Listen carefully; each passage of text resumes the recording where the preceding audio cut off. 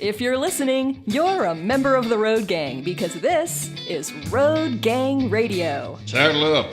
We're wasting sun. It's Jimmy Mack. It's Lindsay Lawler. It's New Orleans. It's Nashville. A show about making a living. A show about making a life. It's the biggest... Is that a fat joke? And the best collection of voices in trucking, transportation, and travel. Not only in this world, but beyond. We're looking at you, Zebulon 5. Let's turn this sucker over. I think that's your cue, Phone Master Dre. Oh, I'm turning it over and we're getting feisty, frenzy, all that jazz on this beautiful Friday in the Dagon House at Fastport Studios. This is Road Gang Radio with your host, Jimmy Mack. Hello, sir. Freaky, feisty, flinty, Friday. This is not a joke. Nope. More than 5 people have been attacked by a very mean squirrel over the past few days on Diablo Circle in Mount Lassen. I kid you not, Dre. Residents of a California neighborhood are waiting and warning other locals to beware of a very mean squirrel that has sent at least 2 folks to the hospital, 2 folks to the emergency room. Joan Heblack, a resident of the Lucas Valley neighborhood in San Rafael, said she was taking her morning walk recently when the squirrel attacked her leg. It clamped on my leg. Give me some nuts. The tail was flying up here. Hey, take it easy, pal. I was like, get off me. I don't want to touch it, Heblack told KGO-TV. Another resident, Isabel Campoy, said she and her daughter were just walking along, and the rambunctious rodent was like... May I have some nuts, please? I mean, good God almighty, there is a... By the way, rodents aren't... These particular rodents, squirrels, don't have rabies. No. They don't carry rabies, so everybody can just take a deep breath. Here's the thing. A representative of the local Wild Care Wildlife Hospital said squirrels don't carry rabies. The animals do sometimes turn aggressive. Be aggressive. Be aggressive. When fed by humans, however. Wild Care has received numerous calls about a squirrel attacking residents in the Lucas Valley neighborhood of San Rafael. That's what the rep said. Unfortunately, the squirrel is most likely approaching people and biting them because it was raised by people, or had been hand-fed by humans for a considerable period of time. But now it's on its own. If you're going to feed the squirrels, be the squirrel. Yeah. Be the squirrel. Uncertain about how to forage and desperate for food. Squirrels are shy, man. Yeah. That's what they said, by the way. That's what the Wild Care said. I don't know how they're rolling over there in California, but you do not want to get into an altercation with the squirrels here. Let me tell you something else too, my brother. I was actually at an Airbnb in central Louisiana one time. Lady had a pet squirrel. That thing was all over the house. That's central Louisiana. I mean, all over the house. I mean, crawling on her shoulder, crawling on the countertops, all of it, man. Actually had a certain level of control. Wouldn't eat my food. Didn't eat my corn. Yeah. I need a souffle, honey. I'm telling you. Here, I'm not going to lie to you, man. They know how to handle pistols. They know how to pickpocket. And they'll come up to you, and you'll think that's a 40-year-old man. Hey, man, listen, I need some nuts, or I need you to give me your wallet. The only thing more aggressive than the squirrels down at City Park, and I mean aggressive in a really positive way, are the ducks. the Yeah. ducks and all the wild birds down there at the big lake. What? I mean, they're coming over. They're like, give me. What are you doing? Cute And kid, it's huh? weird because I've never been around animals because I've been attacked by animals before. We talked about this earlier, but the fact that they just come up and How they're we just, spend our mornings. yes, and they just kind of feel you out. They're just like, so what's going on? Yeah, I can get close to you, but can you get close to me? Don't bring them bread. No, dude. Straight up, guys, don't give them bread. They'll find out where you live. Don't give them bread, man. Yeah. Bread is like it's cotton candy. Most bread that we eat is cotton candy. Yeah. Don't eat the bread. You Don't got a loaf bring- of bread now? What you got at your house? Yeah, exactly. Yeah, they'll Don't follow bring you bread. home. Don't bring bread. Don't be a bread person. Just don't do it. Don't do it. Don't do it. It ain't right. Leave your heart at iHeart, by the way.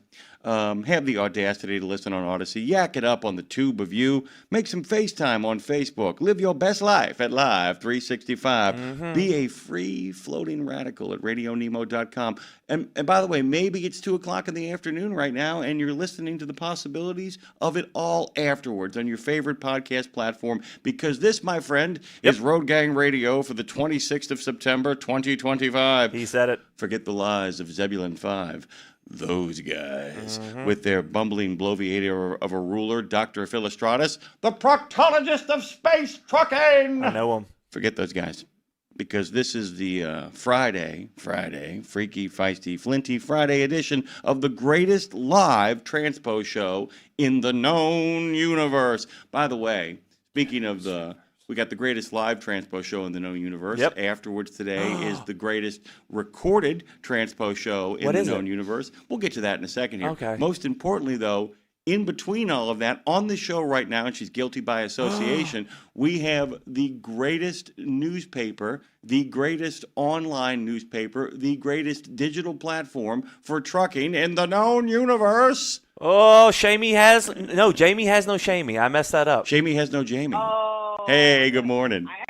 I'll go with Shamey. I mean, I was kind of like Freaky Friday, and I was like, floozy? And I was like, no, that doesn't work. No, freaky, feisty, flinty, floozy Friday. By the way, if we say floozy too loud, Lindsay will show up and be like, what? Who's Where's my talking, skeezy friends? Who's Hello? talking about Nashville Sleazy? Who's talking about Nashville Sleazy? Jamie Jones is here, the managing editor of Landline, guilty by association. What's going on, Jamie? Good morning. Oh, man, we are having a good time in Joplin, Missouri, let me tell you.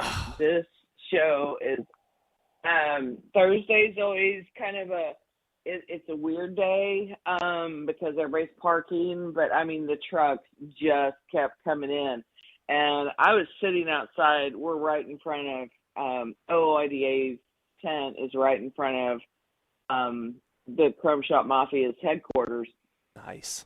and I kept watching the trucks roll in, and I was like, oh, that's a pretty truck. Oh, that's a really pretty. Oh, but look at that truck. Oh, my gosh, look at that truck. Ooh, yeah, I mean, it was like 4th of July watching fireworks. Everything was still spectacular, just watching them roll in. So it was, this is just one of my favorite shows to do, full stop. And it's because it's so geared toward the people. And, everybody, no matter what you're driving, no matter what you've got, bring it, register, park, have a good time. It's a lot of, if your neck is more than a little pink, I promise that you're going to have some redneck fun. We've got some business to do today. FMCSA is going to be in the house.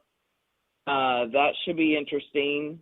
So, with a Q&A, so give a bunch of truckers an open mic, and you never know what's going to happen. Amen, Jamie. Amen. All right, listen, I was there a couple of weeks ago. What's the weather looking like? Because that's what I miss about that place.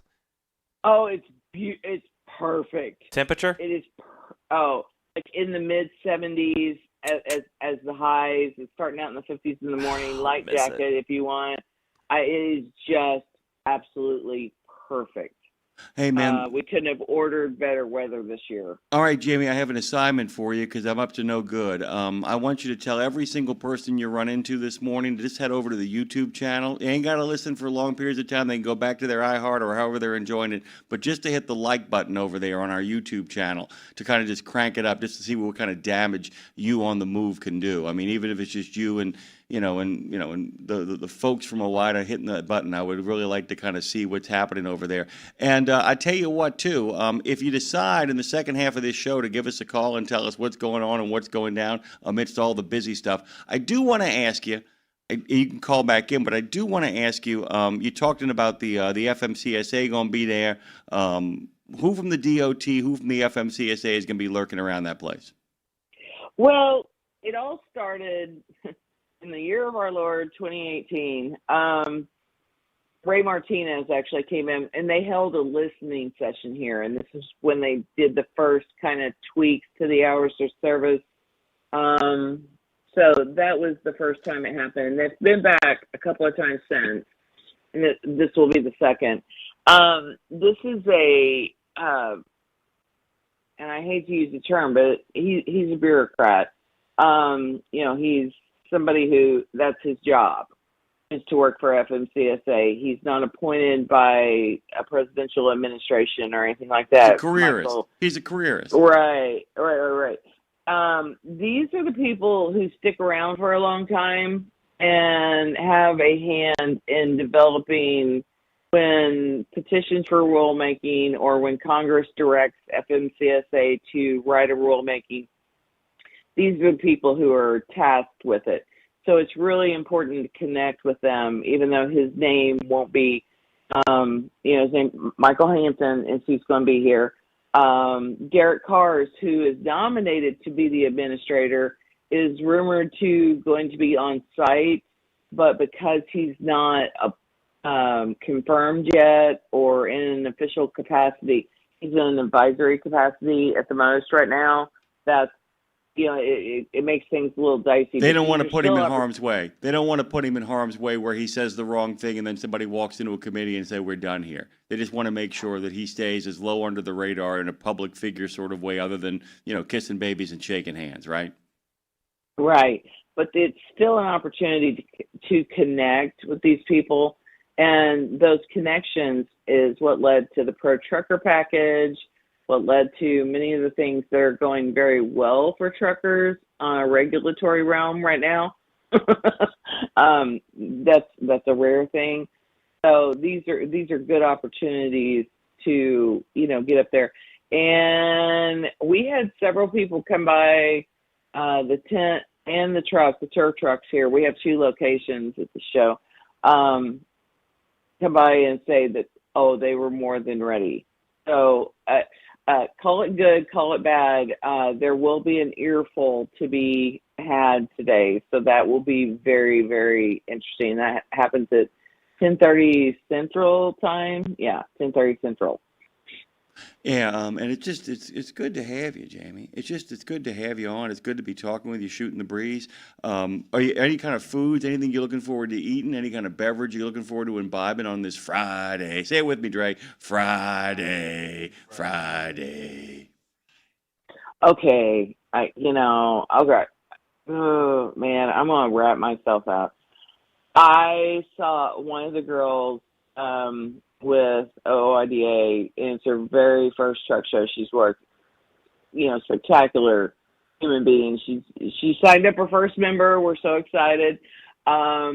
She walked up with a foot-long corn dog, and I was like, where did you get that? Do they have mustard? Hey, by the way, I have a quick question for you. When it comes to corn dogs, are you a person who likes your corn dog sweet or your corn dog more, I guess we call it, not spicy, what's the word for it? Savory. Are you a savory corn dog or a sweet corn dog? All right, the breading's got to be sweet, but then I slather it in mustard and get my... give me some brown mustard, and here we're off to the races. Yeah, what I do is I do a yellow mustard, but I also aggressively put Tabasco on it as well. So I'll have like a sweet corn dog with mustard and aggressively Tabasco to kind of. And by the way, I'm giving myself heartburn at at 7 o'clock in the morning thinking about that. Oh, I know. I mean, I'm dreading the fact that I'm going to go get one of those because I'll regret it like 2 hours later. But I don't care. Oh my God. Tabasco cracks me up. So we were at Louisville, the Mid-America Trucking Show, and one of our writers at Landline, Ryan Wachowski, he was asking the lady in the hotel at breakfast, do you have any hot sauce? He wanted hot sauce for his eggs. And she pointed at ketchup. That's very middle American. By the way, that's very on brand, by the way. That's very on brand. Oh, I got to laughing so hard. Anyway, we went to a convenience store, and I found a small bottle of Tabasco and bought that. And he still has it sitting on his desk to this day. It's like, my boss bought me Tabasco. Oh, good golly, Miss Molly. Jamie, I got to get out of here and do the bureaucracy of this show. If you want to call back later on and give us a ring, we'd love to hear from you how it's going. I'll drop you in at any point. Love you. Go have the best of days. Enjoy the company of the best people in the world. And give those Washington bureaucrats a little bit of what I call joyful grief, okay? I think that's going to happen, so that'll be a fun time. So, like I said, 10:30 Central, his wind's going down. So we still don't have the rules on coverage, but we'll figure that out. But we can definitely tell what we see. Thank you, Jamie Jones. Jimmy Jones. Get out of here. Bye-bye. Love you. Love you. All right. Hey, guys, 615-292-6366. There's some discussion, by the way, from Joe J. and Daryl, who were noticing the random ads on the YouTube broadcast. It started yesterday, as a matter of fact. It's because you guys have actually done this. You've grown this channel. So what's happening is that YouTube is, muscling in, trying to get some road gang folks to buy some of the stuff that some of their advertisers have. Hit the skip button if you don't like it. Just jump past it. Get back to us. We'd love to have you. Keep on hanging around. Here's the mission for today, by the way. Tell a friend, telephone, television. Let people know to hit that like button on the Tube of You. Everybody's got a mission this weekend, and that is to get us some more subscribers on the Tube of You. We got plenty of listeners on the Book of Face. We got lots of people on iHeart who are giving their hearts over there. Some people have the audacity to be on Odyssey, but we want to get some more likes. Just hit some more like buttons today. Hit that thumbs up button. Keep us going. Keep the subscriptions going. There are people who are very scared, people who are very frightened at the growth over here. There are people looking at us with long, envious eyes from Zebulon 5. My friends, we are growing. Road Gang Radio is on the move. It's on the make. We make a living in the first half of this show. We make a life in the second half of this show. And we're battling squirrels. Straight up. We're battling squirrels. We got to take a quick break here. Take a breath. We will do a little bit of a pledge, a little bit of a national anthem. Then we'll have a bracing cup of Java from our good friend Pastor John of the Bennett family of trucking. We'll come back on the other side, give you some news. Got full open phones for the first hour. An absolutely packed show, but because we wanted Jamie to drop in and give you guys a chance to call in and hear what your weekend plans are, don't hesitate. Let's do this, Trey. 615-292-6366. 615-292-NEMO. Don't forget to call that number. And we got 2 calls already. We'll get to them. By the way, when we come back, who am I talking to? Oh, we got Chowder and we got Pack Rat. Listen, I see you guys. I will get you locked and loaded. Hang on tight. Locked and loaded, locked and loaded. I point to Jay and the booms exploded. I pledge allegiance to the flag of the United States of America and to the republic for which it stands, one nation, under God, indivisible, with liberty and justice for all. Oh, say, can you see by the dawn's early light what so proudly we hailed at the twilight's last gleaming, whose broad stripes and bright stars through the perilous fight o'er the ramparts we watched were so gallantly streaming, and the rockets rocked the bombs bursting in air gave proof through the night that our flag was still there.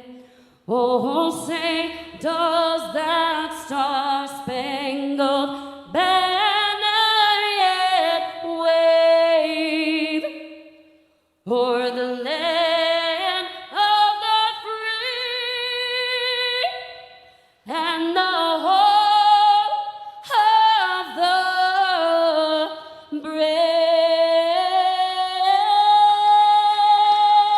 It's a good time for a cup of Java with Pastor John, brought to you by the Bennett family of companies. It's Friday, Friday, Friday, Friday. Good morning, good morning, good morning. Hey, I want to share something with you that really and truly just, I don't know how it got by me, but it got by me. On yesterday was National Daughters Day. And I didn't tell you, ladies and gentlemen, that it was National Daughters Day. And I want you to tell your daughter and tell somebody else's daughter, Happy Daughters Day. So I did fix that little mess up. I did. I'm sorry. I didn't tell you that it was National Daughters Day. And the uniqueness of it is I've got a daughter and I didn't even bring it up to her. But guess what? She'll get it today. Hey, look at 1 John chapter 1, verses 2 through 3. 1 John chapter 1, verses 2 through 3. And I want you to listen very careful what John is saying. He said, the life was manifested, and we have seen and bear witness and declare to you that eternal life, which was watch this, was with the Father and was manifested to us. That which we have seen and heard, we declare to you, that, watch this, you also may have fellowship with us. And truly, our fellowship is with the Father and with the Son. You know what John just said?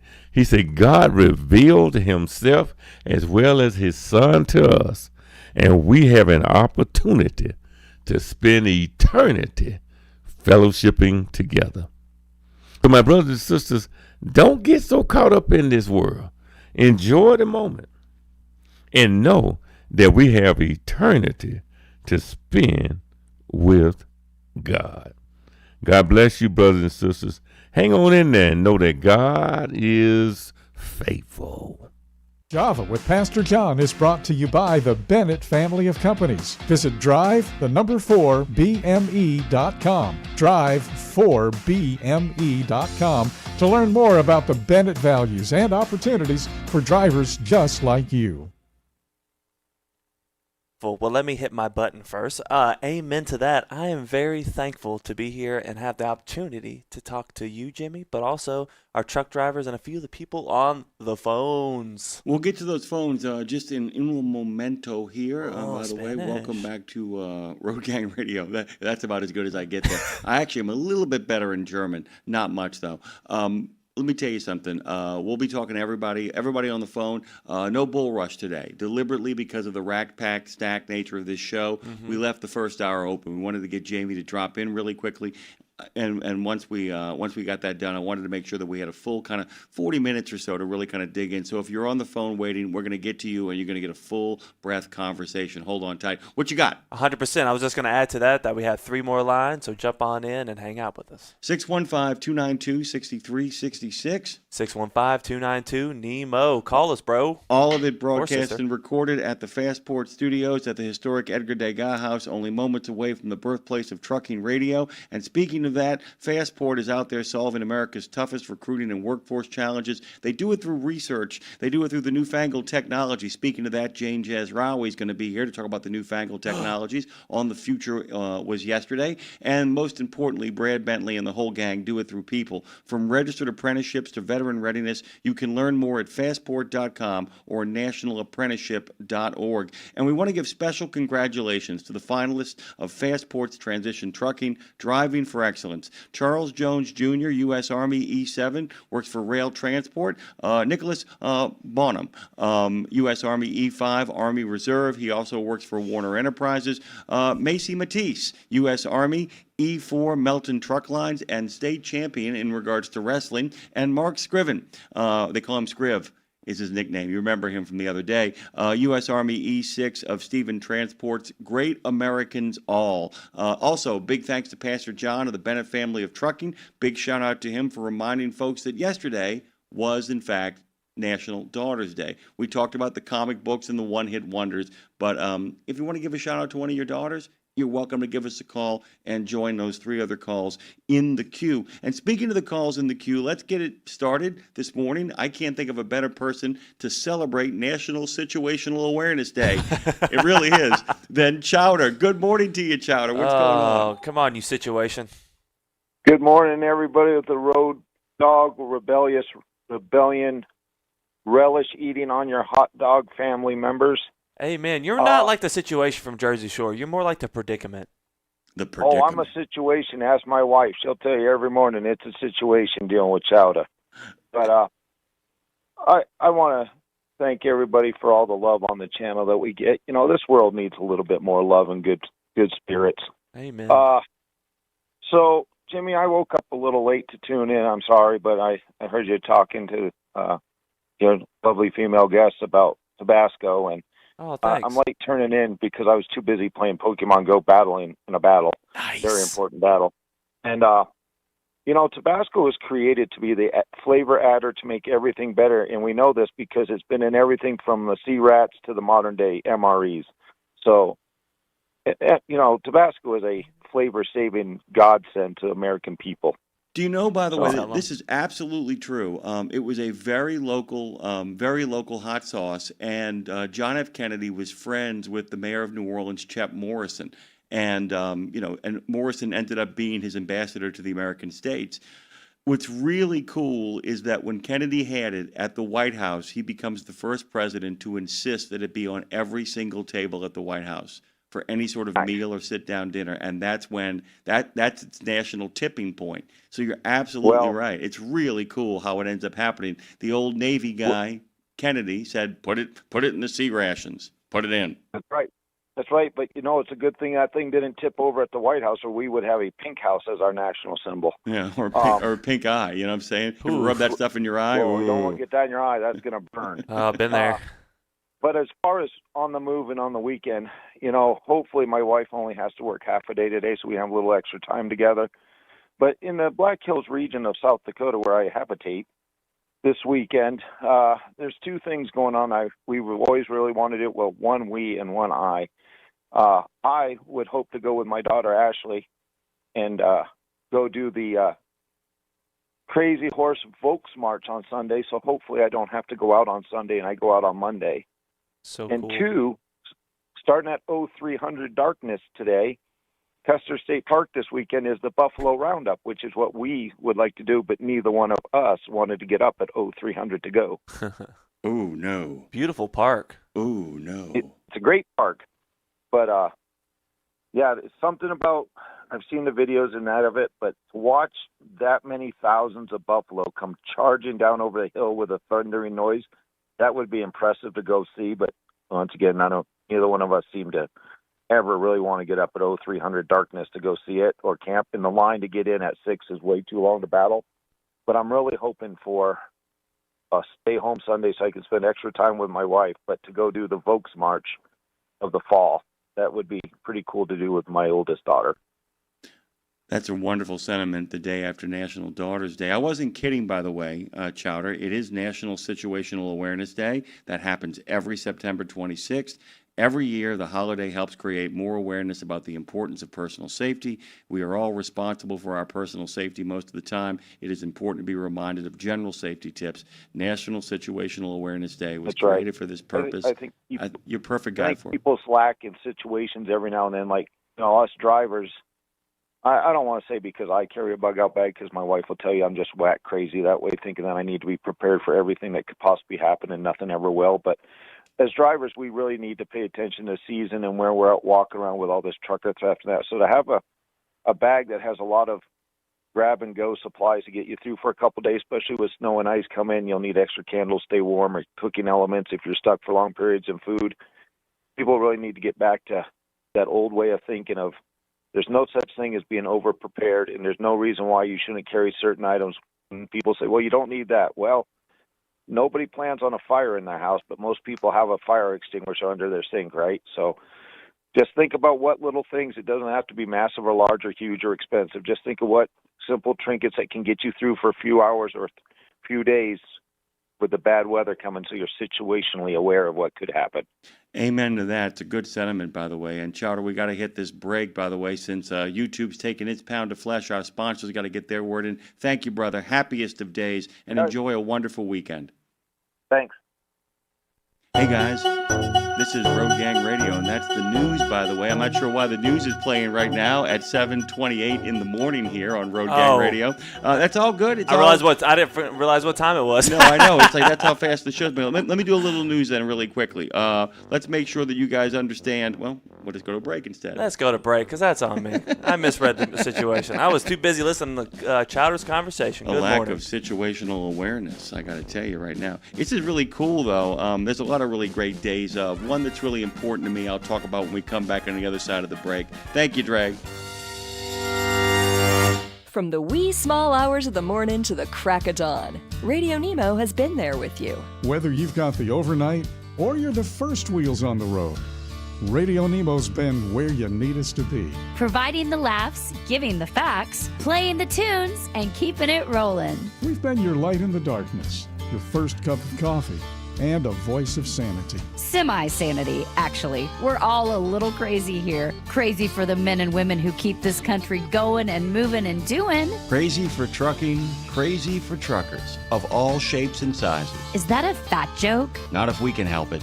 Because it isn't just about the rules and regs. It isn't just about the day-to-day. It's about your health, your homes, and your hearts. So we wanted to say thank you. Thank you. Thank you. Thank you from everyone at RadioNemo for sticking with us, standing by us, and keeping the traditions rolling into the future.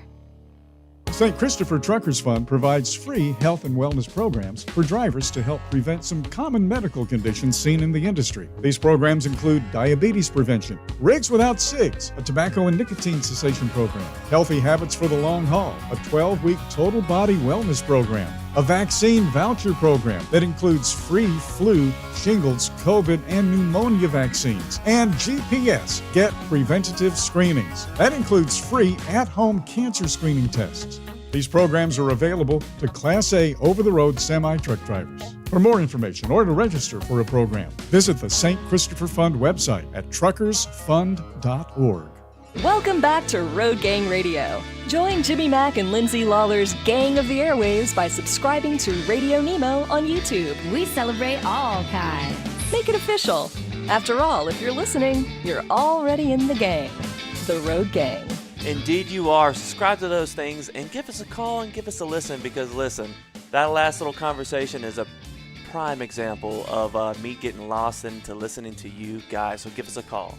Today's also a really important day for me, and those of you who actually know me on a personal level, I think the next two callers do, particularly the Showtime.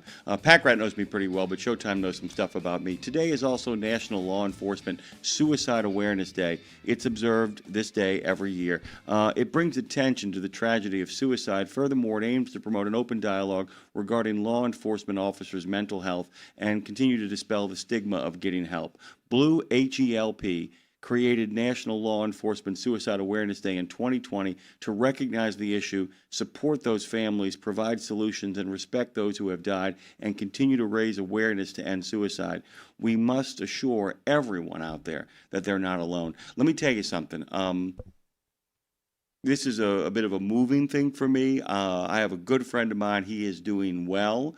He has a wonderful wife and a wonderful life. He has built a remarkable business that, so he went from pure police to investigator to diversion programs, to actually stepping from behind, literally putting people in cuffs and chasing people down, to working with younger kids, and then finally made the decision to move from behind the diversion desk to actually go into public schools. And basically, he created a private company that helps reset school cultures. And beautiful. The idea is that they target kids who are going to ISS, which is in-school suspension, and basically try to prevent them from going down the path before the path even begins. And I remember when he talked to me about moving from behind that desk to making the move, the weight had gotten too much. There was a woman who, in a moment of anger, poured hot water on one of her children's hands to get them to stop crying and complaining, which, by the way, doesn't work, obviously. And I remember him being so soul sick. And what these men and women who often do a lot of the law enforcement in this country have to do, and look, there are a lot of people there are some bad eggs that have gotten sometimes in there, some people that confuse being a law enforcement agent with being military. They're not the same thing. They never should be considered the same thing. They are there to protect and serve. Most of them do exactly that. And we ask too much of law enforcement agents. We ask them not just to enforce the law and to keep our streets safe, but to often be counselors, therapists, first responders in ways they shouldn't have to. And they carry the weight of communities and they carry the weight of tragedy on them so much. And even with networks of support and love, some of them slip under what I call the dark waters, never to reemerge. We've got to make sure that we're constantly, being lifeguards. Yeah. So that when we see somebody go under, we can just reach up and pull them back to the surface. And that comes from simply encouraging people to talk. Exactly. But it's what we love on this show, by the way. It's the most important thing we have. Talking to our friends, whether it's about National Situational Awareness Day, whether it's about football, whether it's about hauling the best cars in the world across the country. And thank you for feeling comfortable enough to give us a call and let this be your platform. Yeah, let it be your platform. Absolutely. Get into the conversation. Like I said, you guys know the isolation and the loneliness. You also know what it means to be powerless often when you see awful things. That's one of the things that people forget about law enforcement agents. You can't put every problem in cuffs. Yeah, no. And sometimes you don't want to put every problem in cuffs. Sometimes it doesn't help solve the problem. Yeah. That's the weight these men and women carry. So I'm just going to ask you, if you know anybody in law enforcement today, if you know anybody who simply is out there, as I say, increasing the peace. Yeah. One of my favorite statements, increase the peace. One of the best things that ever happened in New Orleans. They were able to kind of stop a really bad crime wave in New Orleans. We talk about crime now, unimaginable in the early 90s in New Orleans. Let me tell you something. Ooh, I heard. The joke was, with the last person in New Orleans, please turn out the lights on your way out the door.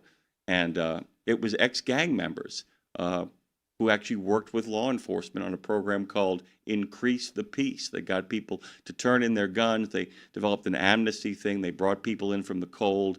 They waived a lot of people's, outstanding warrants for stuff that was years old, and brought people in from out of the cold, reincorporated them into society. And the police were the ones who actually instigated it. They reached out to former gang members who then simply came up with the idea to increase the peace. Well, let's increase those people's peace of mind.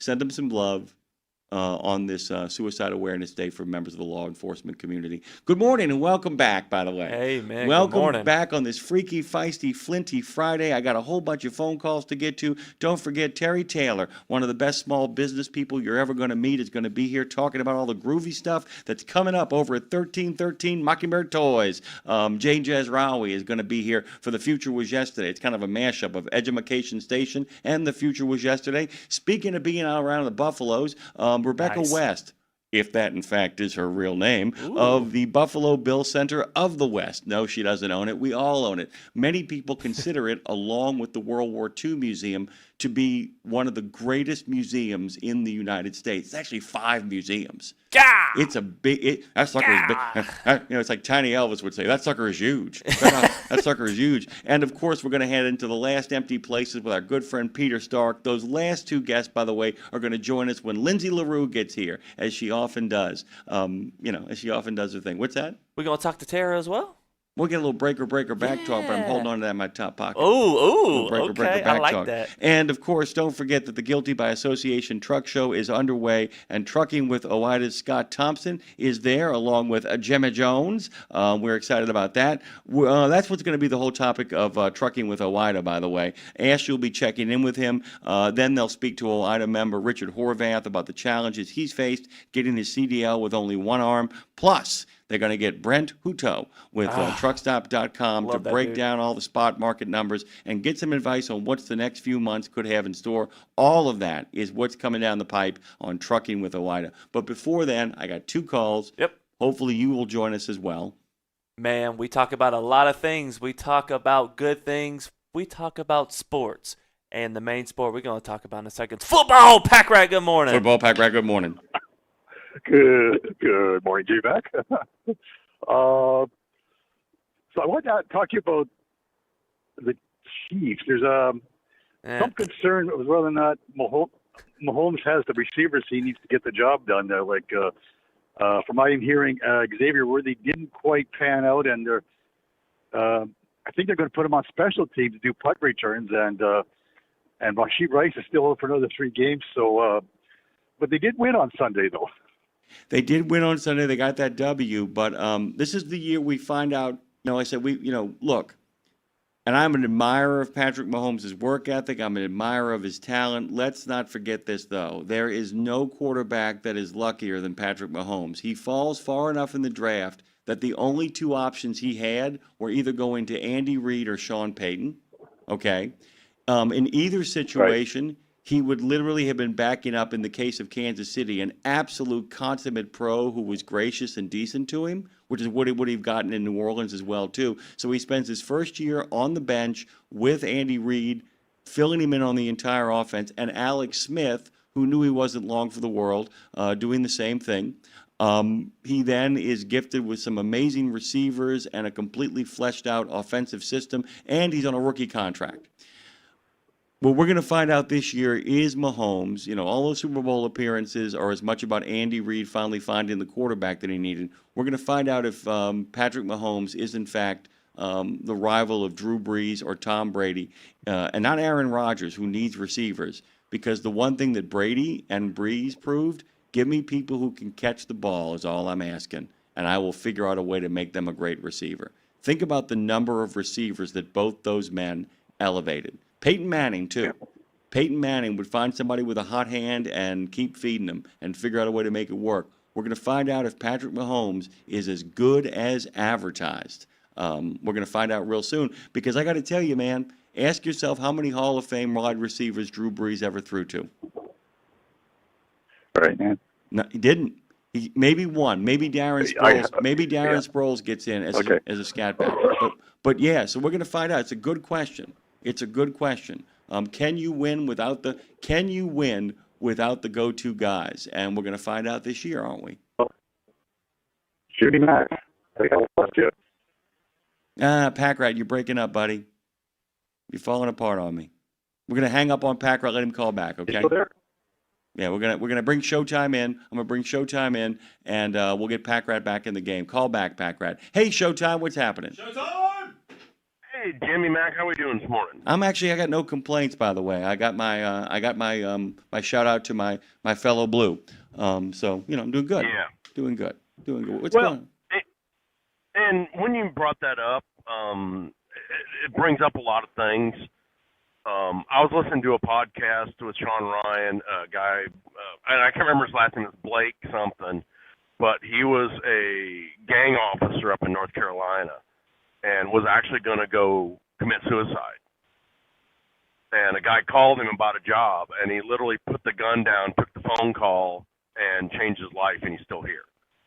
And something he said was, you think about soldiers when they go off to war, and then they come back home, they get away from it. It's still bothering them, but they're away from it. When you're a police officer, you live in your war zone. Right. He said, you go to the store and there's a guy that you arrested for something. Is he going to say nothing or is he going to shoot you? That's what police officers live with. I have you would appreciate this. So I have a number of friends who are committed, really committed to the bit. A lot of people don't understand this. A lot of police officers often don't live in their communities they serve, and it's a point of real contention, and I understand it. But a lot of them really, don't live there because they want to be able to step out of that world. Now, there are people, like I said, there are certain beat cops who really are committed to the bit, and you understand why. Anybody who's ever done the job understands why, because you have to really get to know the grocery store people, you have to get to know your service station, all that kind of stuff. I get it. I had a group of friends. You know what these 5 guys did? They actually had a really nice little apartment out by the lake in Jefferson Parish. In Covington. So what they would do is they had a rotating system. It didn't cost them hardly anything. And every once in a while, they would simply decide who got the week there. And they would drive out and just get across the lake once a month and stay out there after work to kind of give themselves some distance. Because you're absolutely right. If you make the decision to live in your community, yes, you're going to have a better relationship with the community and become a trusted member of it. But the other problem is, as you point out, what happens if you run into the guys that you actually busted on the corner? What happens if you run into the guy who had an armed robbery and got out after 3.5 years? What happens? Yeah. You know, you never get away from it. It's there. Right. It's a great point. Well, and a thing for you to look up on Patrol Live, the TV show. There's a officer on there named Tom Rizzo, and he actually goes out and speaks to officers, and it's really interesting what he does. So if you get a chance, you might check him out. You know, I think I've actually heard him speak before. I think I've actually heard him speak. He's a pretty impressive character. You know, and you know what? I have heard him speak. I'm looking at his picture now. I have heard him speak. He's a captain with the Howell Township Police Department in New Jersey and an adjunct professor at several universities. He is a really articulate man who speaks well. He speaks really great to community engagement as well, too. He's not just, 'cause, you know, the problem is there are a lot of people who want to go out there and just simply kick ass and take names. He's a tough dude, but he's also a guy who understands that if you don't have relationships, you don't get nothing done out there on the street. Good dude. Right. Well, and there's another group out there that helps officers called the Wounded Blue. Mm-hmm. It's run by retired Las Vegas officer Lieutenant Randy Sutton. And it's just something if guys want to help law enforcement, you know, like me, myself, I belong to the North Carolina Sheriff's Deputies Association. And it's just a thing you can join. It helps donate money so if officers get injured in the line of duty or killed, it helps their families. So, you know, if there's something you want to do, look into your home state. Maybe there's something you can get in that way just to help them out, you know, stuff like that. Yeah, and like I said, a lot of these people don't need a road named after them. They need to make sure that kids get a chance to go to college. Yeah, and that's what these do. And like the North Carolina Association, they also give scholarships out to people who want to go into law. Yeah. So it helps that way. Yeah, one of the best things. You know, everybody just look. Oh, I'm sorry. Go ahead, Jimmy. I was going to tell you one of the things that after Katrina, one of the best things that happened here was that they extended a real opportunity. They told people anybody who was finishing up their degree in criminal justice that the NOPD would actually pick up the tab.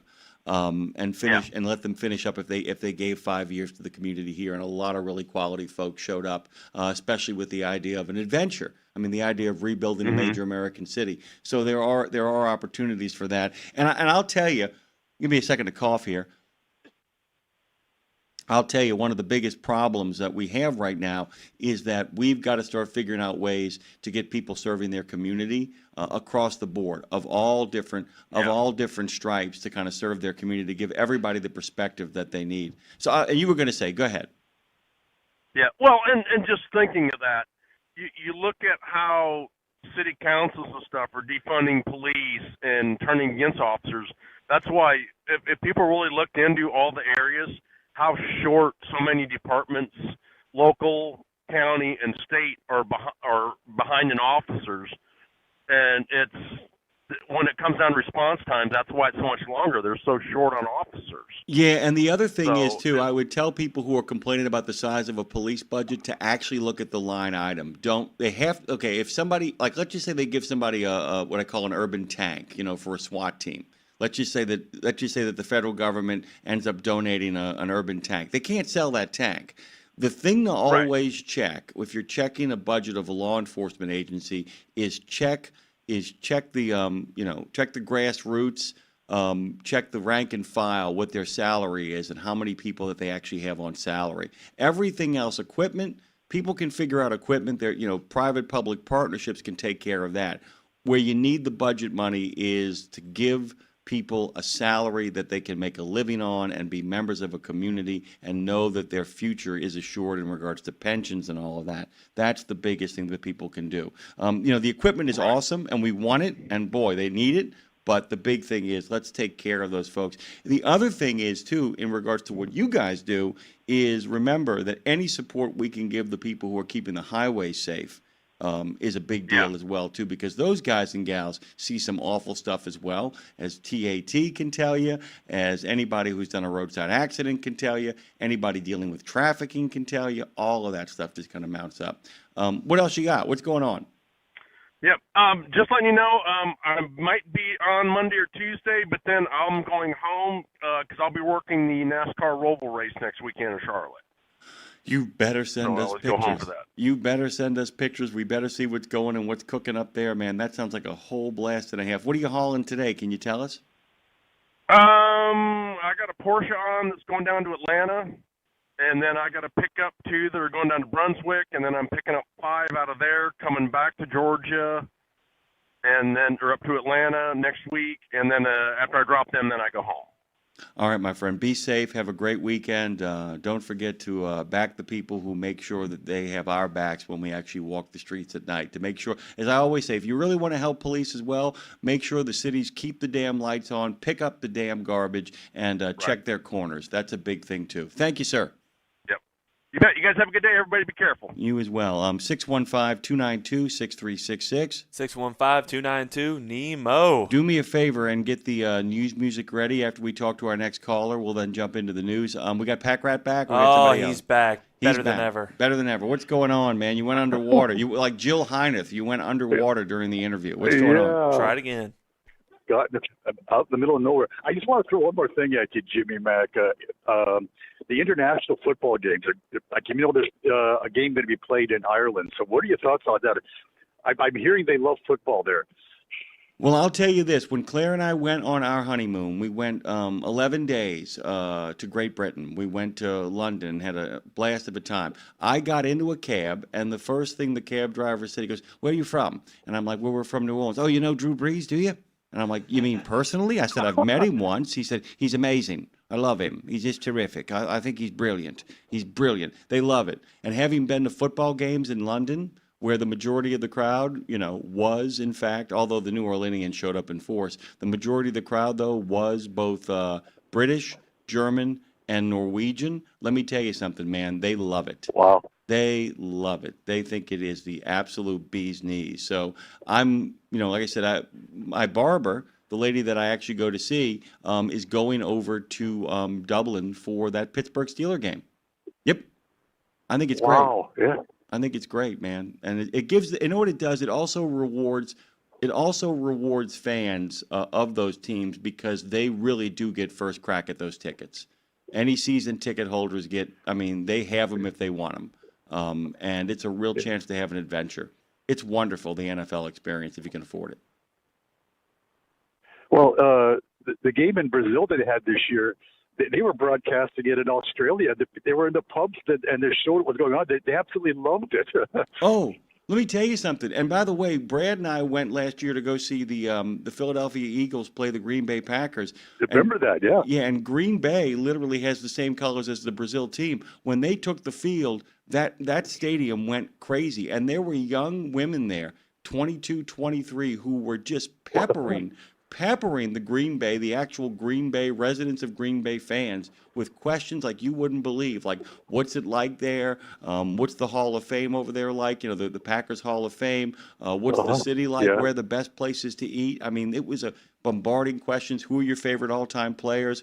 I mean, informed questions. I mean, they love it. It's their bag, man. They think it's great. People love us. Despite what people want you to believe, people like people from North America. They want to know everything about us. It's really cool. Thank you, Pack Rat.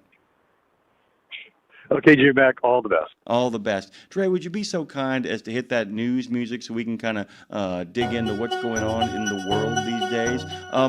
Not only are the federal government's greenhouse gas emission standards running small business trucking companies into the ground, but they might in fact be unlawful. That was the message editor Tyson Fisher is talking about in his reporting of the letter the Owner-Operator Independent Drivers Association sent to the Environmental Protection Agency. The association submitted formal comments regarding the agency's proposal to rescind a rule known as the endangerment finding. Finalized in 2009, the endangerment finding determined that greenhouse gases threaten public health, This ruling allowed the EPA to control greenhouse gas emissions under the Clean Air Act. It served as a legal basis for many emission regulations over the past 15 years. I would advise you all to head over to landline.media, check out Tyson's story, because OIDA wrote them a letter saying that it, in fact, might be illegal. What's going on might be unconstitutional. This is interesting too. Got this from CDL Life. The two sisters were found in the back of a refrigerated trailer. They say this wasn't the first time they'd been transported that way. The sisters were found in the trailer last week after the semi-truck they were stored in lost a tire, causing a wreck involving a total of 5 vehicles on Interstate 15 in Linden, Utah. The tractor trailer was driven by 28-year-old Jacob Ortel Scott. Ooh, man, Joss, J-O-S. According to KSL, a trooper observed 2 sets of eyes in the refrigerated trailer about an hour into the investigation of the incident. At this point, the trooper went back to Scott and asked who was in the trailer. At first, he denied knowledge of the people inside the trailer, but soon admitted his 2 half-sisters were inside. Let that sink in for a second, man. That is a bad news situation. And think about this, too. He's in an accident that involves 5 other vehicles. He's got 2 little girls back there, 2 sisters back there, and he won't even cop to it. That's a bad scene. And it wasn't the first time it had been done. He actually copped to that as well, too. Not a good scene, by the way, guys. Not a good scene. You can find that story in more detail and the accompanying reports that it was drawn from on CDL Life. And as I was telling you guys, when it comes to compliance with regulations, truck drivers are often the focus.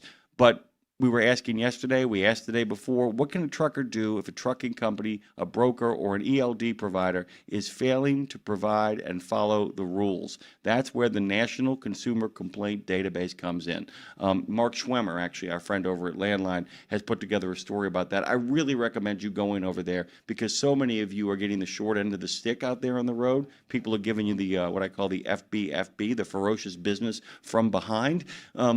It's got to stop. And if you want to make it stop, the National Consumer Complaint Database, that's where that comes in. The website has been updated with the intention of providing truckers a reliable platform to inform the FMCSA about bad actors. The new NCCDB provides commercial motor vehicle drivers the opportunity to file complaints against moving companies, trucking companies, bus companies, substance abuse professionals, those guys, electronic login devices providers, and property brokers. This overdue tech upgrade is a win for drivers, carriers, and the driving public. Those are the words of Transportation Secretary Sean Duffy in a news release. Here's the final word before we actually hit this break. The modernized database will make it easier to file complaints, access digital tools, and empower individuals to speak up about unsafe practices. With your support, we will continue to take bad actors off the roads to keep the American people safe. And of course, when he says the roads, he means the big picture, the metaphorical roads, every single last inch of the supply chain. The database has been updated so you can go get the bad actors and give them the business for a change. Give them the business so you can get back to doing your business so we can get back to doing the purpose of this show, which is just keeping you entertained and not telling you about all the bad actors out there.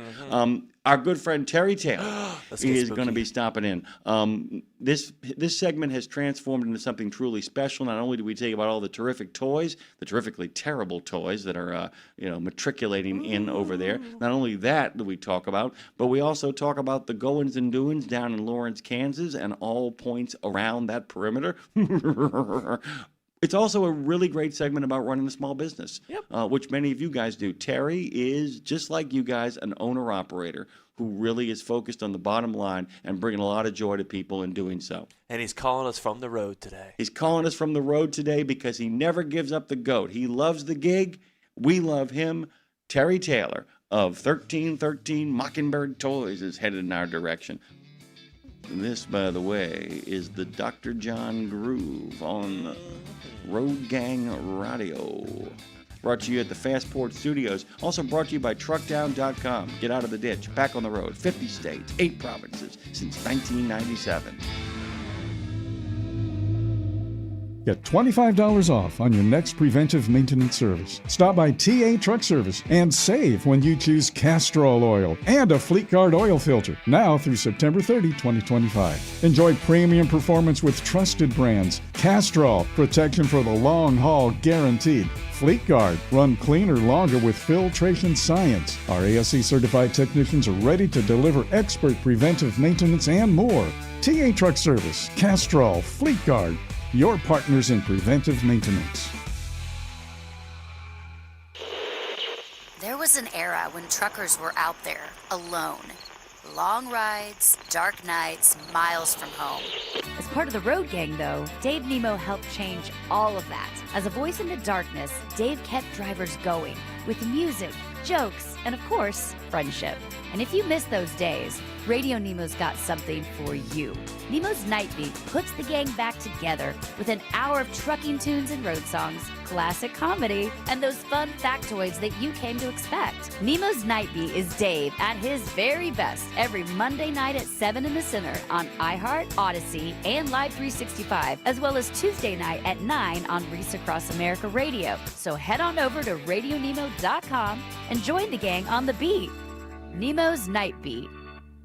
In a video game, if you get enough experience, you level up. And when you level up, you gain more skill. And with enough skill, you beat the boss and win the game. Sounds a lot like trucking, doesn't it? Except in trucking, you don't beat the boss, you become the boss. And if you want to be the boss, you gotta meet the boss. And that boss? Carrier's Edge boss, Jane Jazrawi. Want your drivers to level up? Carrier's Edge has the training, comprehensive safety, compliance, and best practices on one website. It's a simple subscription with no contract and no commitment. Learn more. Try it out. Level up. CarriersEdge.com. Hey, come on! We're starting the game! All right, I'm coming. Wait for me. CarriersEdge.com. Just one more hour until reinforcements, aka me, arrive to save the day. But until then, keep your eyes on the highway and keep on trucking with Jimmy Mack on Road Gang Radio, y'all. Ain't that right? Because Jimmy Mack's here and he's hanging out with friends. Ain't that right? Hanging out with friends. Phone Master Dre, of course, is a friend. Cross those T's, dot those Madisons with an I. She's out there taking care of us all, making sure that we are of quality sound this morning. Good morning to you, Madison. Good morning to you, Phone Master Dre. Good morning to Joe J., who has been there since the beginning. Our good friend Chowder, our good friend Trucker Boson has dropped in. Bruce Almighty, good morning, hashtag RGR. Thomas Bray is all the way with Tom Bray on the highway. Retired but not forgotten. Retired but not inactive. Back in the game. Good to have you, brother. Good to have everybody out there. Here's the challenge for today. The challenge from beyond. Which, by the way, is... you should look up that story, Phone Master Dre. It is it's 4 people wrote the story. What they did was a person would write the first part of the story, next person steps in, takes the next part of the story. So it's 4 famous science fiction writers. I mean, back in the day, 4 very famous fiction sci-fi writers wrote a thing called The Challenge from Beyond. And you should give it a look and check it out. We're kind of doing that this morning. Here's the challenge this morning. Need you all to hit that like button. Do it. Need you all to hit that thumbs up button on the Yakking Up on YouTube. When I refresh this page, I want to see it go high in sky. Call a friend, tell a friend, television, telephone, tell us somebody. I'm going to tell Terry Taylor. Tell him. I'm going to tell Terry Taylor. Come on, you know this dude. He's on the road, as a matter of fact. He is the proprietor of 1313 Mockingbird Toys. You can find him on the Book of Face at 1313 Mockingbird KS. Stands for Kansas, Lawrence, that is. On the gram of Insta at 1313 Mockingbird KS. And on the Tube of You, where he yaks it up. We've got some really great content over there, by the way. Mockingbird Lane Toys on YouTube, at Mockingbird Lane Toys. Terry, welcome to the newly YouTube monetized Road Gang Radio. How you doing, man? My man. I'm doing good. I'm glad to be on. I'm coming back from my poor wife, who's a nurse. She rushed out of the house today at the crack of dawn and forgot her food for the day. So as the husband that worships my wife, I raced over to deliver her food so she wouldn't have to go all day without eating. So I'm just driving back from that. By the way, I know a lot of our listeners can relate. It's really a great thing when you can actually tell people I married the best gal in the world. And I believe, Terry, I believe in my heart that if she was asked, if it was really pressed upon her, she would say, I married the best dude in Dude Town. It's great to have you, man. It is great to have you. Welcome aboard, as always. Love having you here, especially on the eve. I mean, we're really close, dude. I mean, it's almost spooktacular season, dude. I know. It's so close. I am psyched. Claire actually hasn't told us. We have a whole bunch of 15-minute drop-ins coming next month. So Claire sent Lindsay and I a list of potential titles for the 15-minute spooktacular drop-ins across the entire month of October. So Lindsay and I are debating whether we're going to pick it or whether we're going to have Tara go on YouTube and put up a chart and say, you guys pick what the title is. Don't know what we're going to do yet. You got a lot of stuff going on, though, man. It's your favorite time of year. What's going on? Oh, my gosh. So busy. I think Liz and I were just talking last night how we just think we overextended ourselves a bit. I mean, we think that every year, but this year definitely we're feeling, maybe it's just because we're getting a little older too, but we're just feeling the stress burn a little more than usual this year. Yeah, and I have to tell you, it's been a stressful year for small businesses. We'll talk about that in a little bit as well, too, though. But it doesn't mean that you can't deliver on the things that your best customers and your best friends have kind of come to expect. I mean, that's absolutely. That's the other thing. I wanted to start off with a business question, but it's a fun question. So we all know that, people have no idea why Black Friday is called Black Friday. That's a lot of nonsense that people think it's about going into the black. It's not. It's about black ice. I don't know if you know that from Philadelphia. But I was kind of curious as to whether or not October is a chance for you to clean up at the register, or if, in fact, it's a break-even way of engaging in a giant marketing campaign to keep people coming all year long. Am I making sense from a small business perspective? Yeah, oh, no, it's absolutely. It really depends, much like things with retail, it really depends on how the wind's blowing. It's some years it is absolutely like better than Christmas for us. Even though we're not carrying it, we carry spooktacular things all year round at our store. But I think when people see October and they see the changing leaves and the feeling in the air, it makes them want to come in here and spend buy more spooky things than maybe other times of the year. But sometimes it's better than Christmas for us, and then sometimes it's kind of like what you said.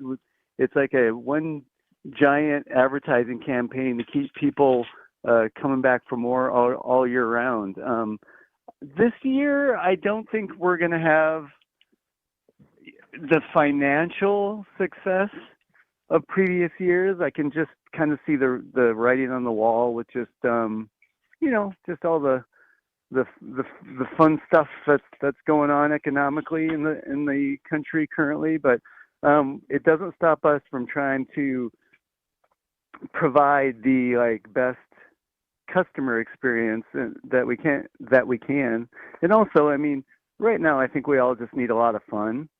And that's what this store is all about, is providing fun to people. So we've been kind of just going above and beyond this year to really try and make sure people have a really good October and Halloween season.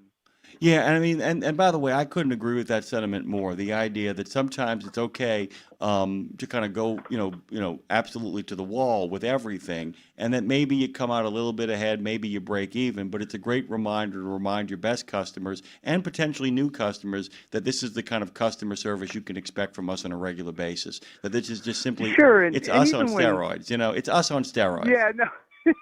Well, and even, let's face it, even when times are tough, whether you're talking to your best friend or going into your favorite store, it doesn't help the mood, or it doesn't help things if, a customer comes in the store and is like, how's it going? Because every day people come in like, how's it going? And if you're like, well, actually we're being murdered by the tariffs and it's just really tough right now. And people don't want to hear that. No. Why would you want to go back to be like, God, I don't want to go back in there if they're being a downer, And so we just try. But it's true, it's kind of like you have that friend that you call and it's like, hey, Jason, how's it going? Thanks for noticing me. Yeah, I know. It doesn't make you want to call Jason very much, regardless if you really care about him or not. So we try and just keep it pretty uplifting. in here, regardless of what's going on in the behind the scenes climate, because this is also a big relief for me and Liz as well, as even though we're the owners and we deal with the stress, it's a big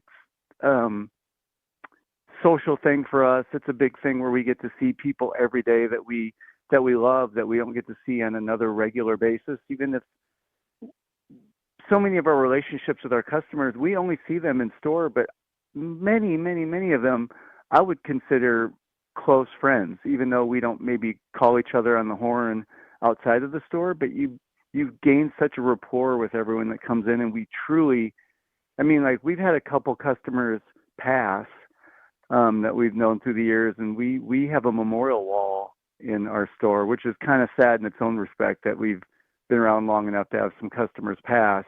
But yeah, we have couple close customers. We've had plaques made, and we've mounted them up with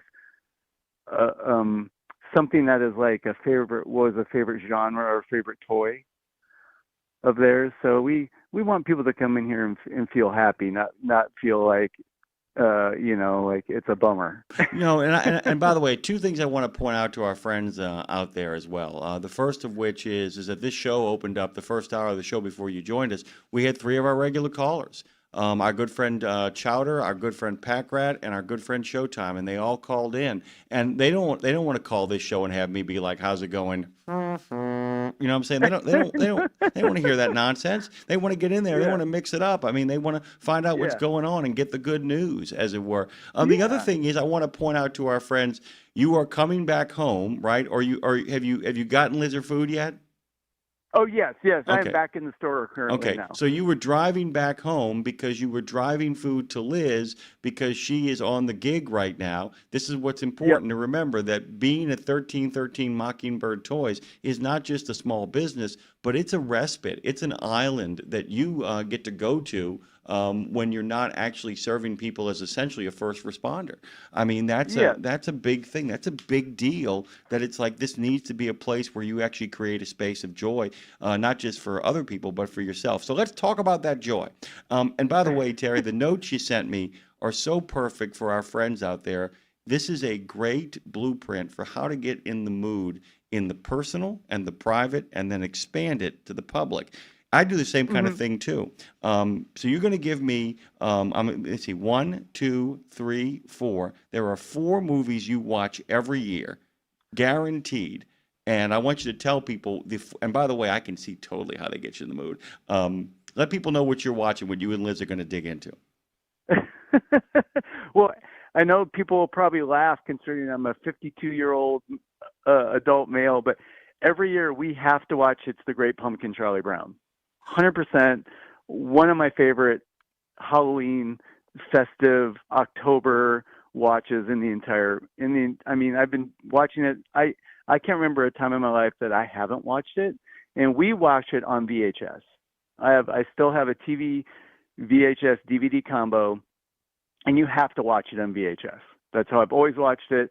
I have to watch it on VHS. It just adds that little extra oomph to the season, the hissing of the tape.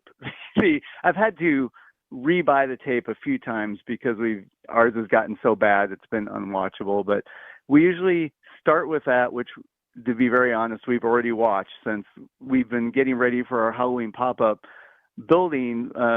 We just needed a little extra Halloween spirit to get our motors going a little bit, and then we kind of dive into some of our favorite kind of independent horror movies to really get us in the mood. And we haven't watched these yet, but we haven't hit October yet. So there's a movie called May that is one of our ultimate favorite horror movies that my wife and I always bond on. And most people, when I say May, they don't. It's not a common movie people are into, but essentially it's about a girl who's kind of a social misfit who kind of actually looks like my wife, who becomes kind of overly obsessed with essentially getting a partner. And she figures out that with each person that she kind of like goes on a date with, she's like, she doesn't like the whole, but she likes the parts of each person. So, by the way, I've seen it. You can just leave it right there. Leave it right there. That's a great preview. That's a great preview.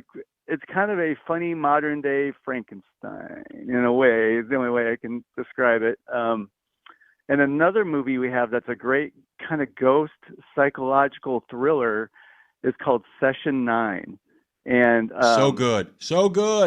Highly recommend. When I don't know if I've told this story on the show before, but when I was a touring musician in it was late 90s, early 2000s, the movie is based on an asylum in Danvers, Massachusetts. That was the place where they perfected the prefrontal lobotomy, hydrotherapy. There was a lot of like kind of archaic things that they started at this asylum as a way to help people, but eventually the asylum was almost like a horror movie in a way, where the asylum eventually kind of unravels down a dark road. It unravels. Yeah, it went down. Yeah, it unravels. Yeah, it went down a dark road. But I've been obsessed with this asylum for years and years and years. And this movie, essentially the township of Danvers, Massachusetts, and this is reality, tried to convert the building into essentially like their city hall or some administrative buildings for the city. And while the construction crew was doing this, one of the team members ended up kind of psychologically breaking and killing his wife and kids at home, but still returning to work like nothing happened. Oh, it's creepy stuff, man. Yeah, so Session 9 is loosely based on that history and that story, and it's actually the only movie that ever filmed inside the asylum. So when we were on tour, we played Boston, and in Boston's essentially Danvers is almost like a suburb of Danvers. Danvers is almost a suburb of Boston. So we got them playing a gig. We were looking for a place to stay, and we ended up finding some people to stay with, but we got to their house and we realized, oh man, these guys are like partying. None of us were like drinkers or anything. And a couple of the guys were like, hey Terry, aren't you always talking about that asylum that's around here? Why don't we just go see this asylum and then get a hotel room? And I was like, I like what you're thinking. So we go and we drive to Danvers. We find where the asylum's at, and it's like it's got like its own windy road that goes up to the asylum, and it also has a graveyard that's a precursor to the building, which with unmarked graves for all the patients through the years, which was still there at the time. It's not there anymore. So we parked about a mile away from the asylum. There was 11 of us because there was 2 bands. We got out and we started sneaking up the road in the dark. And by this time, it's like 2 a.m. We're sneaking up and we're walking through this unmarked graveyard, and like a couple of the guys actually like just freak out and run back to the van. So we're trucking up, and we finally make it to, and I have a point and click camera at the time because it was before, like cell phones and cell phone cameras and stuff. So I'm like pointing and clicking, and I'm like, oh my God, trying to see if I can get some pictures in the dead of night. And as we get to the outskirts of this mammoth of a building, after creepily sneaking through the yard, all of a sudden all these lights just turn on, like boom, boom, boom, boom, boom. And it was like a movie, like out of the woods, guys come out with actual weapons and night vision goggles. And they're like, like literally put your hands up. So they escort us down to the road where the sheriff is waiting. And apparently after this movie came out, Session 9, apparently people like us were sneaking onto the premises, but like causing damage. So the city had to hire on-site security, 24-hour surveillance.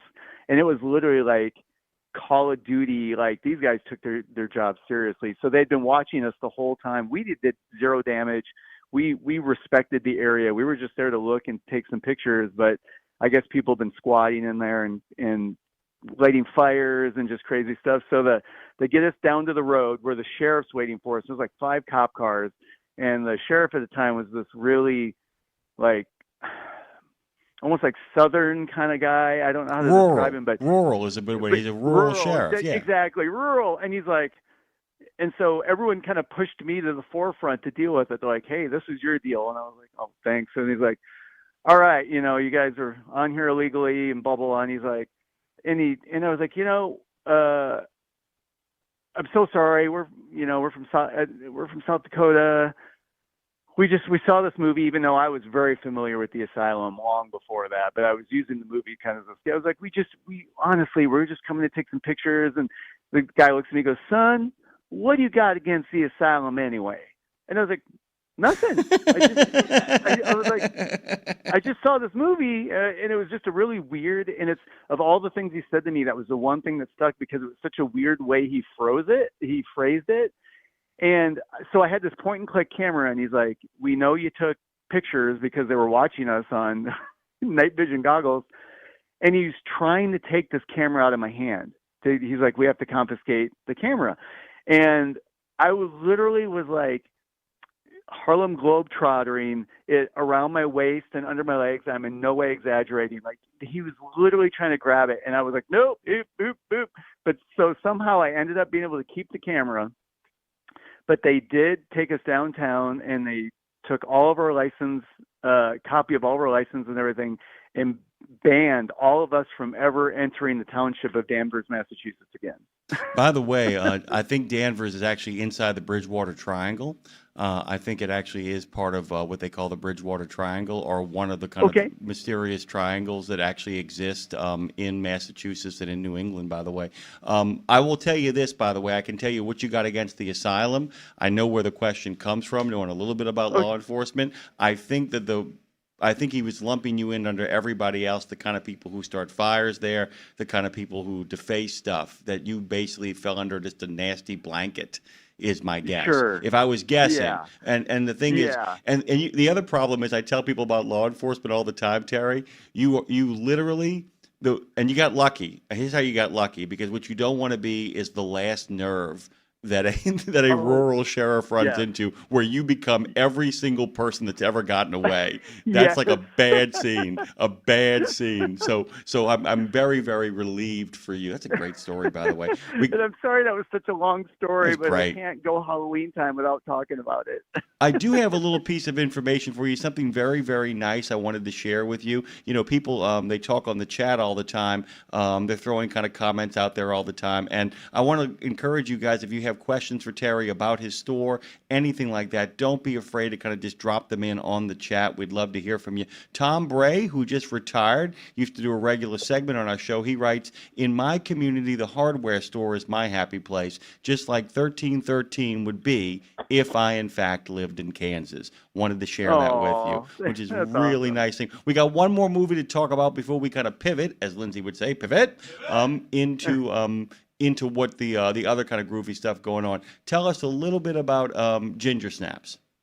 Oh, that is another favorite of my wife and I. That's essentially about two sisters that are outcasts in their community, and one gets bit by a werewolf, and it kind of like, it's like this teen werewolf movie, but also they connect it to the girl's first time having her monthly womanhood, right? And they correlate menstruation with the turning into a werewolf, and it's a very interesting concept on how they do it. But it's just turned into one of those movies. It's actually a trilogy: Ginger Snaps 2, and then Ginger Snaps Back.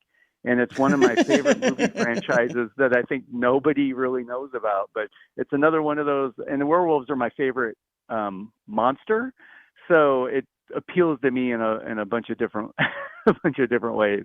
Yeah, it's really a fun film, and I'm recommending it to everybody out there. If you always find, like, on what culture horror, a lot of top 10 lists, you'll often find these lists of like top 10 horror movies you have not seen, and it often ends up on those lists. It's ending up on those lists so much that it may actually get replaced at some point, because a lot of people are now getting kind of turned on to it. I can tell you really quickly that 2 John Carpenter films are on my list every Halloween, and they are Halloween and The Thing are just kind of return or kind of return go-to for me. There is and I can't remember the title now. I always forget it. There is a found footage horror film that's out of Britain about an ex-bourbon neighborhood where there is a coven of witches slowly but surely closing in on a young female filmmaker and her friend. I always blank on the title, and I watch it every year. I have it in my Prime queue, which is crazy as well too. A lot of stuff to talk about this morning, though, because we're talking about the goings and doings at 1313 Mockingbird Toys. You have a Halloween contest, do you not? We've been doing this the 8 years we've been around. We do a Halloween contest every year. Usually we do it the last Saturday before Halloween, so people can kind of like preview or test their contest or test their costume before Halloween. But this year, since Halloween's landing on a Friday, we're just doing it on Halloween, because Halloween doesn't land on a weekend too many times. So we figured this way people can come into the store. We take their picture, and we generally have about 400 entries a year. So people stop and we take a picture, and then Liz and I spend the next week narrowing it down to about 5, which, let me tell you, is super tough. It used to be 3, and every year we're like, it can't be 3. We just, even doing 5 is, with how many entries we get, and every year everyone ups the ante. So then we narrow it down to 5, and then we let just because we also have a personal connection to a lot of our customers, so it's kind of hard for us to separate that from the judging, the costume, because like there might be a costume that is maybe a hair inferior to some other costumes, but we love the people in the costume so much, it's hard for us to be objective. Objective. So we'll pick 5, and then we let the internet decide. Then we let it run for a week, and we let the internet decide. And usually who we think's going to win wins. But the very, very first year we ever did it 8 years ago, an 11-year-old was dressed up as Chop Top from Texas Chainsaw Massacre 2, with the hanger, with the lighter, with a piece, with a head plate that had flesh that could come off when he scraped it, and he won by overwhelming force the first year. We're talking like he got 20 times the vote out of everyone else. It was fantastic. Last year we had someone go as the singer of a band called Guar, and he nailed the costume, even with the Terry, what's that? I actually, at the University of Georgia back in the 80s, I went and saw Guar in concert live, and let me tell you something. I was there covering it as a critic for the Red and Black newspaper. My friend Peter Frey, who ended up becoming a photojournalist and did some work with me later on in some really sketchy situations, he and I were at the front row of that, and they brought out a giant Santa paper mache monster that actually spit smoke out of its mouth. It was a CO2 tank, and it ended up oxygen depleting the entire front row of the Guar concert, and people were passing out left and right. My God. Pete Guar, man. And they actually attacked a Santa on stage with axes for their Christmas show to give people a sense of what Guar is all about.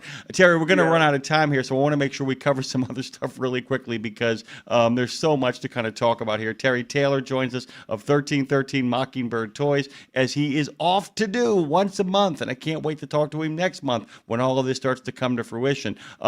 Really quickly, there's an annual zombie walk. I want you to tell people about that quickly before the segment ends. Oh, sure. This is our 18th year doing a zombie walk in downtown Lawrence, Kansas. This year, it's always on essentially the third Thursday of October.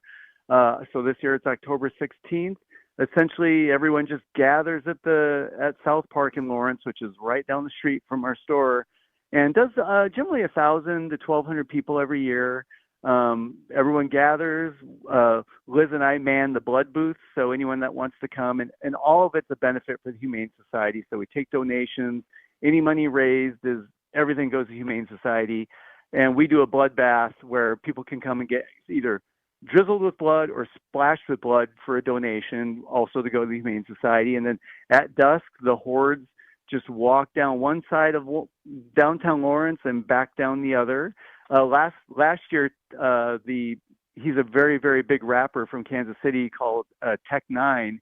He showed up in a House of 1,000 Corpses costume, and he led the horde for us. So he was the first zombie and led everyone down. And it was a very big treat and a big deal because he is a humongous artist. For him to show up and show the support for the event like that. 1313mockingbirdtoys.com. And by the way, I've got my eye on the Venture Brothers Mrs. the Monarch bobblehead Biff Bang Pow figure. Just added those. Can't wait to dig into one of those. By the way, Terry, don't be surprised if you get a phone call from me in the next week or so about maybe a surprise visit to the store for the spooky season. I'm actually going to be in Kansas City towards the end of the month. So awesome. We will see how it goes. Thank you, my brother. Good talking to you. All right. Thanks as always, guys. By the way, you can find them on all the social medias. He's got a great presence. We'll be right back with Jane Jezraoui. The future was yesterday. 17 Sapp Brothers Travel Centers are known for great food, hospitality, and mom-approved showers and restrooms. But don't forget the service centers. Sapp Brothers ASE certified technicians can repair nearly any issue in shop or roadside, including axle repair. Dig into your free steak dinner with your oil change. That's a Sapp Brothers tradition to thank you for your business. Tires? Sapp Brothers will beat any competitor's advertised price on tires. And download the Sapp Brothers app for exclusive promotions in the shop, restaurant, and store. Your spot under the coffee pot is waiting for you at Sapp Brothers. At Radio Nemo, we believe in finding your tribe, your people, your gang. But you can't find your gang unless you find yourself, and you can't find yourself unless you write, right? Lindsay Lawler's We Should Write is a podcast about the healing power of writing. It dives deep with creatives of all types to discover how putting a pen to paper helps them work their stuff out, and maybe gives you the permission slip to do the same thing. We Should Write, live at noon in the center every Wednesday, and then everywhere you get your podcast. Go to RadioNemo.com and learn how to write yourself to healing, creativity, and clarity. Right? Exceptional value and exceptional values. That's Bennett Trucking. A core commitment of faith, family, and freedom has driven Bennett to being the leading provider of innovative, integrated transportation solutions, both at home and abroad. Bennett's values are not just compatible with providing high-paying jobs and unmatched customer service. They're inseparable. If you're looking for an employer or a partner who believes the best business model is being a model citizen, then Bennett Trucking is the place for you. Go to BennettIG.com and find the folks who share your values. Back to Road Gang Radio with Jimmy Mack, Lindsay Lawler. Give me a minute, y'all. I'm coming. And you, because if you're listening, you're in the gang. Take it away, founding member Phone Master Dre. She said it, and she's right. Lindsay will be here in a half hour, but let's talk to another lovely lady that we have in our life. Shouldn't we, Jimmy? Well, yeah, absolutely. We're always enjoying talking to founding members of the reconstituted Road Gang. Mm-hmm. The sponsor, by the way, of both Education Station and this segment, The Future Was Yesterday, is in fact our friends over at Carrier's Edge. Love them. The CEO of that particular company arrives on the scene. I want you guys to go to carriersedge.com and find out about all the things that Jane Jezraoui and the folks over there have to offer you. We love having her on the show, and it is freaky, feisty, flinty, and really fun Friday, so we couldn't ask for a better person to kind of arrive on the scene. Good morning to you, Jane. Amen. Good morning. Freaky Friday, eh? Is this what I have in store? Yeah, Freaky Friday. By the way, you're following up a guy who owns a toy store in Lawrence, Kansas. He has a regular segment that's the same day as yours called Terry's Terrifying Terrific Toys of 1313 Mockingbird Toys. So, yeah, I mean, you're a great company. Step it up, Jane. Every time I hear the end of a show and I go on to it, like this is like the third time I've been on his site and going, oh, yeah. I think I need to shop here. But, Tom Bray. Not for myself. Yeah. Not for myself, but I have a lot of people in my life who there's a lot of Teenage Mutant Ninja Turtles in there and Transformers and stuff like that that I'm thinking, Christmas presents. He, by the way, I mean, and I'll tell you what, they will work with you. They are, and I don't know if anybody knows this, and I really would encourage people to go back and listen to his segments as well, Jane, because what he has done over the years we've been doing this thing together is that he has slowly morphed it into not just a really wonderful kind of walk down nostalgia lane, creepy Von Creepstein lane. He's also a terrific small businessman. And he talks about how to kind of place orders. He talks about how to make the bottom line work. He understands that the people that he's talking to are small business owners in and of themselves or looking to make that move. So he has really geared that segment kind of beautifully to kind of address that. And part of what we're doing today is something kind of similar that you and I are going to talk about, where we're talking about some really fun stuff, but it really does have immediate and future implications for a lot of our friends out there who are listening as we speak. I mean, a lot of them are, in fact, need to know this stuff if they're going to make that leap into the future. And by the way, the future was yesterday is very futurist. In regards to the thing that we've been talking about. Let's kind of start about the rabbit hole you went down, and then I'm going to tell you what is so interesting about futurism that I know a great deal about from simply doing academic research on it. But let's talk about futurologists and all that kind of groovy stuff. Go on. So kind of just going back a bit to, I don't really know how this kind of happened, but the whole future, looking at the future and technology in the future kind of just came out of me really liking technology and, doing the online training stuff that we do. It kind of, and we started doing it kind of when the technology was right at the beginning. So I started seeing it develop, and we were always thinking about, okay, what's it going to be like next? What's it going to be like next? And this is kind of where futurism came from. So I started looking up. We were talking about the future of, the future of driver training and how people learn how to get their CDLs and how that's going to change. So I started by looking up the word futurist. And apparently this is a job. I did not realize that this was, not only was this a job, but also there's a job called futurologist. And there's differences, which I found really bizarre, that people are paying other people money to try and figure out what the future holds. And I think that's very interesting. And it actually has implications for drivers, but I thought the whole idea was interesting. And then I sent you a message and said, okay, here's what I want to talk about. And then you started telling me about all this other stuff. Oh, I know. Yeah. You get my wife in the mix. I got to tell you guys, and we love it, by the way. We had Marshall and Jerry Bauer stop by when we had our big launch party over here.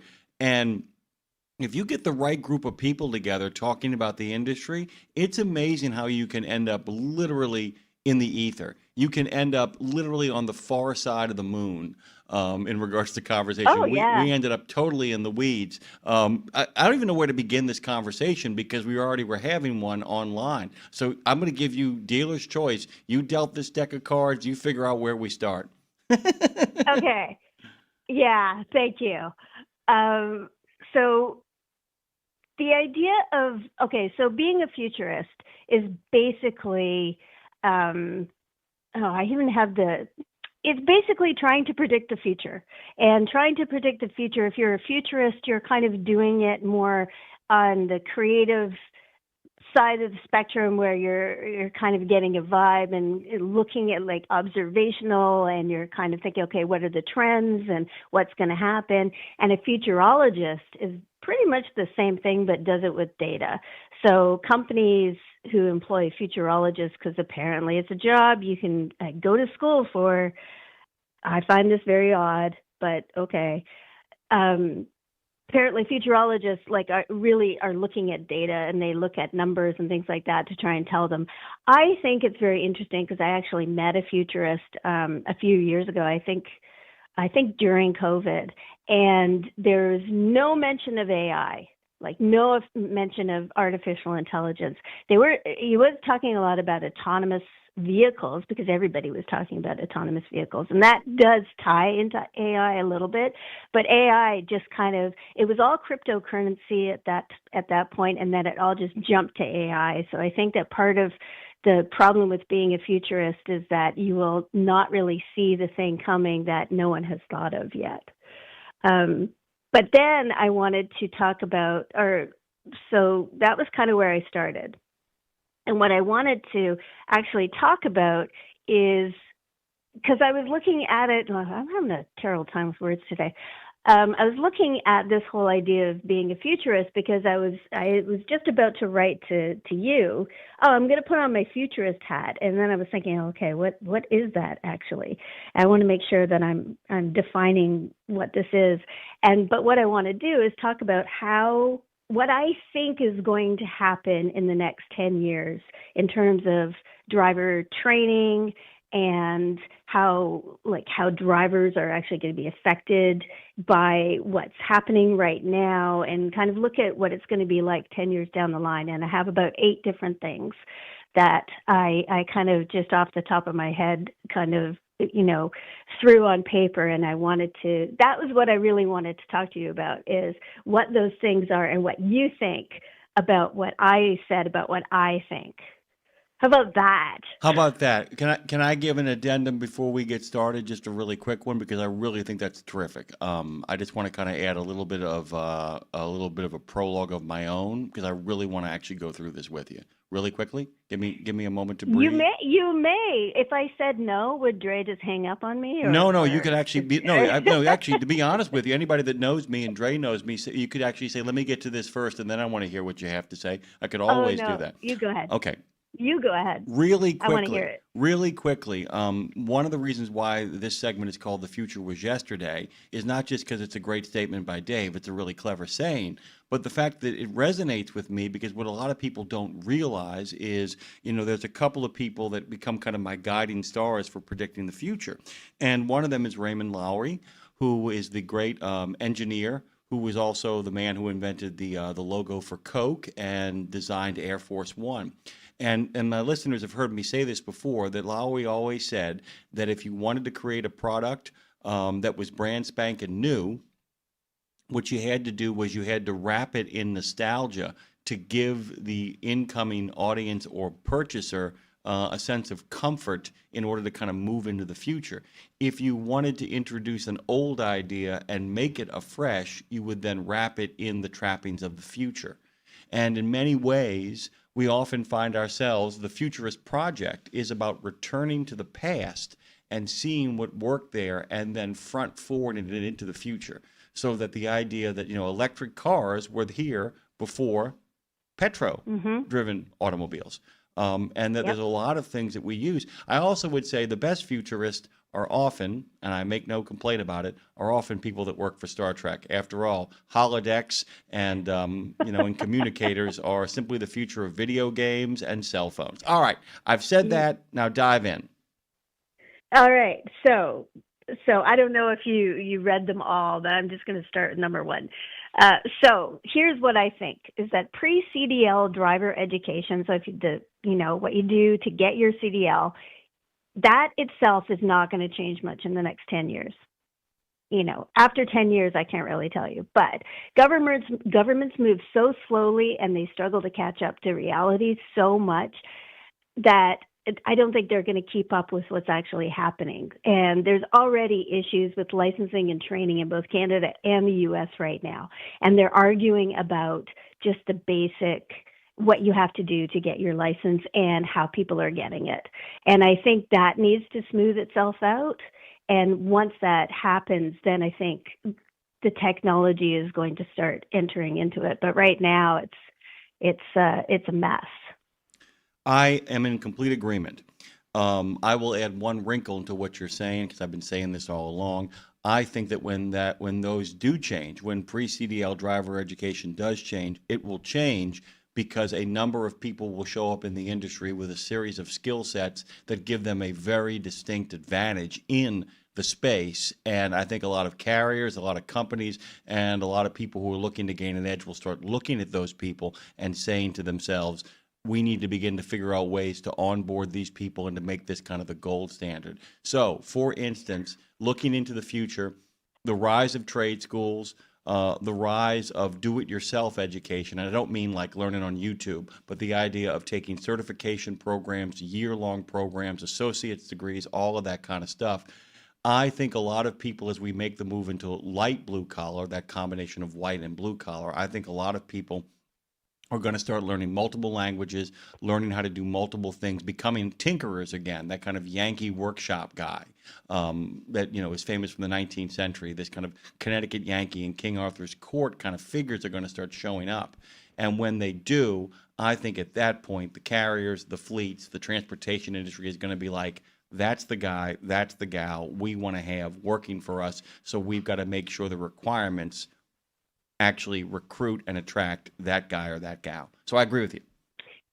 Yes, and that actually is kind of linked to a couple of my other points.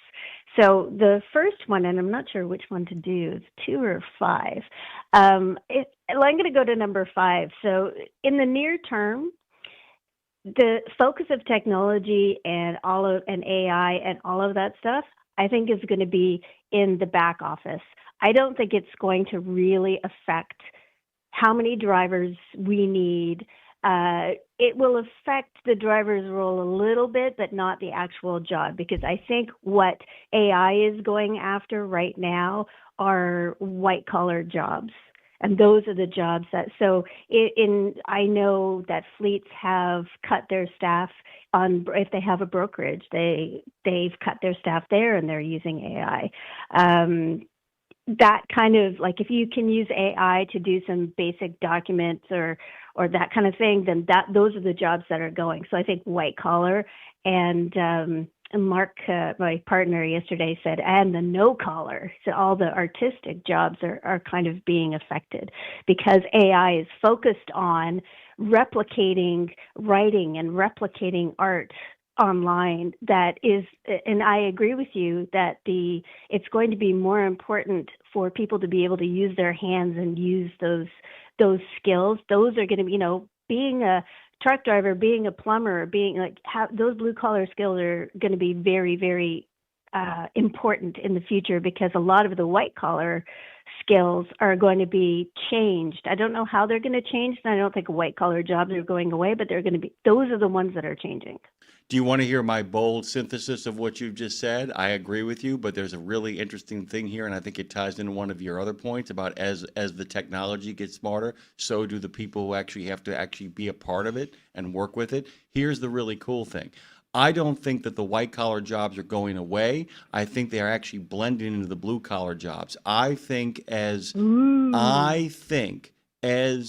and more people begin to realize that those jobs behind desk are going to become obsolete, there's still going to be a need for a lot of that stuff. It's going to end up in the cab. And there's some really smart people right now who actually are commenting on our chat thing who would fit perfectly into this world. That what happens when you basically start merging jobs. I don't mean getting rid of them, where you don't have any less truckers than you had before, but those truckers are actually running genuine offices. I mean, genuine offices out of the cab of those trucks, because some of the AI and some of the AV stuff allows them the time and the space to do a lot of clerical work while they're making their way down the road, that they will be interacting with AI inside the cab to do a lot of those jobs combined. And more people are going to find themselves on the road dealing with brokerage stuff, dealing with all that stuff, and then getting out of the thing to be able to do the mechanical work on the side of the road that needs to get done. I think what we're looking at here is the people who are going to survive in this economy are going to have a technological version of positive ADHD, where it's like you're working on both the mechanical side of things and working on the administrative and clerical side of things. I think it's going to demand more of workers, but give them more opportunities as well, too. That's kind of my take. Absolutely. I think, and that, so point number 2 that I was going to talk about is kind of there, like, and you've alluded to that a couple of times. So my statement, because I do believe this, is that we are going to see incredibly stupid technology being developed by everyone. Like, just throw it at the wall, see if it sticks. Can we make money off of this? So what what I think is going to be really key in the next little while is problem-solving skills. And you've talked about that, about how to, interacting with technology and how things are changing. Problem solving, if driving schools can teach problem solving as a skill, and I know that on Education Station you've talked a lot about that, about not just here's the rote learning of how you do this and this and this, and you got to practice backing up, but also the problem solving that comes into it. So what happens when you have a breakdown and you don't know what's happened? What happens when you go to a customer site and then you don't know where the door, or you don't know where the gate is, you've gone to the wrong place, or all of the myriad problems that come into it. With technology, learning new technology is just another type of problem solving. It's like, okay, how do I wrestle with what this technology is and make it do my bidding? That's how I approach it all the time. It's like, okay, what do I want to do with it? Is this useful to me? And if it is useful, how am I going to use it? So don't make it, don't have the approach where the technology is doing something to me. It's how do I make this work for me? And if it's not working for me, how do I kind of move it to the side? Well, and by the way, making stupid things in a workshop, making pointless technology in a workshop actually is the way we move forward. Don't ever forget that the ATM was a chocolate candy bar dispenser. Don't ever forget that. Is it really? It really is. I did not know that, but now I'm never going to forget that. Absolutely. And there are so many things that are stupid inventions that people think this is a pointless thing. Play-Doh, by the way, you should look up what Play-Doh was. And now everybody agrees that Play-Doh and what has, the idea of what that has morphed into, that let's think about this. Does Play-Doh, in fact, accelerate all those wonderful little hand devices that people use to kind of occupy their time while they're trying to get some work done? There's all kinds of stuff that gets invented that seems pointless, that just seems like it's just kind of wonderful, but it's pointless, like a Rube Goldberg device. Like, why do we have this? And then later on, the fact that somebody tinkered with it and put it together. That's what's so important. And, to make a movie reference here, there's a reason it's called Back to the Future, right?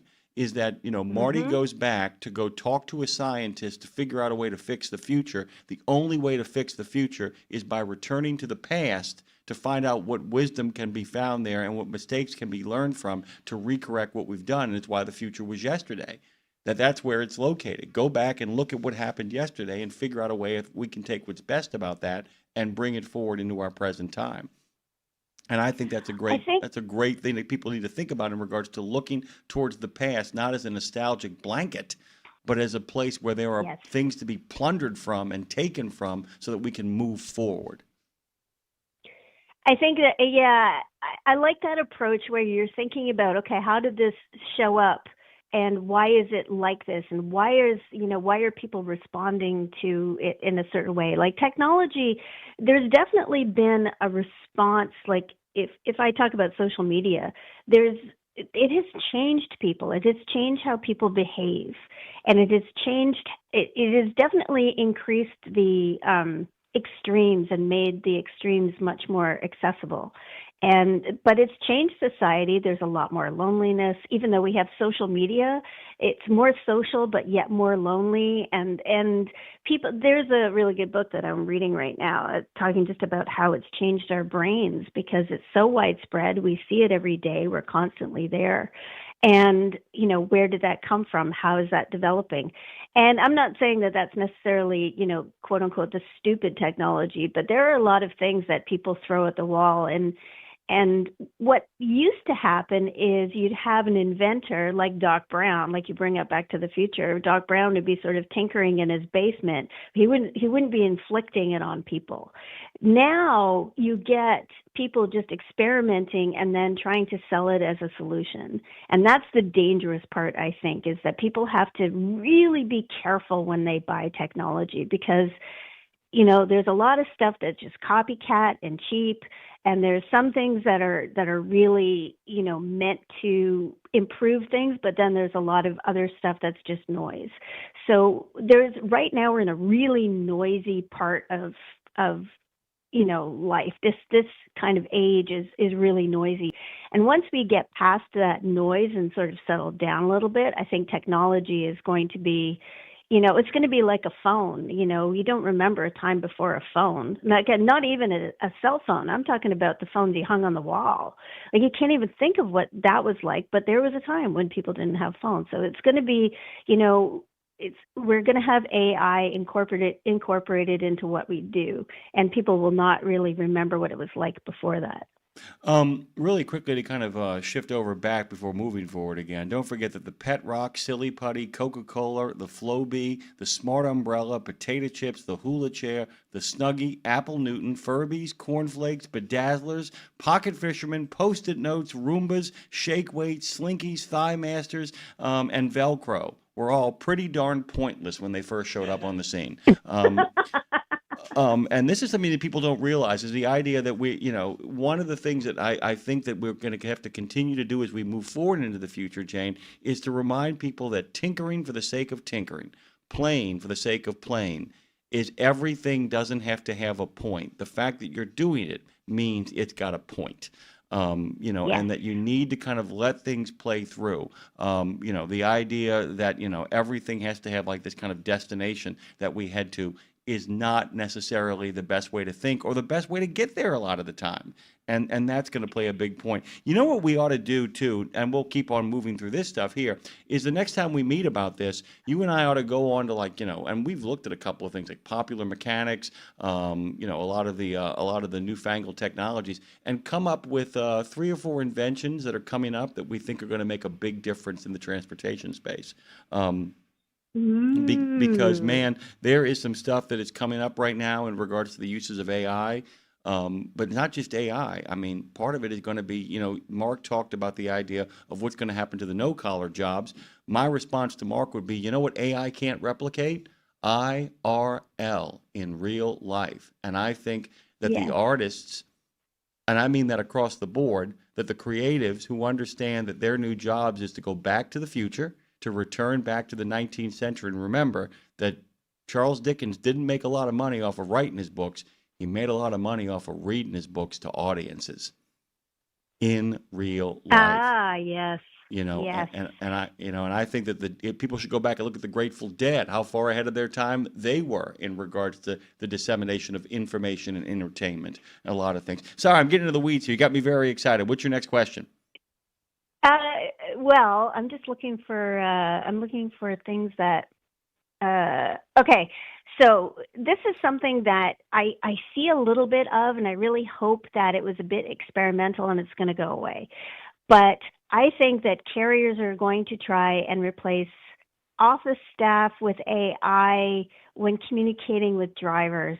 I think they're going to think, oh, I could just use a chat bot instead of actually talking to a driver. That ain't happening. I've talked about this before. That ain't happening. You don't think it's happening? I think it's happening. I don't think it's. I mean, when I say happening, I mean happening. They might be trying it. They might be giving it a shot. Let me tell you something. I know a lot of these folks out there, and let me show you their reaction to chatbots. Ah! That's how they react to chatbots.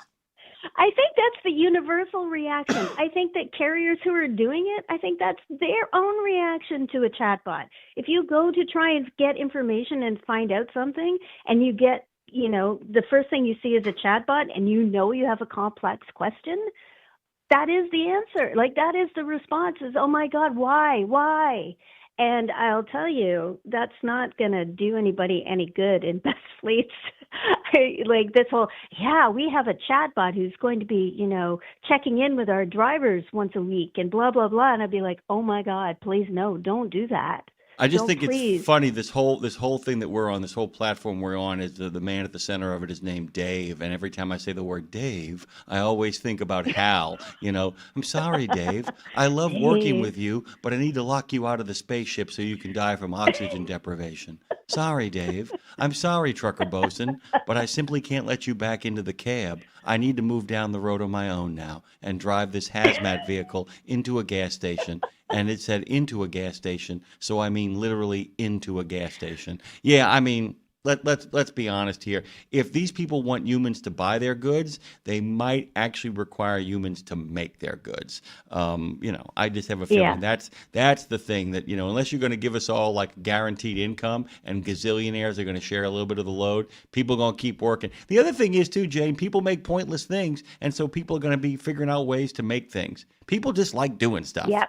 They just like doing Well, stuff. yeah, people don't want to sit around and do nothing. I mean, people do not. I don't know. Well, okay, Ray, I know you do. But people who retire and have nothing to do tend to die quicker. I mean, they don't, like, people who don't have something useful to do, they don't feel like they're of use. They, that leads to depression. It can, like, not necessarily all the time. And when you say, I don't want to have anything to do, that means something you don't want to do. Like, you want to have some purpose. Like, people want that. But I just want to say one thing about the chatbots. We are going to have the chatbots, and then people are going to collectively scream, and then it will be awful, and people will stop doing it. Chatbots. Let's put an end to chatbots. Jane Jezraoui and I have decided that the future was yesterday, so we're going to go back into the past and get some human beings to replace all these chatbots. Jane, that's it. We're done. Jane, of course, is the CEO of Carrier's Edge. Carrier's Edge is why you get to listen to The Future Was Yesterday and also Education Station. We've had some great episodes of Education Station. I can't wait to talk with you about summing up all those folks in short order. Thank you, Jane. Have a great weekend. Thank you. You too. That's right. Look busy. We go from one classy lady to another. Our good friend LaRue is on the scene. Roll out the welcome mat because she's coming. Look busy for Lindsay.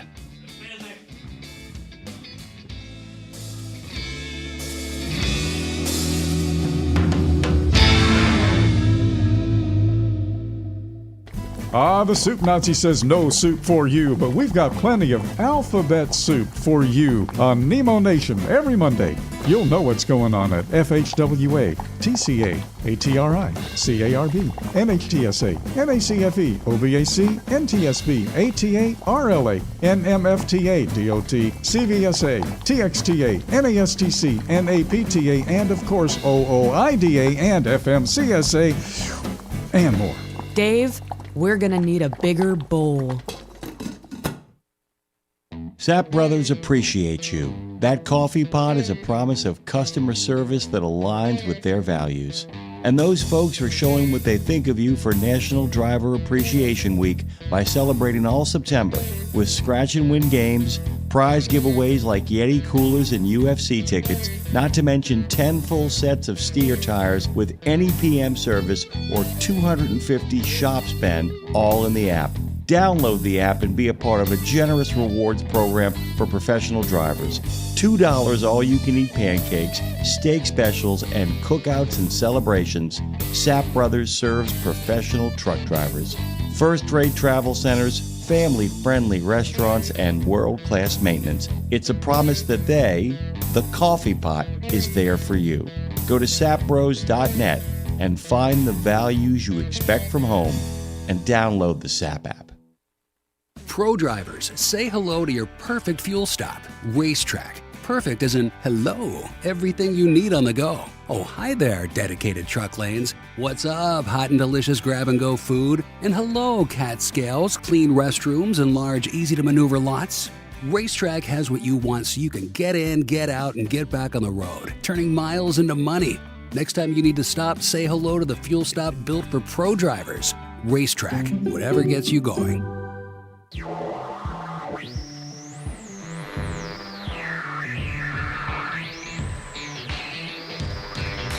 Road Gang Radio. We've talked about making a living. Now let's get a life. It's Jimmy Mack and Lindsay Lawler with the best stories, the ultimate road trip, the concert of a lifetime, and a home when you're not at home.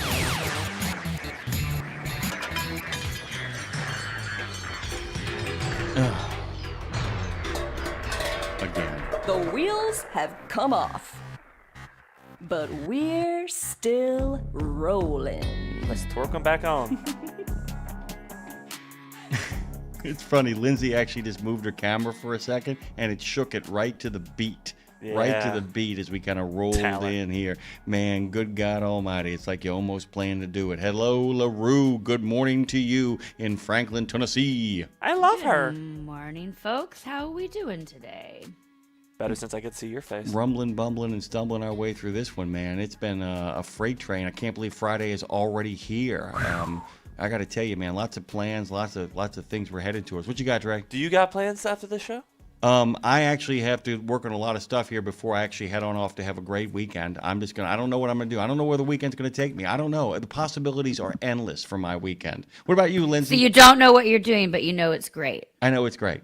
That's kind of my take on it. There's nothing on the agenda? Nothing on the agenda. There's a list of movies I could possibly go see. There's a list of things I've been invited to do. I haven't made any choices yet. What have you been invited to do, and who are you not going to pick? Well, Let's talk about it my here. friend Kyle, who actually I have no problem with that. My friend Kyle, who has spent the last month or so up in the the New England area, up in New Hampshire, he has returned to the city of New Orleans. He's got a couple of restaurants that he wants to check out since he's gotten back, and he wants to also go see a couple of new movies that are coming out. I'm leaning towards him. I got a good friend Lou who is moving into New Orleans, who wants to kind of go check out maybe some ghost towns on the outskirts of New Orleans. I'm thinking about doing that. After my experience in Moonville, I'm gravitating in that direction. So I might actually dig in and do that. And, there's always the possibility to sit with my dad watching football all weekend long, kind of chillaxing, kind of letting it all hang out, I don't know. All right. What about yourself? What you got? I'm doing a cool session in the studio later today that I'm excited about. Tonight I'm going to see Larry Gatlin and a couple other songwriter friends perform. I'm taking my parents to see that. They're big Larry Gatlin fans, and he's going to be on We Should Write this week, so we're going to go see him and support him at that. And I don't know, tomorrow Seamus is leaving town. The Oklahoma Sooners have a bye. And so I'm actually going to see if my parents will keep Freya tomorrow night. And I haven't had a night alone in, I don't know, 46 years.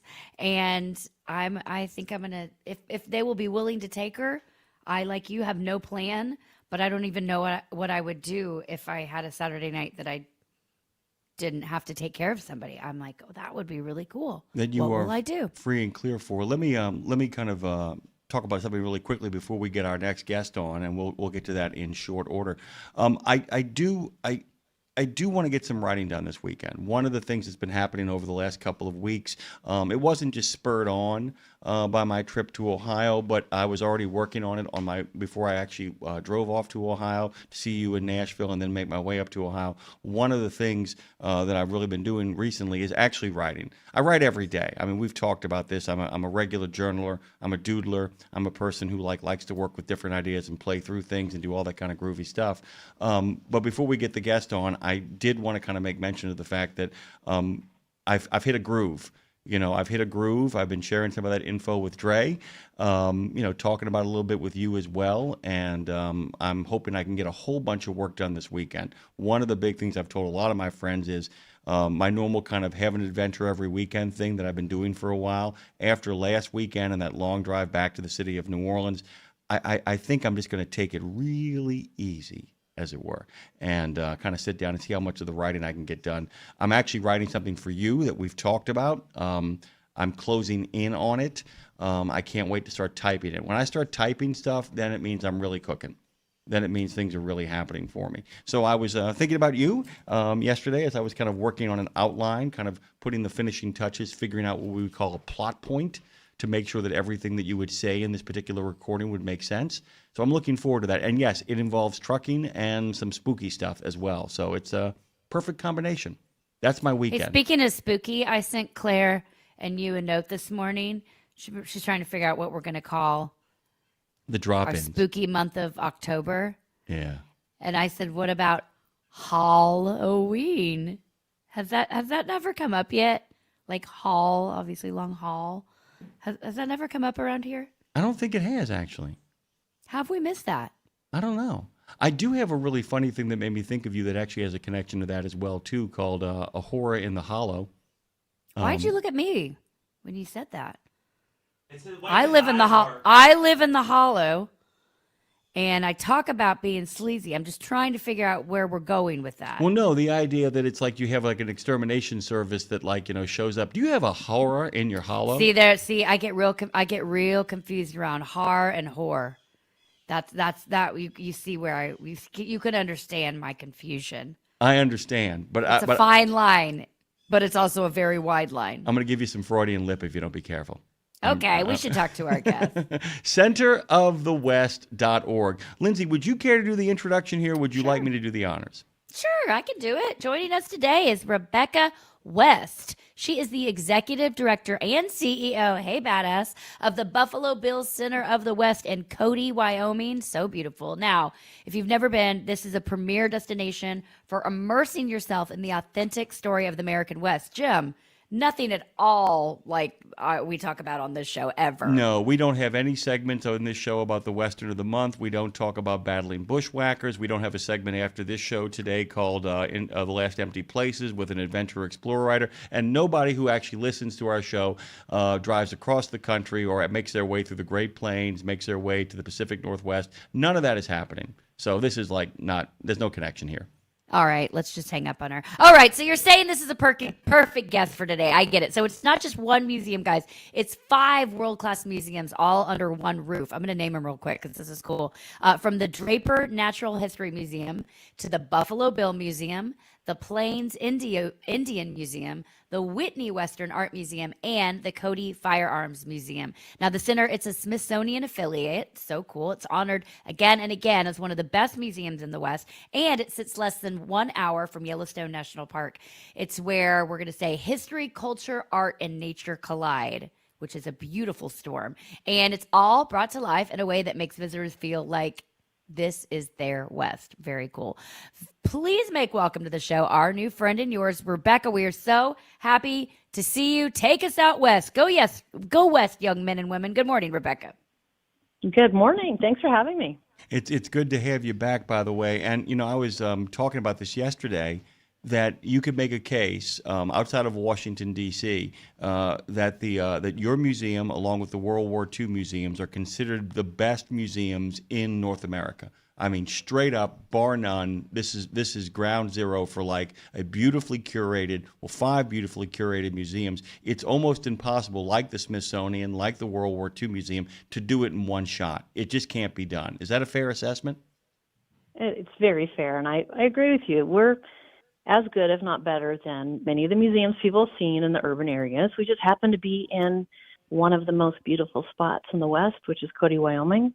But we have the world-class collections. We have, oh my gosh, over 300,000 square feet of exhibits. And like you said, different disciplines represented. We also have a library, lots of photographs, and year-round exhibits and programming. What makes us special is the place. You're not just going into a city museum off of the street. A lot of people come here from Yellowstone. They're making their journey all the way across whatever interstate it is, and they find us. And we feel like we're such a treat to commemorate American history and want to be a stop on everyone's journey as they explore this wonderful nation. Well, it seems like a place too. Once you find you can't unfind you. It's sort of those things that when somebody comes into it, it's a whole part of their being then. And with 5 museums under one roof, it sounds, Rebecca, like a Disneyland of the American West a little bit. So what's it like trying to tie all those perspectives together into one visitor experience? There's obviously the common theme there, but what is it like, and how is the kind of the synergy of the 5 all tie in together? Yeah, it's a difficult task because we have everything ranging from firearms to history to art, and it's a challenge. The biggest challenge is providing enough time to cover all of those subjects for somebody who might come in and say, oh my gosh, I've got 2 hours. What do I see? But we do have some common threads, and really the common thread, it's the spirit of the American West. And we're talking about not just the past spirit, we're talking about what's going on today. We're also looking into the future. And that's really our common thread. And I should note next year, too, we all know the 250th is coming up for America, right? Oh, yeah. And what we've also done to tie together all of our 5 museums in the library is we're focusing on America's 250 with a project we call Buffalo Nation. So we've added yet another common theme to all the museums because we're going to look at America's history through the eyes of the American bison. So something new and exciting to provide to all the visitors to say, all right, you can look at the art and history and everything else, but we want you to think of this common theme as you travel through our galleries. I want to kind of talk about the idea of helping people understand that, and I'm doing this on purpose. We're not talking roadside attraction, and we're not even talking about a well-curated space. We're talking about something that is so much more, because you have an obligation. You have an obligation to become also a center of research and learning. And that's one of the things as well, too, that you are constantly, because of the library, because of the research center, that you are not just open to the public in regards to an experience for, day trippers. You're not just open as an experience for, groups of students who are looking to have a wonderful experience. You are open in a way as a receptacle of information about a vast expanse of land and a vast expanse of history. You mentioned the 250 experience, but the idea becomes this kind of great balancing act, becoming a place of higher learning, while at the same time, and it starts October 25th, Lindsay, they have a whole exhibit about fashions of the West, spur of the moment. Yeah. They've got Justin Timberlake's, straight from Levi Strauss and Company's archives, Justin Timberlake's unforgettable metallic vest and jeans from NSYNC Space Cowboy era are in Cody. And so the idea is to create something that both attracts the kids, as they say, and then when they bring the kids in, make them get excited about the actual ongoing, vibrant history of this country throughout the period of the West. How do you balance all of those different things? You talked about the difficulty of it, but how do you give stuff that is both groovy and at the same time has the import of genuine academic scholarship? You got 30 seconds. No, I'm kidding. Go ahead. Okay. Well, I'll tell you what, it is a challenge, but what we do is we listen to our audiences. So you had great points. We're obviously have a mission to create excitement, entertainment, but we're dedicated to excellent knowledge. And so we can create these experiences like the Spur of the Moment exhibition that you just referenced, saying, okay, what can we tell everybody about the cowboy culture, the fashion, really what's going on today in the West, using the archives, but referencing popular culture so that we can hit all of those marks. Because we don't want to just be stuck as something that's really dry history. History is exciting. Art's exciting. And so that's what we do is we try to combine different learning styles, different information, so that we hit all the different generations and all the different interests with different exhibitions and offerings. So you did a great job of setting that up. But who doesn't want to see, vintage Levi's and Justin Timberlake's outfits and things like that? Little bit unexpected for Cody, Wyoming, but hey, we're doing it. And we're really excited to open that up in October. Well, and balancing it all, because there's something else going on here, and like from what we know and the legends and what Hollywood has shown us, kind of thing. And like, for instance, Buffalo Bill Cody himself, he was part showman, part myth maker. So I'm curious how you sort of balance out the legends of the Old West with the truths and the complexities of history when you do tell these stories, because there's legends and there's the truth, and then there's the actual truth in between. So how do you sort of balance all of that? Yeah, absolutely. One of the things we started doing is taking on those myths versus truths. Buffalo Bill really did build his reputation on some fact, but he definitely played up the romanticism and the myth. He was really good at that. And that's what a lot of people know about the American West up until today, is they really have a hard time separating what's truth and reality. Look at shows like Yellowstone. We have people that come out and think that everybody lives like the Duttons. Rebecca, not true. do they think Kevin Costner is going to be there greeting them when they get there? People are that stupid sometimes, aren't they, with all due respect? I think some of them hope so. We wouldn't mind having Kevin here. But we do take on those myths and we try to analyze them. And we don't say, that's not true. But you can a lot of times tell where myths came from, how they developed. But then what we like to do is pull people back into reality and say, okay, so it's okay to believe this if you really want to. You can kind of wallow in this and enjoy it and have fun with it. But here's the facts. So if you want to know the real truth, we can provide that too. We feel like it's really important because information is so easy to get these days, even on history. You can look it up, you can Google, you can Wikipedia, but you don't get the whole story. And we have so many great resources, we can give you the whole story. I keep on, like I said, Lindsay, the offerings here in regards to the understanding of the impact that the West has had on broader culture as well, too. Coming up, by the way, in January 25th of 2026, is they have an offering called Pop Goes the West. And it's going to be open from now until January 25th at the Center for the West, and they're going to be exploring the intersections between popular culture and the American West. But what they're looking at is, when I say pop, I literally mean pop art. I mean, the Lichtenstein stuff, the Andy Warhol stuff, and all of that to kind of, and I'm a big fan of this kind of work, by the way. I didn't realize until I saw this part of the website how pervasive their work in regards to kind of embracing the American myth, and that the idea that there is so much art you guys have curated over there. There is, like I said, there are genuine art exhibits. Part of the 5 museums isn't just about history, but it's about the art that was created, inspired by the West. At what point do you guys begin to look for the next big thing in regards to how art and how the cultural arts are responding to the West, and then begin to make a decision, we want to do something about that? What is the process by which you guys say we should really pursue something and begin to build an exhibit, a curated segment, or something that is more permanent?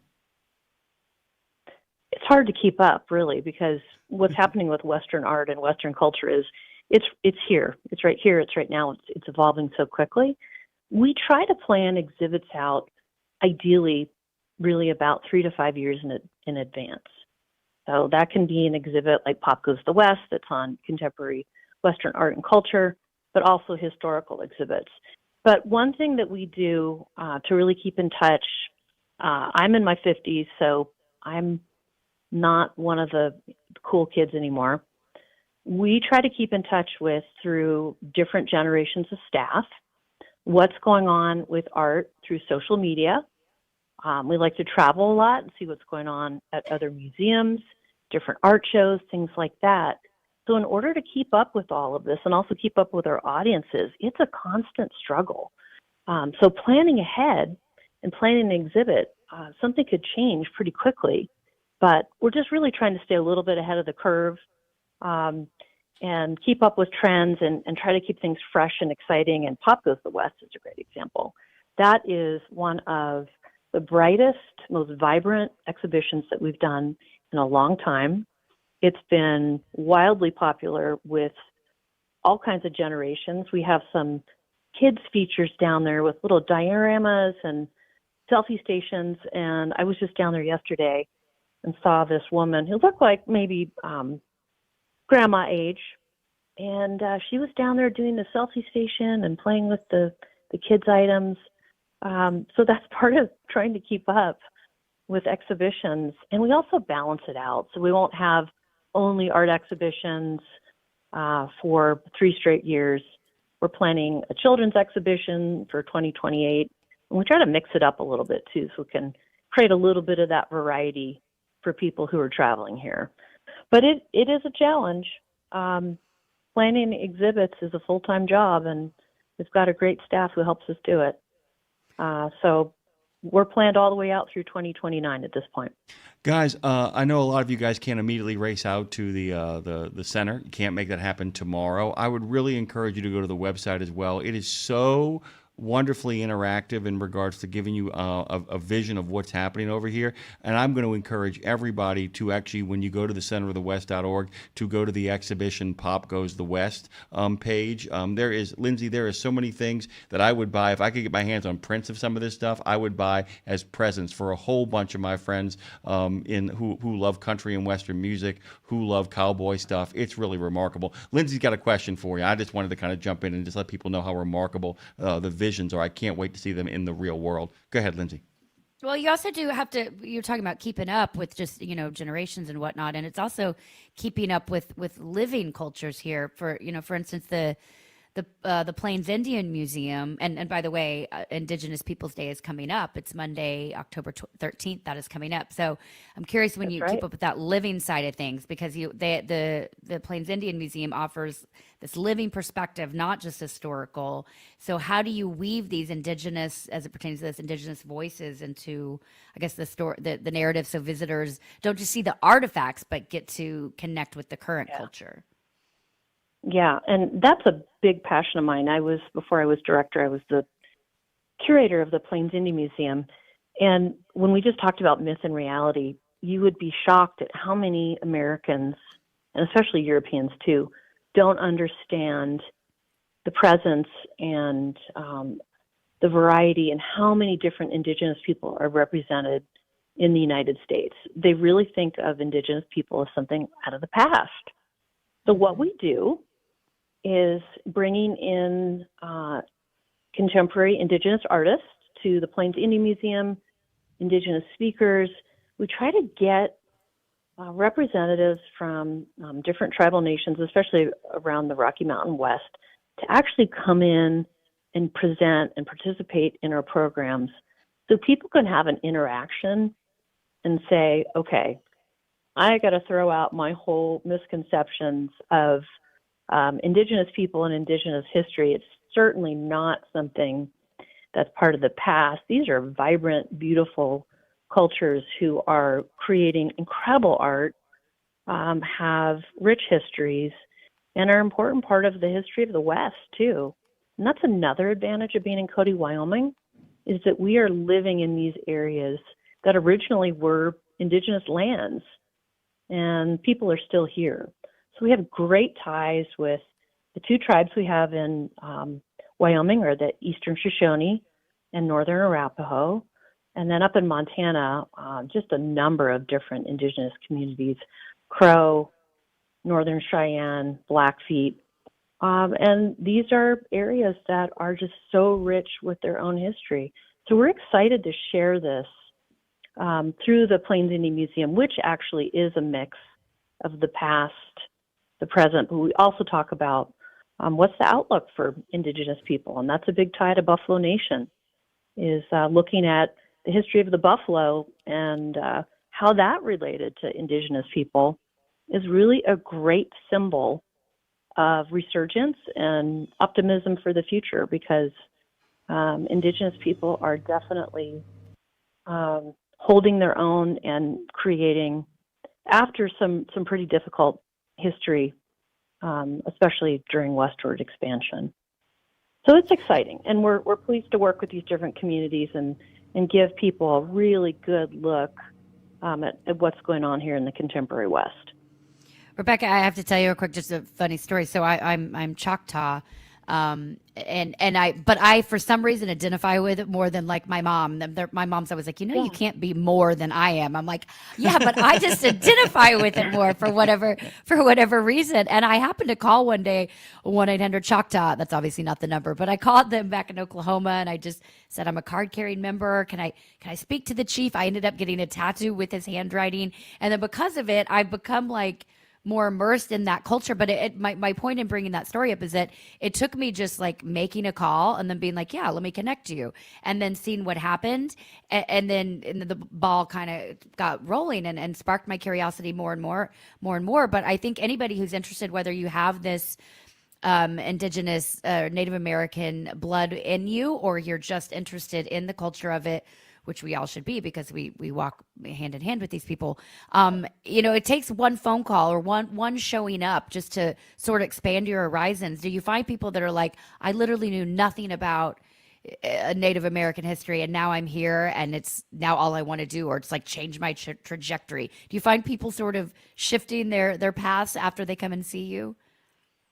All the time. And that's our goal. We want people to have that moment. We call it the aha moment, whether it's discovering your own tribal identity or just recognizing maybe something about your own family history, or just your perspective on place, on the landscapes, on history.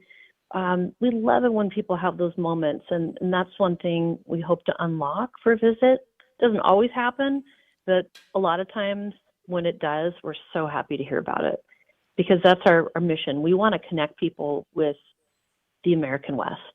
And it's different for everyone, and it's really interesting to hear about your experience too, because sometimes it does just take a self-realization and a little bit of introspection, maybe a bit of time to slow down on your trip, wherever that may be from, and think about yourself and expand your horizon. So yeah, that's pretty cool that you were able to connect.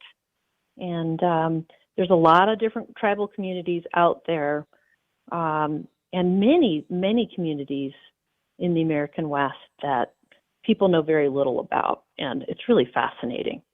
So we're happy to share all of that. And Awesome. it's the joy of my job to be able to do that too. I really like it.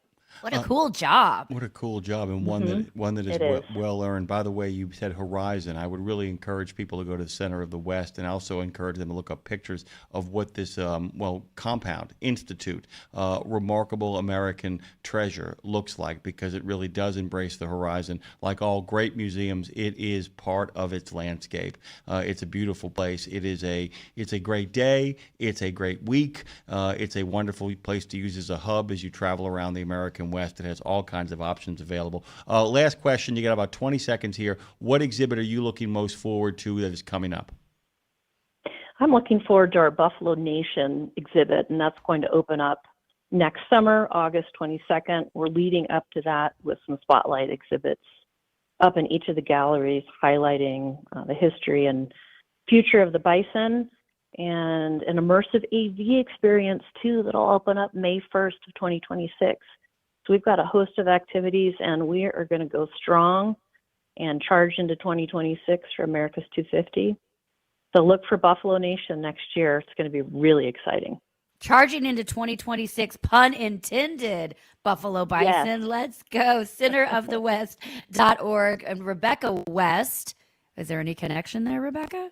I don't know. Not, but it worked out quite well. I'll take it. Central Your casting. did your family create for joining us, centerofthewest.org? Check it out. Rebecca, we've got people commenting over in the chat that they are adding this to their bucket list of travel. So thanks so much for joining us.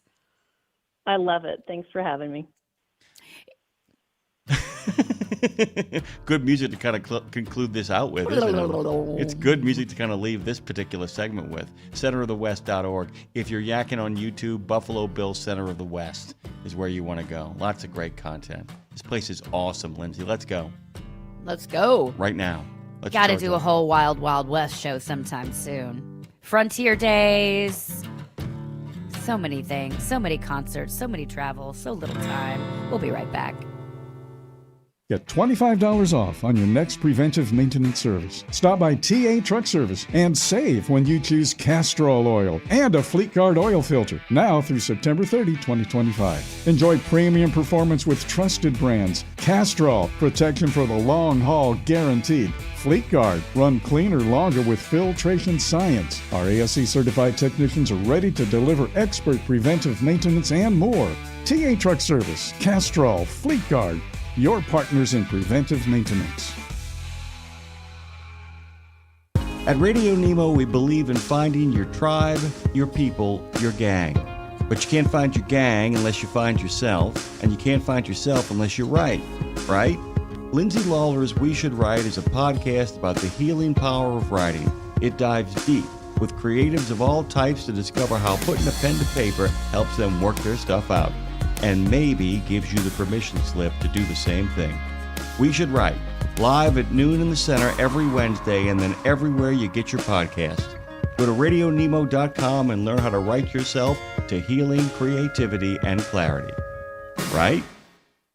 We're going where you want to go so you can be where you need to be.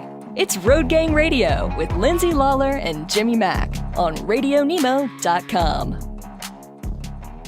Hey guys, I can't push this enough. Centerofthewest.org, Pop Goes the West. Take a look at that. Like I said, you can get lost in a rabbit hole in any direction in the 5 museums and any of the exhibits. Tom Ross's work is gorgeous. It's actually on the page. The other work that I really, really like, and I've been looking at all morning long, I think you guys would dig it as well too, is Gordon McConnell. He's an American artist who was born in 1950. His painting Once Upon a Time, in and of itself, there's a lot of stuff I would hang on a wall, Lindsay, as a print. There's a lot of stuff that I would give to a lot of my friends who, and by the way, there's some stuff here. I don't really know Kevin Post that well. There's some works of art in this particular exhibit that would be like, hey, Kevin, you might like this. I mean, there's some stuff here that is just fantastic. Welcome back to Road Gang Radio. Of course, it is over in Franklin, Tennessee. Of course, it is here in New Orleans, over at the Franklin Studios, at the We Should Write Studios, and here in New Orleans at the Degas House. All of it brought to you by Fastport. Last thing before we get back to the show, I'm really excited, Lindsay. All 4 nominees on Monday. If you'd like to stop in and just say, hey, all 4 nominees for the Transition Trucking Driving for Excellence are going to do a rapid-fire drop-in on Nemo Nation. So we're really excited about that. Lots of great stuff coming your way. Good morning to you, LaRue. You want to know what's crazy? I was doing this. I was on this show, my neighbor's actually show yesterday. And I think it was before we went on air, he goes, hey, you go to DC a lot, don't you? He said, I'm going to be in DC actually in December. I've been asked to be a guest on this thing. And it's something like, it's trucking transitions or something. And I went, are you talking about transition trucking? Oh my God. And he goes, oh yeah. And I said, are you talking about sponsored by Fastport?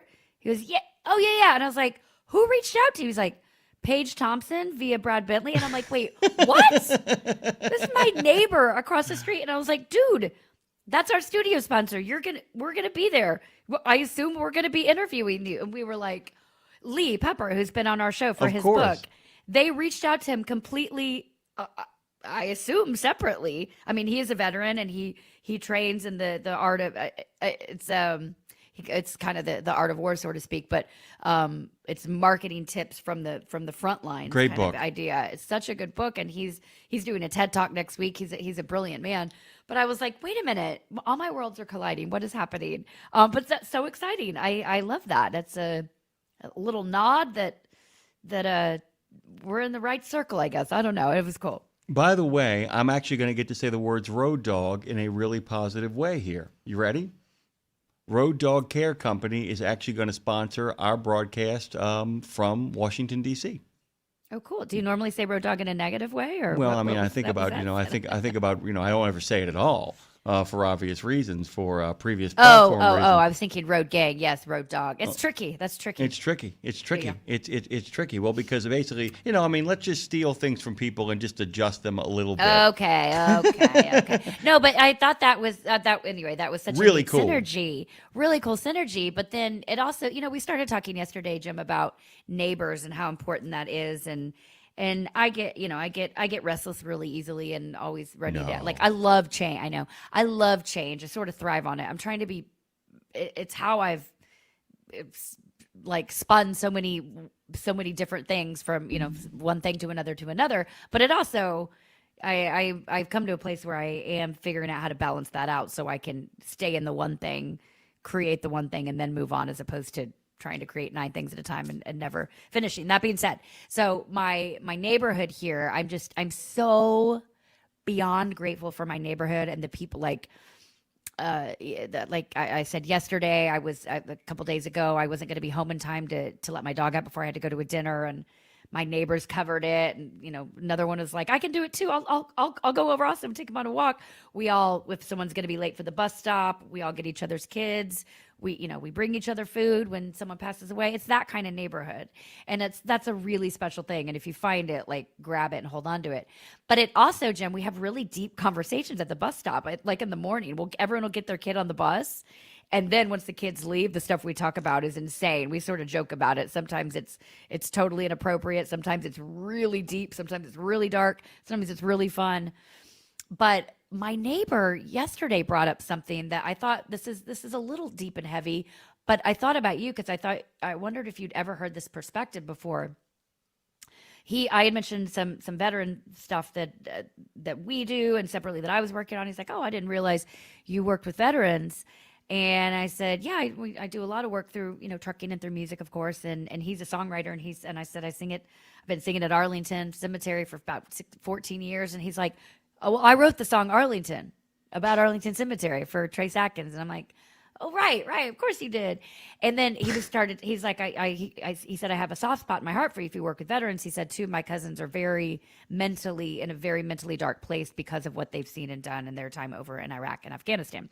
So here's the perspective that he said, "I heard somebody say recently," because he goes, I always wondered why my grandfather, who lost 3 brothers, all 4 sons were in the war. It was like a Saving Private Ryan kind of thing. And he's like, "I know my grandfather saw crazy stuff, and but he's like, but he never seemed quote unquote messed up." And he said, "I could never figure out why he wouldn't seem messed up when he's seen crazy stuff, but my cousins were." And he goes, "Then I heard the perspective that back in the day, back in World War I and II and whatnot, they were in uniform. They were in an actual soldier's uniform, and you knew that you were attacking sort of a man-on-man sort of thing." Now, I know there's collateral damage, obviously, but the one-on-one, he said, as opposed to the more recent war, a lot of times they're dressed more civilian, and they're more civilians are involved. And the idea of, it was almost like a symbol. If you were, that's my trash garbage man backing up, sorry. If you were Lindsay, I will never complain about background noise. We got a guy that literally goes to the school zone and peels out every morning. You can hear people outside going, "Slow down." It's quite all right. That's my garbage man. His name is Cliff. He's my friend. Shout out Cliff. Good morning. He listens.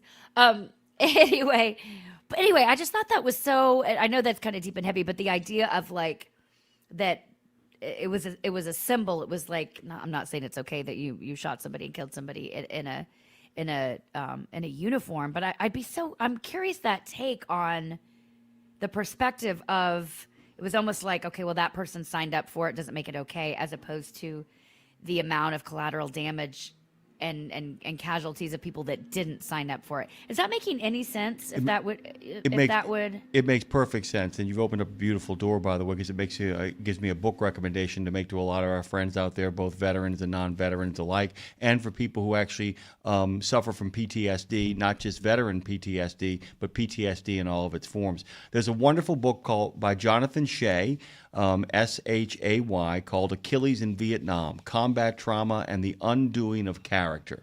And I love that, by the way, the undoing of character. And what Shay argues in his book that is spectacular is, he says that there is a definite difference between shell shock and battle fatigue and what we now know as PTSD. Because what he talks about with PTSD, what he believes he's kind of honed in on, is the people who recover from traumatic battle exposure, not just injuries themselves, but actual psychic exposure to battle.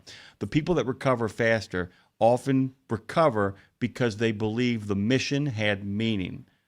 And part of the reason why in the criminal justice system, the reason why they often, the best versions of this, work with victims from beginning to end and explain every step along the way, is that what they argue is that you have a system of beliefs, a system of trust, and at some point violence, trauma are introduced into that, and it breaches that trust boundary. That breach of trust makes you feel like, not only did I suffer, but there was no reason that I suffered. It was pointless, which is why so many Vietnam veterans suffer from PTSD. The way they were treated over there, the way they were treated when they got home, the way they were told the whole thing was pointless, the way they were told they were murderers, and that many people in World War II, had they had access to the kind of care we have now, would have even recovered faster, because at the end of the day, the great line from World War II was all those great videos of why we fight. If you believe that your suffering is attached to nobility or to purpose, It is much easier to recover than if you believe it was pointless. And the reason why so many people who are abused sexually, so many people who are mugged, so many people who are the victims of crime have a hard time recovering is they just feel a certain despair and pointlessness about it. And that the recovery from it is to either watch the breach get healed, that society heals the breach with you, the criminal justice system goes from point A to point B and brings you some level of restorative justice, or that the mission you served in when the trauma occurred had a point. We rescued the children. We liberated the city. We saved those lives. We brought the boys home. Those are the kind of things that allow you to move forward from the trauma. I think it's a great question. And the idea that there was suffering. What is it? There was suffering, but there was honor. And anytime you can restore a sense of honor, Lindsay, I think it actually goes a long way to healing the trauma of PTSD. I think that's what you're getting at, right? For sure. Yeah. Yeah. The senselessness of it all. I mean, war is senseless, period, obviously. However necessary, unfortunately. Yeah. When people feel it's necessary, they can move forward. I saved the kids. I liberated the camp. You know what I'm saying? I got the family back in their home. I brought hope. I brought hope. Hope is always the big thing, and I think PTSD is often grounded in a lack of hope. And I think that you're right. Those uniforms, the honor that's associated with them and all of that stuff. Remember that in Vietnam, they tore the uniform down. It got torn down. That wearing a uniform was considered passé. You didn't do it. I mean, people didn't mention their service. My dad literally couldn't get a job as an attorney. He graduated third in his law school class and couldn't get a job coming out of the Army. Think about that. It's crazy. And that's why, to circle this all back, programs like Transition Trucking and the good people of Fastport are changing the world. I mean, I'm going to say that again, changing the world by taking a massive group of people who have given their lives, whether actually passing, they're the first half of their life to our country, and then come out and like, now what do I do? They are telling them, I'm going to tell you what you're going to do. You're going to have a really awesome second half of your life and a really great career, whether that's trucking or any other industry that we can get you supported in. And it's funny when I tell people about the work that Fastport does and that stuff that we get to do on the Transition Trucking campaign and all the other things, people are like, wow, I never even thought about that. Like, it's like you always think about, wow, what does a veteran do when they come out? But no one thinks about, well, what am I going to do to help it? Well, you're going to train them is what you're going to do, because they already have the skills that you'd want from any, employee, as far as loyalty and discipline and focus and camaraderie. And, the list goes on and on and on, every skill you could ever imagine. And then now you just focus that. They just need someone to help kind of pivot them. And focus them into what makes the most sense. So anyway, bring it all up, all because my neighbor was like, I've got this thing called Transition in Trucks. I'm like, that's not what it's called. But either way, I'm excited to be there with you. Very cool. We will be broadcasting because of Road Dog Care Company, who we love.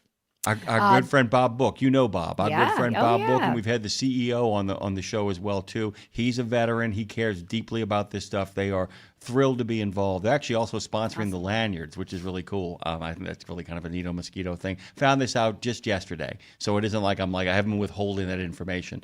Just really excited. Hey, I'm just glad someone's getting us there because it's an important event to be a part of. We love it every year. We love Mr. and Mrs. Smith going to Washington. That's Mr. Mack and Ms. Lawler go to Washington every December. So happy to do that. Another thing that makes me really happy is talking to Tara the turtle. Man, I just feel better when I hear her voice calling us from the woods, and I know she's alive and well and delivering us what the people want to say. Good morning, TT. Good morning. I love all the talk about December and the trips and everything. It's my favorite. I've been listening in, and that's super cool. I'm glad to hear it.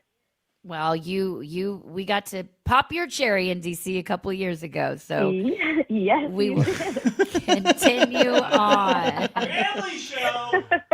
We're having a jubilee over here, Cherry's Jubilee. Okay, what's happening, Tara? What are the people talking about? We need to know. They're talking about everything under the sun. Okay, so get ready, buckle in. All right. But first, we're gonna drop into the comment section on actually Jimmy's post from the Travis Manion Foundation. What was it? A marathon? No, it was a What was five. that It one? was it was a five. It was a 5K 5K? run. 5K run at Audubon Park. I actually did it with Lindsay's really good friend Emily. She and I did it together along with wow. Brad Bentley. So the picture you saw of Emily and I running, BB the King Yeah. actually took that with us running together, which is She's really. on her way here right now. I'm going to be with her this weekend, She's as a matter of she's fact. so excited, dude. Oh, wow. She's so excited, so excited. Awesome stuff. But go on. Well, Glenn C. dropped into the comment section and said, love it. Look forward to running a marathon with you soon. Thank you and Dave for bringing awareness to truckers' health. And then Bo Higgins added, love this for so many reasons. Thanks for supporting the event and for encouraging all to be physically active. Appreciate all of your support. And that photo was iconic. BB the King did a great job. That looks like a magazine cover photo for sure. Yeah, and by the way, she was so thrilled, Lindsay. She came in her blues, and when she showed up in her little outfit, she said, "Oh my God, I dressed right." She was so excited that she actually looked like she fit in with everybody else there because of the colors of the Travis Banyan Foundation. And we'll make this really clear too, guys. You can power walk those kind of things. You don't need to run the entire Can I thing. crab walk them? By the way, a Japanese guy actually, set a world's record for the fastest time ever on all fours. Crazy. Oh, I didn't mean I'd do it fast. It was more a way for me to get closer to the ground, is what I was getting at. Can I lay down and somebody kick me along, roll me along? No, how about we just put you in a wheelbarrow? No, you can put me in a car. I lay down on like a rug, and you roll me into the rug, and just kick the rug along. You see what I'm saying? Like a little burrito. I'll take it. Thanks. I knew everybody at our company would be the first to sign up for that. Okay, go on. Well, on YouTube, film producer Patrick Mulhern left this one after his guest appearance and says, as a lifelong fan of Smokey and the Bandit and Every Which Way But Loose, I've always been fascinated by big rigs, trucking, and trucker culture. I was honored to be a guest on the show and in New Orleans, thanks to Madison LeBlanc, and had the best time talking about movie business with Lindsay Lawler and Jimmy Mack. Road Gang Radio rules. We did not pay him, by the way. Not even one penny. No. But we love this comment. Because you're turning me every which way but loose. Written by Eddie Rabbitt, by the way. Little Eddie Rabbitt song there. Well, matter of fact, the combination, I was thinking about that too when he posted those things. I thought about Every Which Way But Loose. I thought about Convoy. I thought about Smokey and the Bandit. All three of those movies have incredibly iconic songs that are attached to them. One of them actually created the movie. I mean, the song Convoy created the movie. It just Convoy. I just feel like there's still a great trucking movie to come. I still feel like there are. somebody's got one in their top pocket that's just waiting to kind of reemerge and make its way onto the silver screen. Somebody will get I there. like that thought. Somebody will get there. Absolutely. Lindsay, shall we? 1, 2, 3. Go on. Well, shout out to Ice Princess. She's always dropping in, but to the post live of our live streams. So I know you're listening, but not right this second. You'll be listening later. And you always leave some of the most thought-provoking comments, and they're always very long and drawn out, and I love that. But sometimes I don't know what to do with them because they're very long. But this one I wanted to bring to the table. It says, it would be nice to see the studios, New Orleans and Lindsay's. However, I got hacked on Facebook last year, and I'm locked out of it, and the only place I have found you is YouTube. So I thought that would be a super fun idea for some reels if you guys would be willing to do maybe a studio tour for both studios and kind of show the things that you've added, some special memorabilia from our studio in New Orleans. Lindsay, of course, same goes for you. Quick tour of the new office studio because it looks gorgeous. The floor is my favorite. I think that's a great idea. I want to throw something at Lindsay. What do you think we make a destination for this?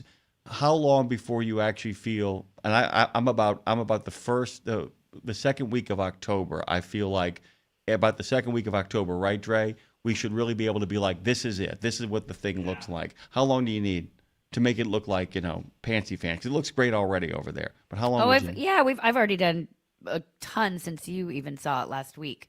Yeah, I'm next couple weeks. I'll be locked and loaded. Yeah. How about we give you video tour second week of October? Is that too late?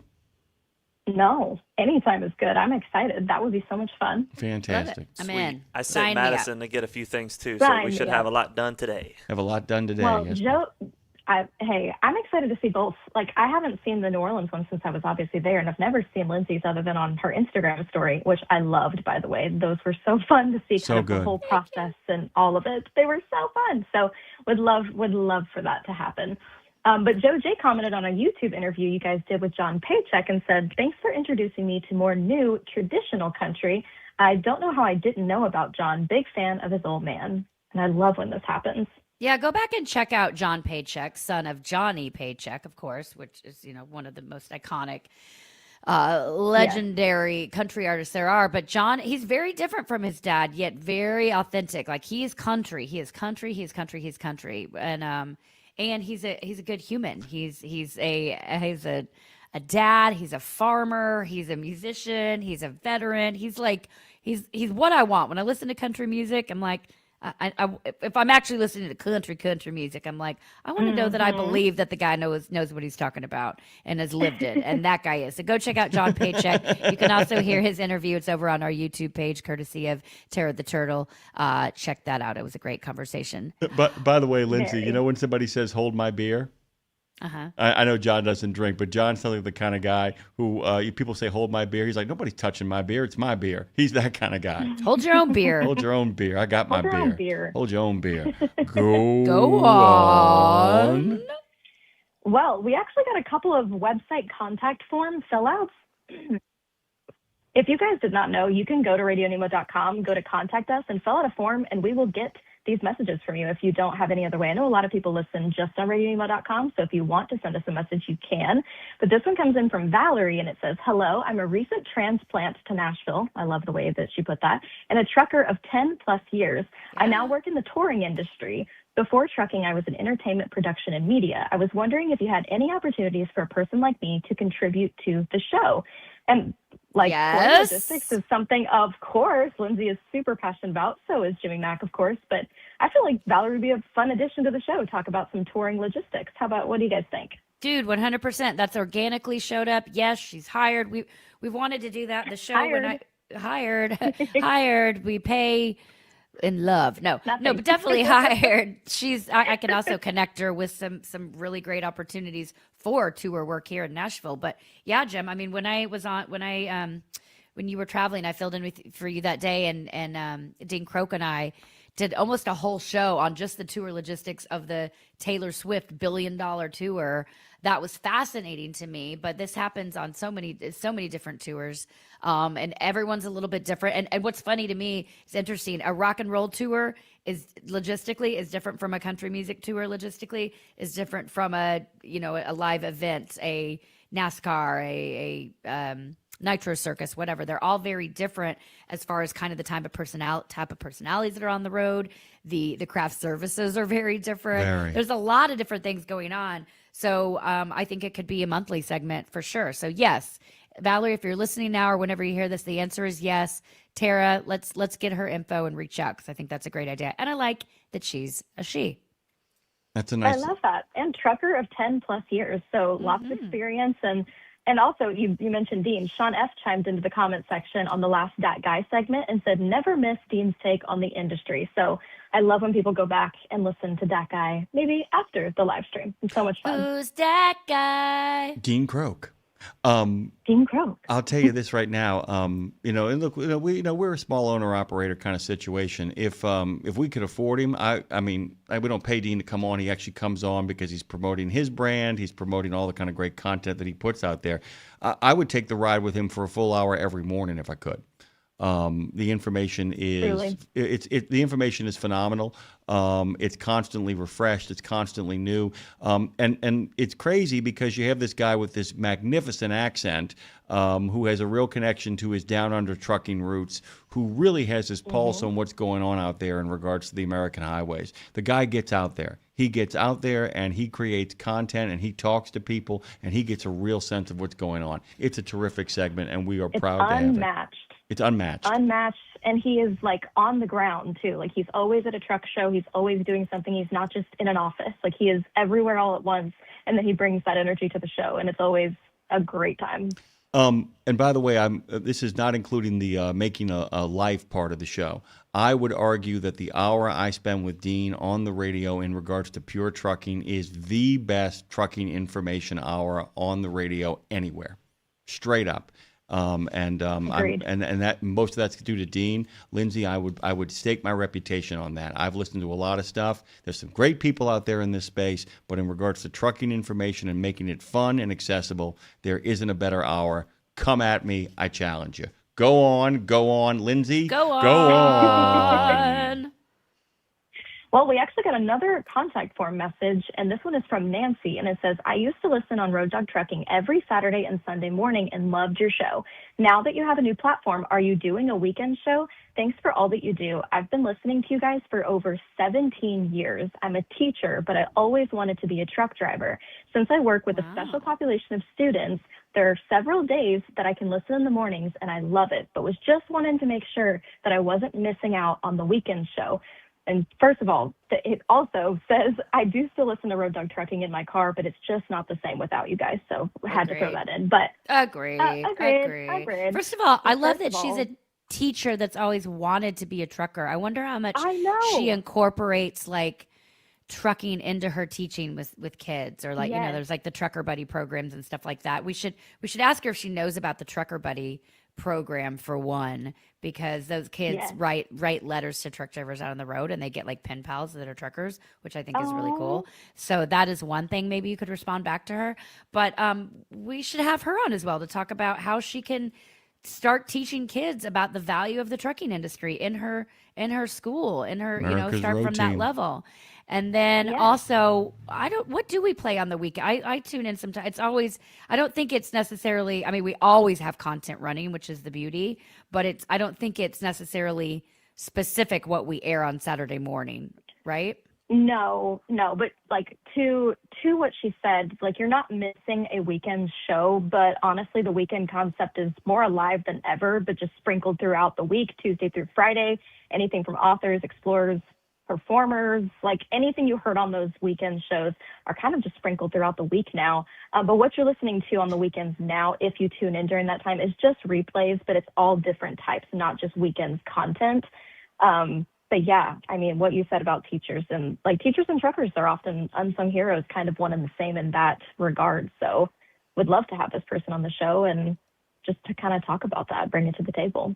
Really, really quickly, we got so much else to do, studios to build, sound designs to put in place, a lot of stuff. Ultimately, what I would love to do for people like that is when we get to a point where Lindsay and I have enough people, when you have enough help, when we're all kind of together to kind of curate a best of weekend show so people like her have something they can really dig into. But in the meantime, we got plenty of replays that people can get their hands on and enjoy over the course of the weekend. That's the best we can do for now, but we get better every single day. Lindsay, it's time to say goodbye to Tara.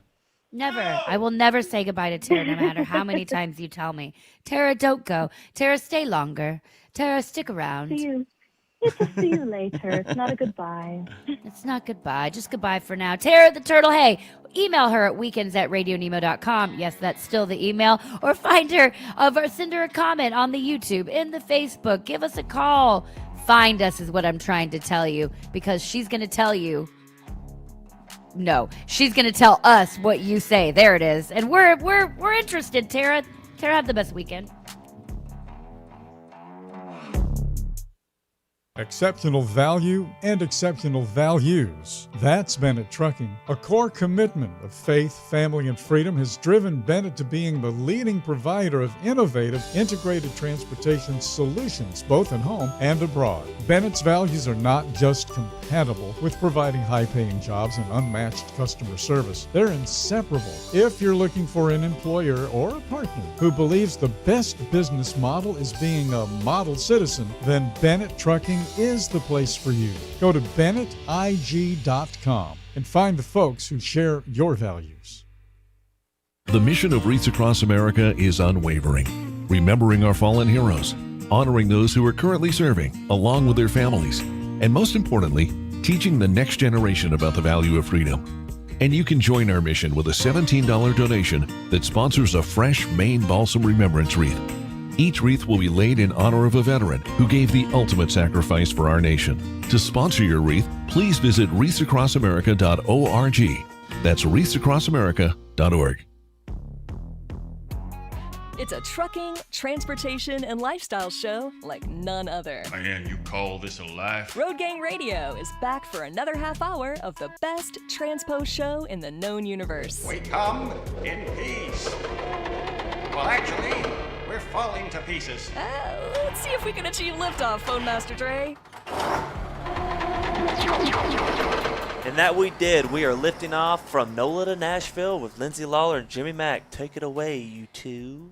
Us two, we three wanderers. And then there were three. We three kings of wandering are. We are wandering, by the way, and we bring, by the way, if the three of us ever got lost and you were allowed a phone call and somehow you had reception in a place that you were lost, which is probably not going to happen, but if in fact I was able to make one phone call and I was lost in the middle of nowhere, is there any doubt, Lindsay, who our first phone call would be to? I'm sure you'd call me because I would. No, you're lost. Help with you. Me. I would help zero. Yeah. By the way, never choose me for what's that show, Amazing Race or Survivor. Don't choose me to be on your team or your island because you will die. But you know who will keep you afloat, Jim, like you said. Oh yeah. By the way, I get first pick. I pick PeterStarkAuthor.com. That's where I'm headed. The last. You get two people. I want Peter Stark Author, and then I want to clone Peter Stark Author to also be my second person. Oh, I like it. I like the approach.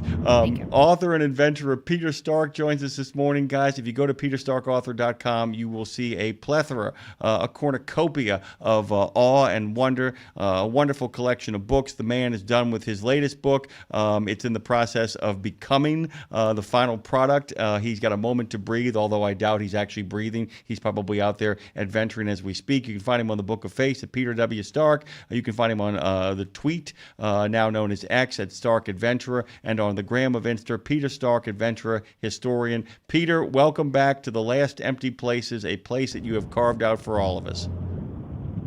Well, I have to say that if I wanted to get lost, I'd want to get lost with you two.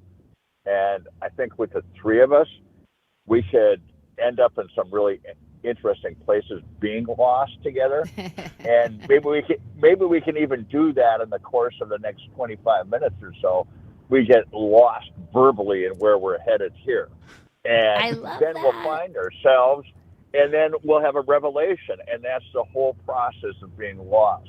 You get lost, you get confused, you get out of your comfortable, centered self, and then you, through some hardship, find your way.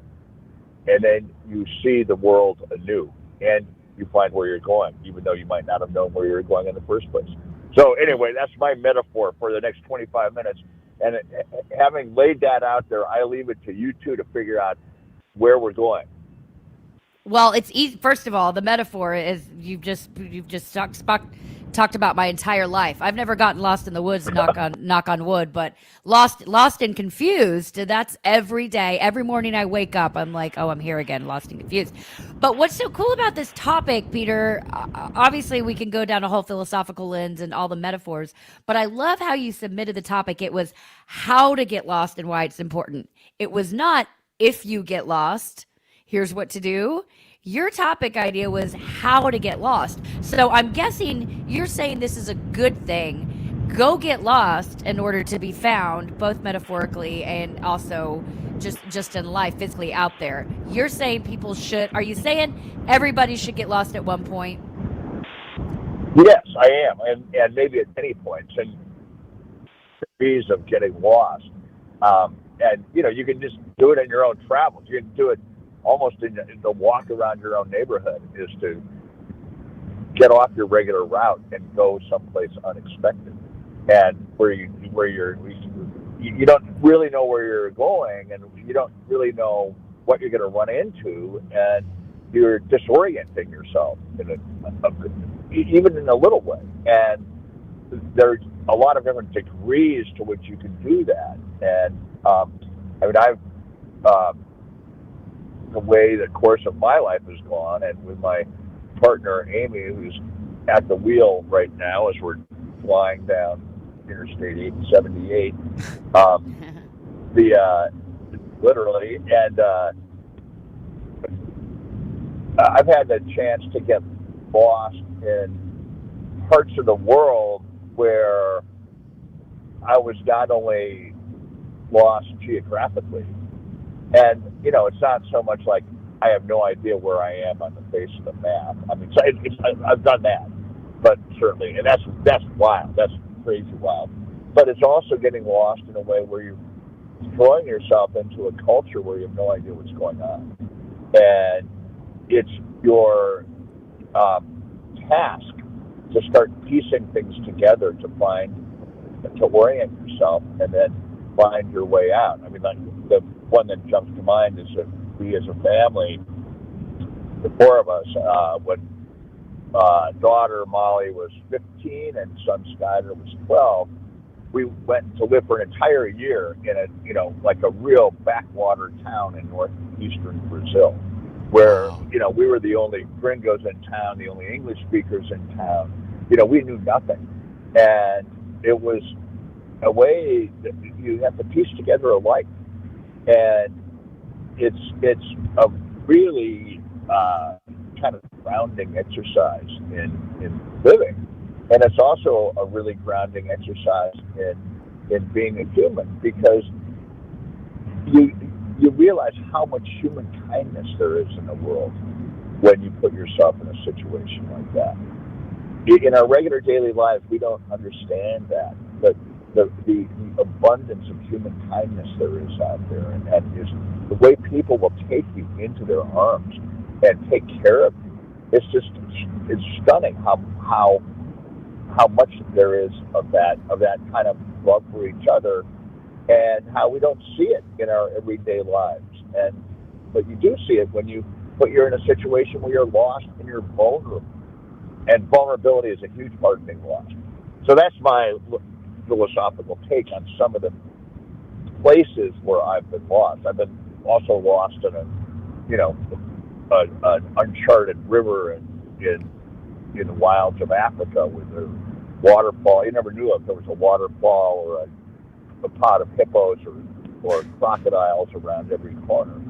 And that was really lost big time, in the classic sense of being lost. So those are two different ways of getting lost, and that's highly disconcerting too. That's highly vulnerable. That kind of getting lost. So we can kick that around a little bit. But do you two have parallel experiences, whether on a neighborhood level or a global level, of becoming really disoriented and finding the way back and having some sort of revelation as you're doing that? Yeah, Peter, I do actually. I wanted to kind of share this with both you and Lindsay, because your metaphor, I'd like to match your metaphor with one that I've always kind of used. Somebody once described the process of falling in love as being stopped in your tracks, then being disoriented by the thing that stopped you in your tracks. In order to gain your bearings, once you get them back, you then have to kind of plunge into the thing itself and figure out how it works. And it's only when you fully understand it that you're able to kind of rebuild yourself with this new information and then be able to move forward. And you had mentioned the idea of being disoriented. And one of the things I think happens that allows us to get lost, the process of allowing ourselves to get lost as opposed to, oh my God, where the hell am I? Those are, as you said, two very different experiences, that sudden moment when you realize you've lost your bearings. But I think part of it is that when we travel into faraway places, when we end up going to the point of no return, something always stops us in our tracks. I remember walking down to the bottom of the Grand Canyon, Lindsay, and getting down. It wasn't really the bottom, but it was the first moment when we weren't like on an incline, when the world got flat again, and there is a giant cactus garden down there. And it was gorgeous, and the way the sun hit it and everything, and I was completely kind of like, I have to go on. I'm tired. My ears are actually crusty now because I've had so much sun on them the last 3 days that they're beginning to scab because I was an idiot, late teen, early 20s kind of person. But then the idea becomes to push on, and that I think that getting lost also, you leave yourself open until something stops you in your tracks and you say, I don't know what that is, but that looks amazing. I've got to go check it out. I've got to go see what's over that hill. I've got to see what's down in that holler. I've got to see, if this neighborhood is either a really fascinating place or maybe a little bit dangerous, but there has to be some kind of sense of openness about the world around you, that you have to be willing to leave the map based on the things that stop you in your tracks. And I think when you get to the point of understanding that there are riches beyond those places, that you really begin to understand the power of allowing yourself to get lost. That's kind of my take. That's kind of where I'm coming from on that. Yeah, that's great. Yeah, and I love your metaphor about going down in the Grand Canyon, and you're entering this different world, and all of a sudden you're in a completely new spot, like this cactus garden, and that you wouldn't, there's no way you could have had that experience unless you allowed yourself to enter that world of descending into, in a way, a very harsh environment. And I think what that brings to mind in the instances where I've really felt this, that disorientation, and you're talking about how that's a process of falling in love, that disorientation. A lot of it is allowing yourself to be vulnerable. And that is, I think, something that people are, well, we're all frightened of, allowing ourselves to be vulnerable. And yet it's in those moments of allowing yourself to be vulnerable is when you can discover the greatest riches. And I think that's one of the things I wish, societally, we encouraged more of that openness, allowing ourselves to be vulnerable. And I don't know just how that would translate into everyday life. I think it does in a lot of ways, but it's as simple as, striking up a conversation with someone you really never think of striking up a conversation with before, and putting yourself out there and making yourself vulnerable. Like, this is who I am. So I guess I'm just trying to think of taking that you don't have to go down to the bottom of the Grand Canyon or down an uncharted river in Africa to have those moments where you gain something really important from that sense of vulnerability and disorientation and in a way, metaphorically being lost. And I think it's something, we all can work on, I think, literally.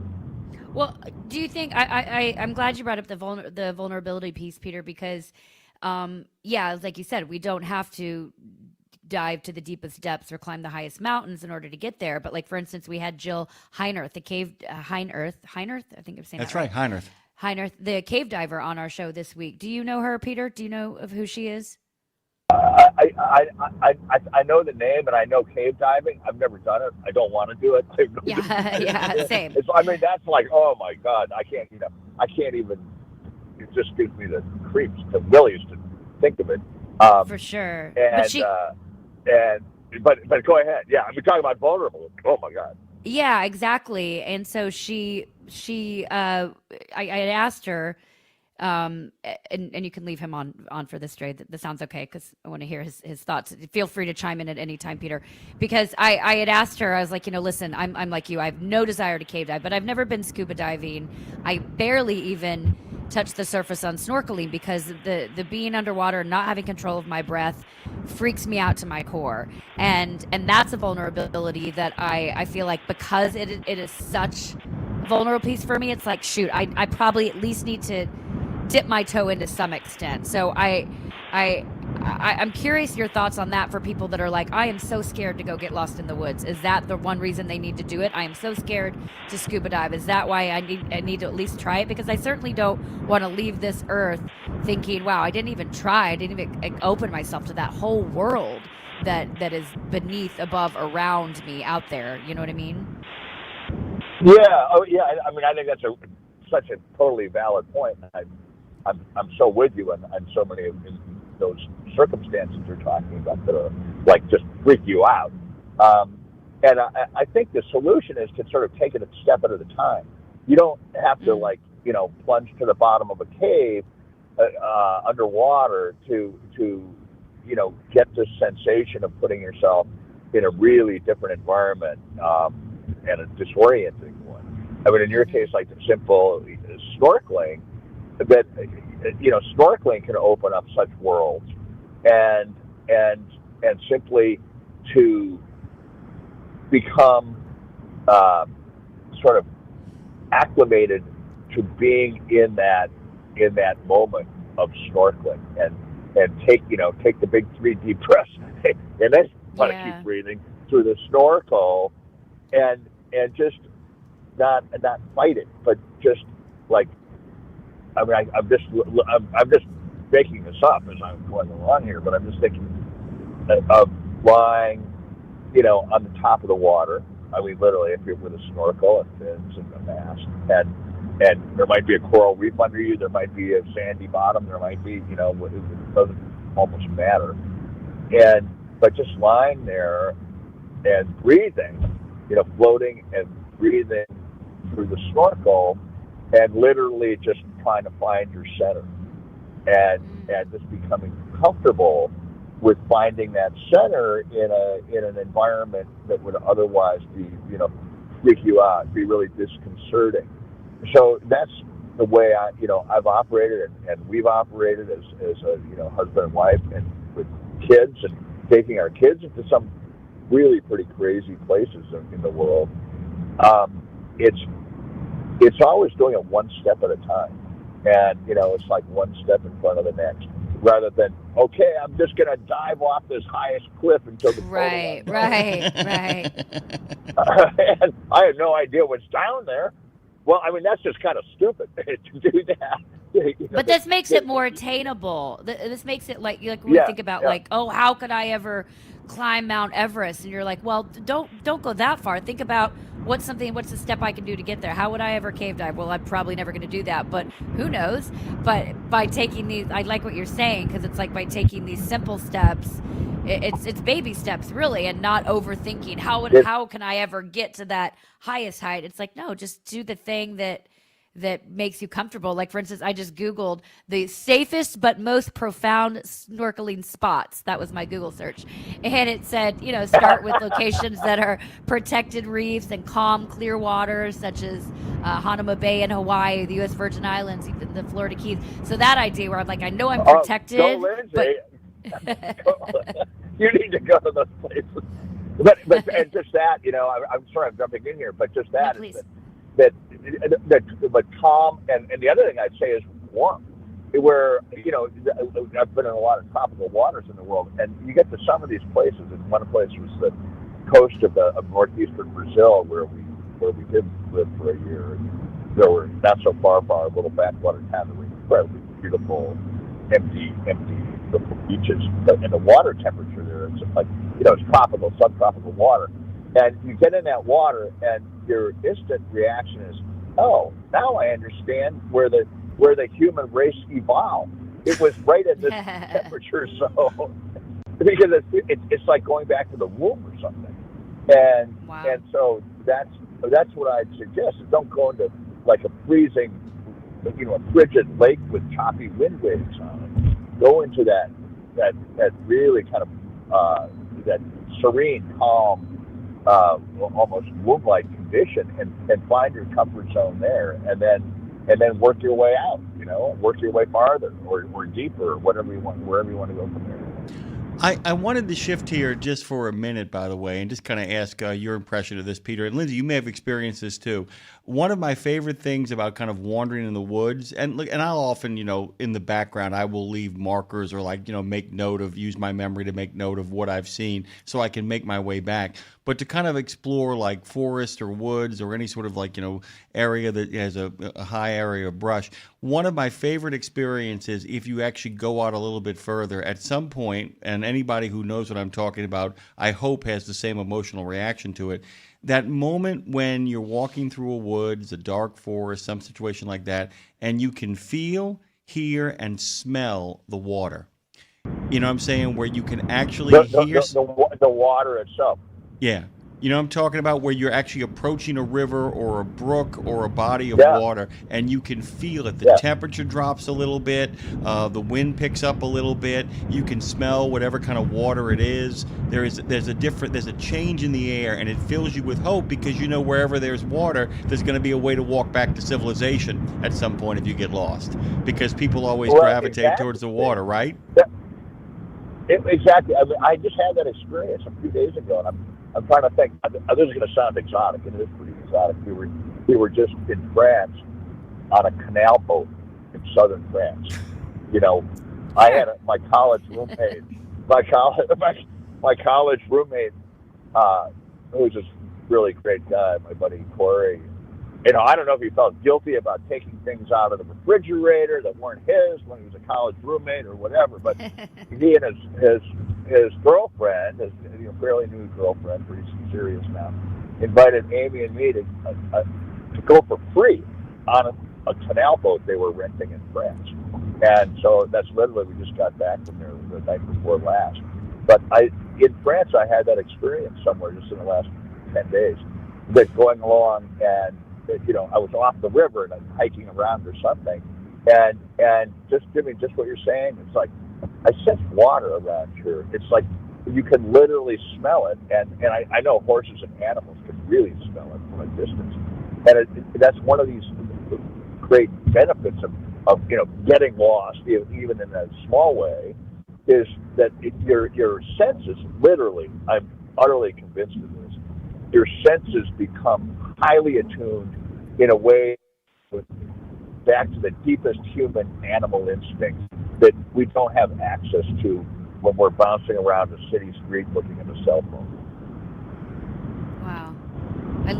I know that feeling you're talking about. That'd be the only thing that would make me feel almost make me feel safe, even though I'm scared of the water. It's like, but to Jim's point and to both of your points, it's like I know the water is there, and it's that sense of security. I wanted to ask you too, Peter, because I host the show We Should Write Around Here, and so I started thinking about last night the idea of writing to get lost. Now listen, Peter, I certainly, and you're a writer, you're a beautiful author, and I think about writing. I encourage people to write, but not look at it for, months or maybe even years. And I have found myself in old writings quite a bit. I'd be curious if you have as well, and I'll ask you that as well. But I found myself in old writings when I go back and look. But to take that one step further, if you were going to walk out into the woods, and I'm sure you've journaled or wrote, or at least while in the woods or later, what about the idea of writing as a lifeline physically when we're going, like if we're intentionally going to get lost? What role would notes or journaling or even storytelling play, like as breadcrumbs to get home, both as a discovery of ourselves and a discovery as the way back home, both physically and mentally? Oh, wow. Yeah, what a great question that is. And it's a whole world you're talking about. And, that's been so much a part of kind of classic geographic exploration. Yeah. Is keeping log books and notes about, we traveled so many miles in such and such a direction on this day, and the wind was from this direction and the weather was this.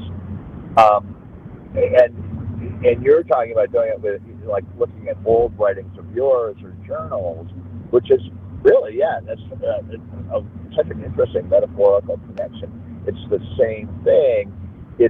You're orienting yourself in space, but rather than orienting yourself on a map, on the face of the globe, it's more like you're orienting yourself in an emotional landscape, and one that you've traveled through, and one that if you kept a journal over time, you can go back and look and really have a sense of the contours of the landscape, of the emotional landscape, that I think you tend to lose in memory alone. That the journals can play a big part in really bringing alive the emotional landscape of the moment when you were passing through that moment, that landscape.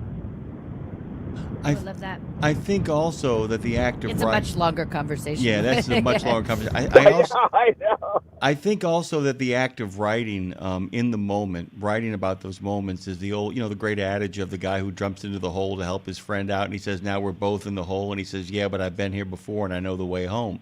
I know how to get out of here." And I think to some degree that doing that making that action prepares you even better for the next time you get lost, to kind of remember how you forgot where you were, and to remember how you remembered where to go. And I think that's one of the great joys of kind of writing in the moment too, just taking those bullet point notes, or maybe just laying out a topography, or drawing a picture of an animal you saw, or just remembering some way that kind of guided you to where you needed to be. And I think that the act of writing while you're doing it is a way to remind you that there was a time where people actually looked at things in their hand and wrote things down that didn't involve a cell phone and didn't involve a tower, but simply involved their memories and their meanings. And I think it's a really great way to build it up. We're almost out of time here, Peter. Where would you recommend Lindsay get lost? I would say, well, you're talking about I've never been to the Virgin Islands. I've hardly been to the Caribbean. But I would say some area in the tropics or the subtropics where there's nice, calm water. We were just in May as part of the research for this Coronado book I've just finished. The Lost Cities of El Norte, it's called. We were on the west coast of Mexico near Puerto Vallarta in that area, and that's a great place to get lost, and full of interesting kind of coastal towns, but also you can go inland and you can go into a different world. But you could find some nice calm water for snorkeling there. But that was a place I could just think of nearby. Hawaii, great. A lagoon in the Pacific, great. By the Got way, it. I want to go with Peter and Amy though. That's like I feel like that's the if you could pick any couple to travel the world with, sign me up for the Peter and Amy experience, please. By the way, yeah, we could also make a little deal, call it Peter Stark, author, travel agent, personal travel agent to Lindsay Lawler. Get her where she needs to go and then get her out of the problems. Please tell Amy we said hello, Peter. Where are you guys driving to? You just driving home? No, this is cool. I've been invited to the Handley Regional Library in Winchester, Virginia, to talk about George Washington as a young man as part of the U.S. 250th birthday celebration. Wow. And Winchester is where he spent a lot of time when he was this young guy flailing around in the wilderness in his late teens and 20s. He was really centered in Winchester, and so I'm very honored that they called me up more than a year ago and said, "Will you come and speak about George Washington?" And wait, are you guys driving cross country? No. We flew for this is a jet-setting life. You're just getting a little segment. It's not always like this. Most of the time we're at home, but we just flew from France, from Paris to New York the night before last, and now we're borrowing our daughter's car, and we're driving from Greenwich Village this morning. We're on 78 headed towards through Pennsylvania, I think right now, very pretty rural area, headed towards Winchester, Virginia, and I'm giving a talk tonight for the French and Indian War Foundation, nonprofit historical foundation, at the cool old George Washington Hotel in Winchester tonight. And then tomorrow, this talk at the Handley Regional Library. And then on Sunday, I go to Leesburg, Virginia, which is not so far outside of Washington, D.C. It's a cool old town. And I'm giving another talk on young George Washington at the library there, the Thomas Balch Library in Leesburg. And I've tied this talk, I know we're just cut me off, but I've tied this talk about George Washington's relationship to the Fairfax family, who are like British aristocracy, and to the 5 million acres of land they owned in Virginia, which is where George got his start as a young surveyor, and also how he kind of learned the ways of being a British aristocrat. But he was never accepted in that world fully enough as an aristocrat or accepted as a British Royal Army officer. That led to all sorts of problems later down the road, and a lot of resentment against the Brits, which all kind of came to a head at a certain time. I've actually heard that. Peter, we're out of time. Lindsay, but I was just about to say, Peter, I was going to be like, we're out of time, but as I say, in my next life, I want to come back as Peter, and then I stopped myself because you know what? It's never too late. You can start your adventure now. Everybody listening, today you can start the adventure. PeterStarkAuthor.com.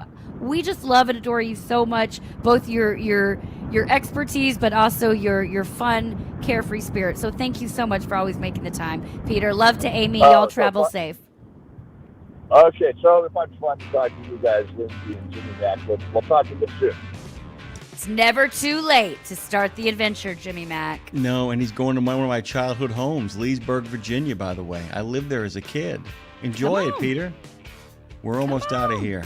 Country and Western music news coming up here. Rock and roll, all kinds. Oh, it's a good kind. Both kinds, all kinds. Don't go anywhere. This is a good segment. From the wee small hours of the morning to the crack of dawn, Radio Nemo has been there with you. Whether you've got the overnight or you're the first wheels on the road, Radio Nemo's been where you need us to be. Providing the laughs, giving the facts, playing the tunes, and keeping it rolling. We've been your light in the darkness, your first cup of coffee, and a voice of sanity. Semi-sanity, actually. We're all a little crazy here. Crazy for the men and women who keep this country going and moving and doing. Crazy for trucking, crazy for truckers of all shapes and sizes. Is that a fat joke? Not if we can help it. Because it isn't just about the rules and regs, it isn't just about the day-to-day, it's about your health, your homes, and your hearts. So we wanted to say thank you. Thank you. Thank you. Thank you from everyone at Radio Nemo for sticking with us, standing by us, and keeping the traditions rolling into the future. The Joshua Chamberlain Society is unlike any other veterans organization. It's truly a family, and I know that firsthand from working with them myself. Their mission is to make wounded veterans and families of deceased veterans feel the support and appreciation of their community for life. Our veterans' injuries are permanent, and so is the JCS support. From monetary assistance like paying utility bills or college funds to helping our heroes find purpose, JCS is a family that surrounds and supports the heroes who have sacrificed so much.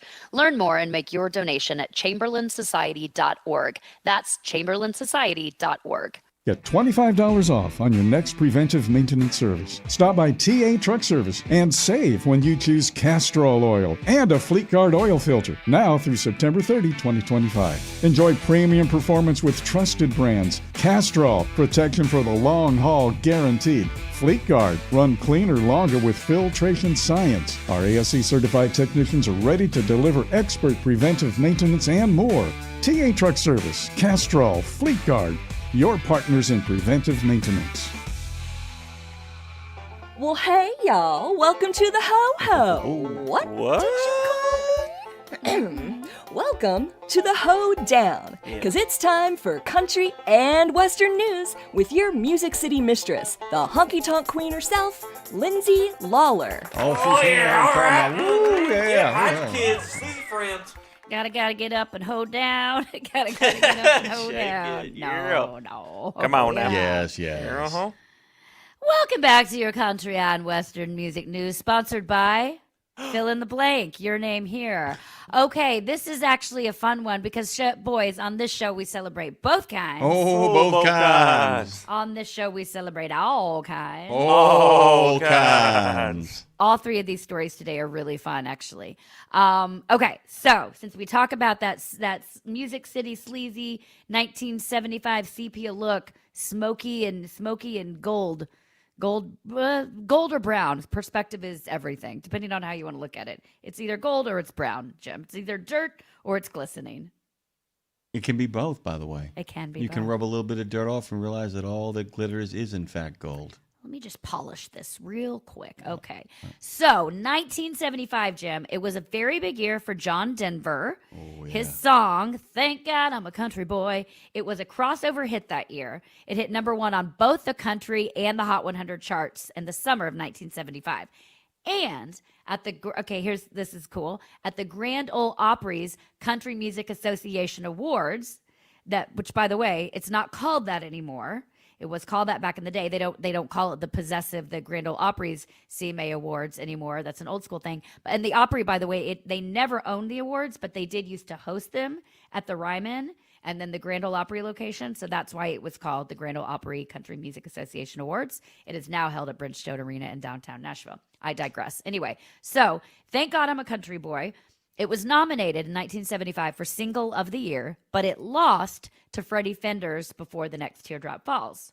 But John Denver received an even bigger honor when he won the CMA's biggest award of the night, which is Entertainer of the Year. Now, I will digress again. So all you know, this is always the most sought after award for artists and the CMAs every year. Everybody wants Entertainer of the Year. That's the big one. That is actually a one that it is one when they say it's a privilege just to be nominated, it's an honor just to be nominated. That is one that it actually makes sense, Entertainer of the Year, because being nominated for that is like, it kind of puts you on the map that this is somebody to go see live, not only buy their records. And if you win it, it's a huge deal. But Jim, that's one of those things that it's like they're in theory, I'm not saying all these artists never necessarily live up to that, but what it should be is that when I go see you live, it's equal parts. You have good, well-written songs. You put on a live, amazing stage. Your band is great. You're likable. You're entertaining. You honor a lot of them do mix cover songs in their show, which I think is a big deal. You're honoring the legends and your own music. It's a whole kind of storm of things that happen, and that's when Entertainer of the Year comes in, Jim. And I know, I'd be curious who you thought who would be if you had to pick Entertainer of the Year right now in the country realm. Who would you pick? Oh my God, I don't feel informed enough to kind of make that call and make that decision. And by the way, I hate to say it, I've never seen a Morgan Wallen show. I've never seen one.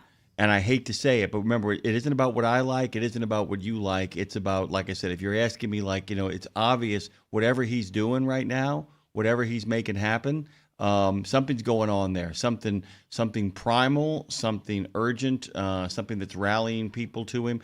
And I know that there are a number of women in the sphere too who are really kind of commanding some amazing shows. I mean, the thing is that people pay a lot of money to go see these shows, so you got to bring it, dude. You got to bring it. I mean, you got to bring it's like people need to walk out and be like, you can't just be one guy under a single spotlight with a guitar unless you're Ed Sheeran, as you kind of described. But even that experience that you talked about really was about virtuosity. I want to see something that makes me go, wow. And I think that's a lot of what's going on in regards to that particular award. It's a huge award. So John Denver won the award that year, 1975. Now, what's funny, this is the reason this moment is still talked about to this day. So John Denver was best known, of course, as a folk singer, but he won the coveted award that he won over, guess who he was up against that year? Waylon Jennings, Loretta Lynn, Ronnie Millsap, and Conway Twitty.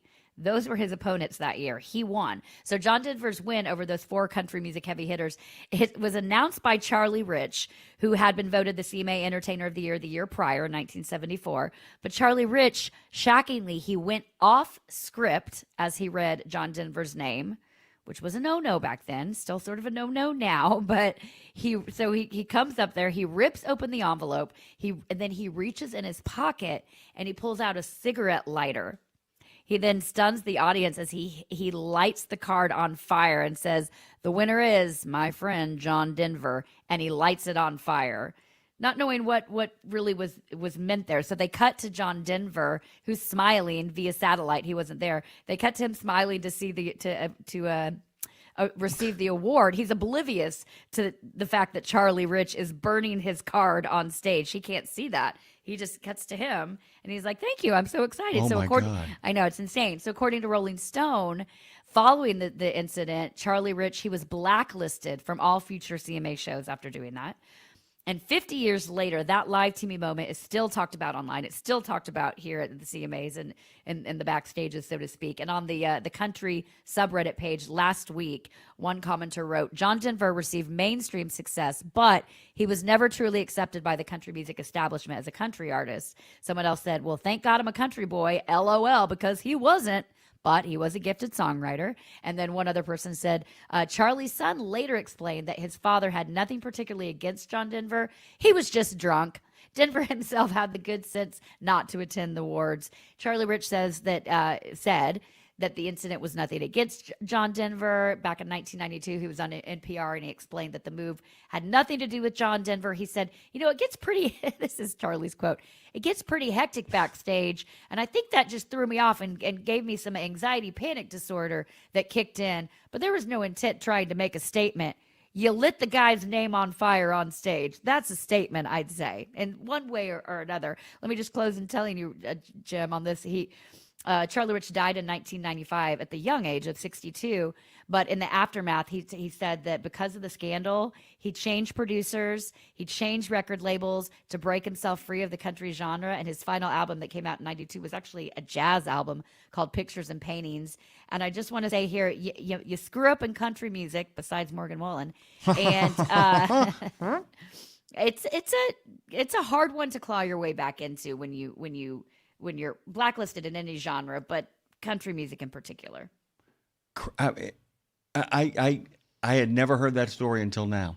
I had funny? never heard that story until now, and that is just, that's the kind of madness that, remember, the 70s is also a time when Marlon Brando doesn't go accept his own Academy Award for The Godfather and sends up a Native American to refuse to accept it on his behalf because of the way the Native Americans are being treated in the country. I mean, that's like standard. People like, I wish we could go back to the old days when everybody got along and everybody was comedy. What are you talking about, dude? Charlie Rich is burning people's, award cards like they're burning a draft card. What in the name of sweet mother of pearl? I do appreciate the son being like, he was drunk. I mean, think that's a better explanation than he's like, it's chaotic backstage. That's one of your voices too. It's chaotic backstage. What's going on? No, you're just drunk, dude. Just own it. Country, you were allowed to be drunk and rebellious back in the day. Just own it. You were drunk. Anyway, I love that story.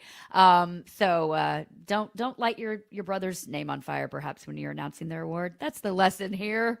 That old chestnut. Really quickly, by the way, John Denver's song, Thank God I'm a Country Boy, quickly became the seventh inning stretch song for the Baltimore Orioles, the seventh inning stretch song for the Pittsburgh Pirates, who played them in the World Series in 1979, was We Are Family. Could you ask for a bigger contrast of seventh inning stretch songs in two different cities than We Are Family and Thank God I'm a Country Boy? Just absolute perfection in regards to cultural clashes in America. The very African-American working class town of course, Pittsburgh with We Are Family and John Denver. Anybody that's been to Baltimore, especially early on, knows it's surrounded by a lot of rural counties, and it's very, very pastoral. Perfect. Speaking of the baseball songs, it's the ultimate stab in the gut for my husband because he's a huge Red Sox fan. But he has three least favorite songs in the world. 3 songs that make him seethe. Like you've never seen somebody had a visceral reaction to a song like my husband. I've had to sing 2 of them before, and he will leave the venue if I say it's Brown Eyed Girl, it's Margaritaville, and it's Sweet Caroline. Oh, and my Sweet God. Caroline is the dang song they play at the Red Sox. Seventh inning stretch. Oh, kill me now. Seventh inning stretch. I was thinking about that. Sweet Caroline. Oh, he's just like, stab, stab, stab. Okay, a couple more fun stories to get to. But before I go there, Jim, I want to talk about Trucking with Oida, which is coming up today at 11 o'clock, as it is every Tuesday, Thursday, and Friday. Our good friends Ashley and Scott dive deep. Such a great show. What are they talking about today, Jim? Scott actually is in the thick of things, just like Jamie Jones, who joined us earlier on in the show. He's at the Guilty by Association truck show. He's hanging with OIDA over there. Ashley's going to be checking in on him. They're going to then speak with OIDA member Richard Horvath about the challenges that he's faced getting his CDL with one arm. So Richard Horvath is going to be talking about what it's been like to keep a CDL while only having one arm. He has a hook on the other hand.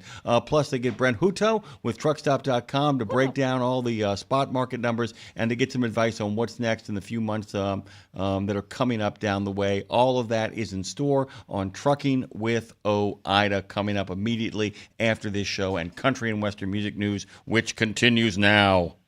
Go on. Okay, I will. Thanks. All right. So Darius Rucker, guys, this is going to blow your mind. Maybe, maybe not. Either way, I'm going to tell you. So he's stepping back into the world of rock, but he didn't call Hootie and the Blowfish and say, "I only want to be with you." No, he didn't do that. A-I-O-U. Sorry. He did not do that. Instead, Darius Rucker is teaming up with, are you ready? Hold on to your britches. Darius Rucker is teaming up with REM co-founder Mike Mills and the Black Crowes drummer and co-founder Steve Gorman to form a supergroup, which, by the way, is going to be very hard for people to shout out at concerts because they're called Howl Owl Howl.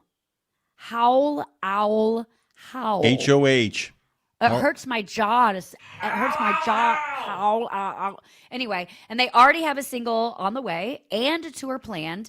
Darius Rucker said, "It feels great to be singing with a rock band again." Okay, now, by the way, can we call Hootie and the Blowfish rock? I mean, Hot AC, maybe. But when I think rock, I'm thinking Nirvana, or I'm thinking REM and Black Crowes, like his mates here. But I don't know about rock when I think of Hootie. It's okay. That's fine. How, ow, ow, ow, ow, ow, ow. How, ow, how. Darius Rucker said it's like getting buddies together, but also getting to play with your idols. The stuff we're writing is so different than anything I've ever tried to do before. So this is why this piece is interesting to me, Jim, because and cool here because to see what it's like, what if the Black Crowes, REM, Hootie and the Blowfish, and Darius Rucker in country music, what if they had a baby? What would that wail like? Because that's what I always talk about in inventing new genres. That's what's happening here, is what I believe is going to happen. Howl, owl, owl, owl, owl. Howl, owl, It howl, just sounds like howl. a yarl, doesn't it? Howl, owl, owl, owl, owl, owl. Get a little that old Mike Mills, you know what I'm saying? Get a little old Mike Mills making the He magic. probably named him.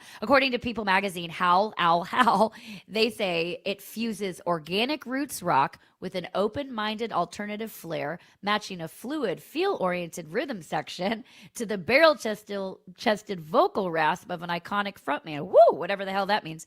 But I'm here for it, and especially guys like that, Jim, who are already so successful, they don't have to do this. They can do whatever they want. They can play around. Watch what they're doing. That's what they're doing. They don't have to fit in any box. And this is one of two things. This is either where magic happens and it's lightning in a bottle, where some super group is created, or it's a complete train wreck and utter mess. It could go one of two directions here. Given the fact that everybody's kind of sober these days, I'm kind of betting on it being successful. They'll figure it out. Good point. I think a lot of those super groups that crashed and burned before they got started back in the 60s, 70s, and even in the 80s. Well, in the 60s and 70s, it was about lewds. It was about a little bit of dropping too much of a bucket of acid. And, of course, in the 80s, it was about, woo, poison up my nose.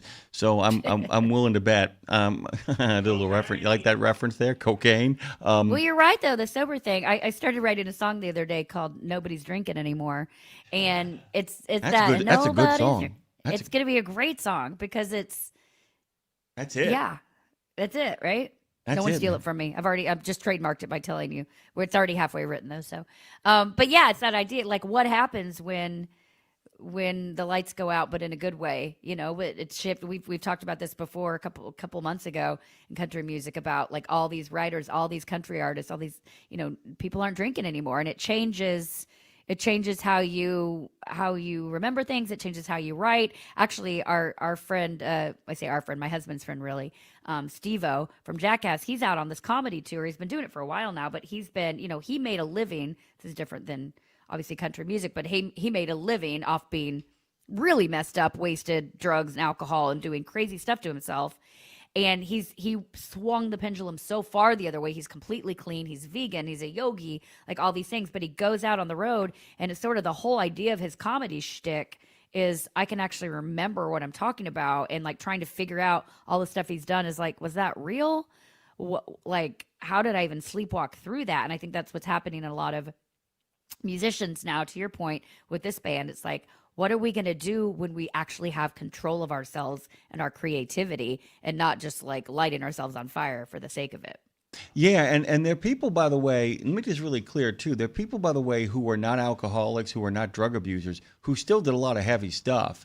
And the fact of the matter is that what we leave out of those stories a lot of the time is like, look, a lot of people, they drink, they're not alcoholics, but it wears you down, man. It actually ages you faster. Part of the reason why there's a whole generation of Americans who look better at 50, 60, and 70 is they're not poisoned by cigarette smoke, their skin isn't destroyed by cigarette smoke, and they're not, even if you're only drinking 2 or 3 times a week or only drinking once a week heavy, it's one more week of damage. So a lot of these folks are really in control of their, of their faculties. They're not falling apart at the seams. They're hitting, and they're lengthening their life so they can make music longer. And they're lengthening their lives without having a lack of brain cells. That's the other thing too. They're not wrecking every brain cell in their head, so that they actually, when they look back over their careers, they can actually look back over them as opposed to, I did what when? I passed out in the brown shoe and woke up in Vegas the next day. What? I have no idea how I got here. Passed out in the brown shoe. That makes me think of when you see one shoe on the freeway or one shoe anywhere. Like, how did you lose one shoe? Anyway, so they're white. Howl. They might be new to fans, but Jim, they have been getting together for jam sessions for the past 4 years. So this isn't just thrown together overnight. They've been sitting in I have this vision of these huge iconic guys like in their garage, like kids, like college kids again, but less smoke, I guess, and seeing what happens. The band, they do have a show scheduled, their first show The one on the website anyway. It's in Pennsylvania, November 12th in Philadelphia. So I'm excited to see what they come up with. Why not? Why not? Why not? Why not? And by the way, I think if you add the commas, you can say it. Howl, owl, howl. Howl, owl, howl. Yeah, there's definitely got to be punctuation in there. A question mark? Exclamation point. Okay, Jim, this is really interesting to me on a lot of levels. And also not at all. Okay, so when FBI Director Kash Patel, when he's in the news, obviously it's usually because there's a crime being investigated by the agency. But lately, his private life has come in the spotlight because he is dating a country music singer. Her name is Alexis Wilkins. I have not heard of her, but I looked her up. I'm going to tell you what has on her social media. It's intriguing. She's 26-year-old, and when she began dating Kash Patel, who was 45, they started dating in January of 2023 after they met, they say, at a mutual friend's house party here in Nashville. So Alexis, she lives here in Music City, but she spends time here as well as Washington, D.C., with Kash Patel the rest of the time. And there's a 19-year age difference between the two, Jim. And Alexis Wilkins, she deflected the chatter per this outlet online. It's called the Daily Mail, talking about her. She said there was a lot of people in this administration with age differences. There's a lot of people with different genres and walks of life that come together and date. So why are we any different? Now I want to head quickly over to her social media and tell you what it says. When you look her up on social media, they're calling her a country singer, Jim, but you head on over there. She's got about 100,000 followers, and it says, the first thing says it's an American flag, USA, and then it says spokesperson at the American Border Story, which when you click on that, it says uncovering the truth behind the immigration crisis, real stories, real impact. And it says nothing about being a country music singer, although they cut to a lot of videos of her actually singing. So I bring that up, Jim, because I'm wondering how much of her role, her focus, whatever has changed based on who she's dating, probably a lot, and we'll dive into that in a second. But she says, I feel like within a couple minutes of you talking to me, you realize I shouldn't be dating a 26-year-old. That's why this works. She says the fact that people are trying to point out anything other than our love is just pretty thin. Okay, I'm going to dive into a few other things, but initial thoughts on a country music star dating the FBI director, because what I'm thinking here is how secretive he must really have to be so that the national security news doesn't end up in a country song. What kind of forms have to be signed for her not to sneak in stories into country music? What are you talking about? First of all, this is an administration that does stuff on WhatsApp, dude. I mean, okay, look, I'm gonna say something here, and everybody's got to put on their big boy pants and the big girl pants, because this ain't aimed at Kash Patel. This has been going on since Henry Kissinger was over in the White House. This has happened a lot of times. I can give you examples across the board. Don't know if you guys know this, but that Grover Cleveland ended up in his administration dating a very famous actress. This goes back to Prince Charles II with his relationship with the famous actress Nell Gwynn. So I want to establish this isn't an attack on Kash Patel. No. Politics is show business for the ugly. I'm just going to say that right now. Politics is show business for the ugly. And guys, like I said, it ain't about Kash. It ain't about that bug-eyed maniac. It ain't about, Christopher Wray. It ain't about, Long John Silver, better known as, the former FBI director. They're all maniacs. The whole bunch of them are maniacs. And one of the things that it is about being the head of the FBI or being the head of the CIA or being Secretary of State or being whatever you want to be is that you are an aphrodisiac. Power for a lot of people is an absolute aphrodisiac. So it's like, my name is Henry Kissinger, and I cut big deals with China. Therefore, I get to hang out with lovely starlets all over the planet.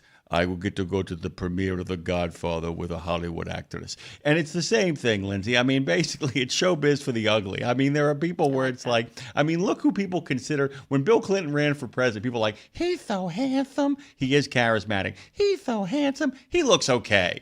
But in regards to politicians, he looked great. He looked fantastic compared to some of the puckers and the schnozzes on some of these people. And, basically, it's like, I got a position of power. I'm single. I want to date somebody really attractive. I can.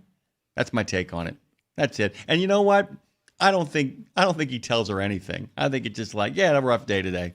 Track down a couple of white supremacists. It was fine. It was fine. Typical day at the office. Typical day at the Obviously, I'm bringing up this story as a joke, but it's funny to talk about too because exactly to your point. First of all, I've never heard it that politics is what show business for the ugly. I think that's really funny. But she goes on to, of course, everyone has their opinions, and she's been getting labeled a honeypot. Which, by the way, let me give you the definition of a honeypot. A honeypot is a security mechanism used in cybersecurity to lure and trap cyber criminals by mimicking real digital assets, thereby distracting attackers from legitimate targets and gathering intelligence on their methods and motivations. Now, I read that whole thing only because she's a country singer. She's not doing that. She doesn't. No. Look at her. She's real pretty. I'm sure she's real nice. She got a real nice voice. That's it. That's all that's going on here. By the way, Kash Patel is the 45-year-old single chief of the most powerful investigative agency in the whole world. Let's just be really blunt about this. Stop assigning brilliant motives to these people. I mean, it's just a matter of like going, he knows he can get a hot chick, so he went out and got one. Good for him. Showbiz for the ugly. Done. Not a honeypot. Boom. Do what you want to do. Say what you want to say. Okay. Finally, on this day in country and Western music history in 1947, born in Grand Forks, North Dakota, was Lynn Anderson. She's a country music singer known for a string of hits, but primarily her Grammy Award-winning song, I Beg Your Pardon. I never promised you a rose garden. She was named Billboard Magazine's Female Artist of the Decade from 1970 to 1980. And Jim, what was really cool, my grandmother was a huge Lynn Anderson fan. My grandmother, Alice Lawler. And so one day I had on my radio show a long time ago, I had Lynn Anderson in studio with me, and it was my grandmother's birthday on that day. And she goes, well, honey, why don't we call her? So Lynn Anderson called my grandmother and sang Rose Garden to her on the air. And it was such a cool memory. Like, she was such a neat lady. She passed away at the age of 67, the young age of 67 back in 2015. But Rose Garden, such a beautiful song. That's your country and Western music news here on Road Gang Radio. Coming up next is Trucking with OOIDA, Trucking with OIDA. Jim, I love this show. I love this show. I love that show. I love you. I love you, Phone Master Dre. We're going to head on over to the Guilty by Association Truck Show with Trucking with OIDA. Thank you, LaRue. Happy weekend. Love you. Everybody, get home safe. That's the name of the game. We can't do what we do if you don't do what you do, so keep on trucking. We love y'all. Have the best week. The Soup Nazi says no soup for you, but we've got plenty of alphabet soup for you on Nemo Nation every Monday. You'll know what's going on at FHWA, TCA, ATRI, CARB, NHTSA, NACFE, OVAC, NTSB, ATA, RLA, NMFTA, DOT, CVSA, TXTA, NASTC, NAPTA, and of course OOIDA and FMCSA, and more. Dave, we're going to need a bigger bowl. Did you know it's extremely easy to join the Wreaths Across America mission to remember our fallen heroes, while at the same time honoring those who are currently serving our country and their families? Plus, you're helping to teach our younger generation about the value of freedom. With just one $17 donation to Wreaths Across America, you're sponsoring a fresh Maine Balsam Remembrance Wreath. They've really become a symbol of America's respect for those who bravely served and are no longer with us. To sponsor your wreath, just visit wreathsacrossamerica.org. That's wreathsacrossamerica.org. Okay, you've heard the horror stories of how folks have lost their life savings when the market tanks. Is there a way to invest and make money without risk? Believe it or not, yes. Since 1995, Americans who cannot afford to lose their investments have used fixed index annuities. You get guaranteed income and protection from market downturns. It's a win-win for you and your future. And to learn more, dial pound 250. Use the keyword Truckers Wealth to get in touch with them today. You know Castrol for passenger car oil and racing, but did you know that they're in the heavy-duty over-the-road market? Well, Castrol CRB Multi 15W40 and Vecton Long Drain 10W30 are now available at TA Truck Service Centers nationwide. This is the partnership in preventive maintenance. TA Truck Service and Castrol, offering you premium products and performance at great price points every day. Castrol, performance for the long haul, guaranteed. Thanks to all the hardworking drivers across the U.S. from the Allen Lund Company.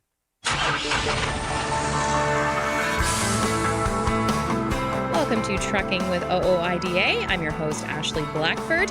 My co-host, Scott Thompson, is currently in Joplin, Missouri at the Guilty by Association Truck Show.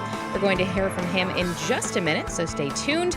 We'll also have a conversation with OOIDA member Richard Horvath. He has overcome a multitude of challenges after he was born with only one arm. Plus, we're going to take a look at the spot market with truckstop.com's Brent Hutto later on in the show. But first, we've got Mr. Thompson on the line. Scott, how's it going? Mr. Thompson, such respect. I know. Yeah, it's going great. Yeah, going great. Still in the early stages here, obviously, of the Guilty by Association Truck Show in Joplin, Missouri. But anytime I see somebody walking by or having a chat, they've got a smile on their face, which I think is kind of the theme of this show in general. As we've described, it's kind of like a block party, and the energy level and the vibe is very much in step with that, for sure. Awesome. You were there kind of during, after-ish, the pandemic. What did you go in 2020? They didn't have it in 2023. Yeah, so it was 2 years ago. Okay. Yeah, I came through. I think it was. No, actually, I think I went 2 years ago. That's you right. went the year or two before that? I don't know if they had it in Yeah, 2020. it was 2021. That's right. Yeah. Yeah, it was literally right in the smack dab of the pandemic. So yeah, I'm looking forward to seeing how it may differ from that year. There wasn't a whole lot that was different, I don't think, that year compared to other years. But for sure, I'll be keeping an eye out for what may be different. But yeah, like I said, the vibe overall is great. You know, lots going on, hundreds of trucks, OIDAs here as well. So yeah, a lot going on. If you're in the area, definitely stop by the OIDA booth and say hi to everybody. Yeah. Have you had a chance? I know when we were talking to Jordan with the marketing department a couple days ago, she had mentioned that the truck, of course, is going to be there, but we're kind of all over at a few different spots. Have you gotten a chance to visit the tent or the truck yet? Yeah, they are separated. So the tent is, you really can't miss it, actually. If you go by the Four State Trucks building, it's just to, I guess, the right if you're looking outside the building. And then across the street by the Pilot, and that's where Marty Ellis and the Spirit of the American Trucker is. So a little bit different in terms of the distance between the two, but not hard to find either one of them, you know, right front and center for everybody that may be stopping by. There is, again, so much to do here. You know, with the big rig burnouts, the Trucker Olympics, the truck and tractor pull. We've got a motocross stunt show going on later today as well, this being Friday. So lots of stuff to do today, lots of stuff to do tomorrow. Just looking forward to kind of doing it all and walking around and saying hi to everybody and seeing what they're up to. And correct me if I'm wrong, but I do believe the OOIDA tent has snacks. Yes, yeah. There's snacks. There's free water. It's a little bit toasty out here.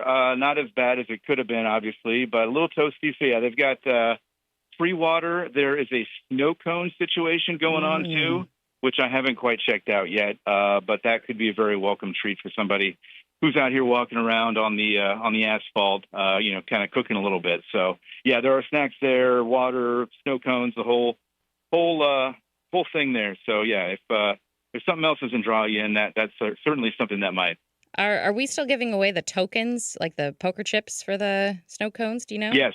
Okay. Yes, yeah. There are tokens involved. Yes. I'm not sure if there's any gambling involved, but yeah, there are poker chips. No, I yeah. recall filling my pockets with those poker chips last time I was there, and definitely enjoying the snow cones. Just quickly, I wanted to ask. I saw a few pictures. It looks like there's a lot of beautiful trucks there. There are always a lot of beautiful trucks here. Yes, when I came in on Thursday, bunch of people out polishing, making them all pretty for everybody to see as they walk by. As I look out here, I see dozens of them, and they're all spread out. So if you love trucks, this is definitely the place to be this weekend. Awesome. Well, Scott, thank you very much, and I look forward to hearing all about the show next week when you get back. Indeed. We're going to take a quick break, but Trucking with OOIDA will continue right after this. Be sure to stay tuned.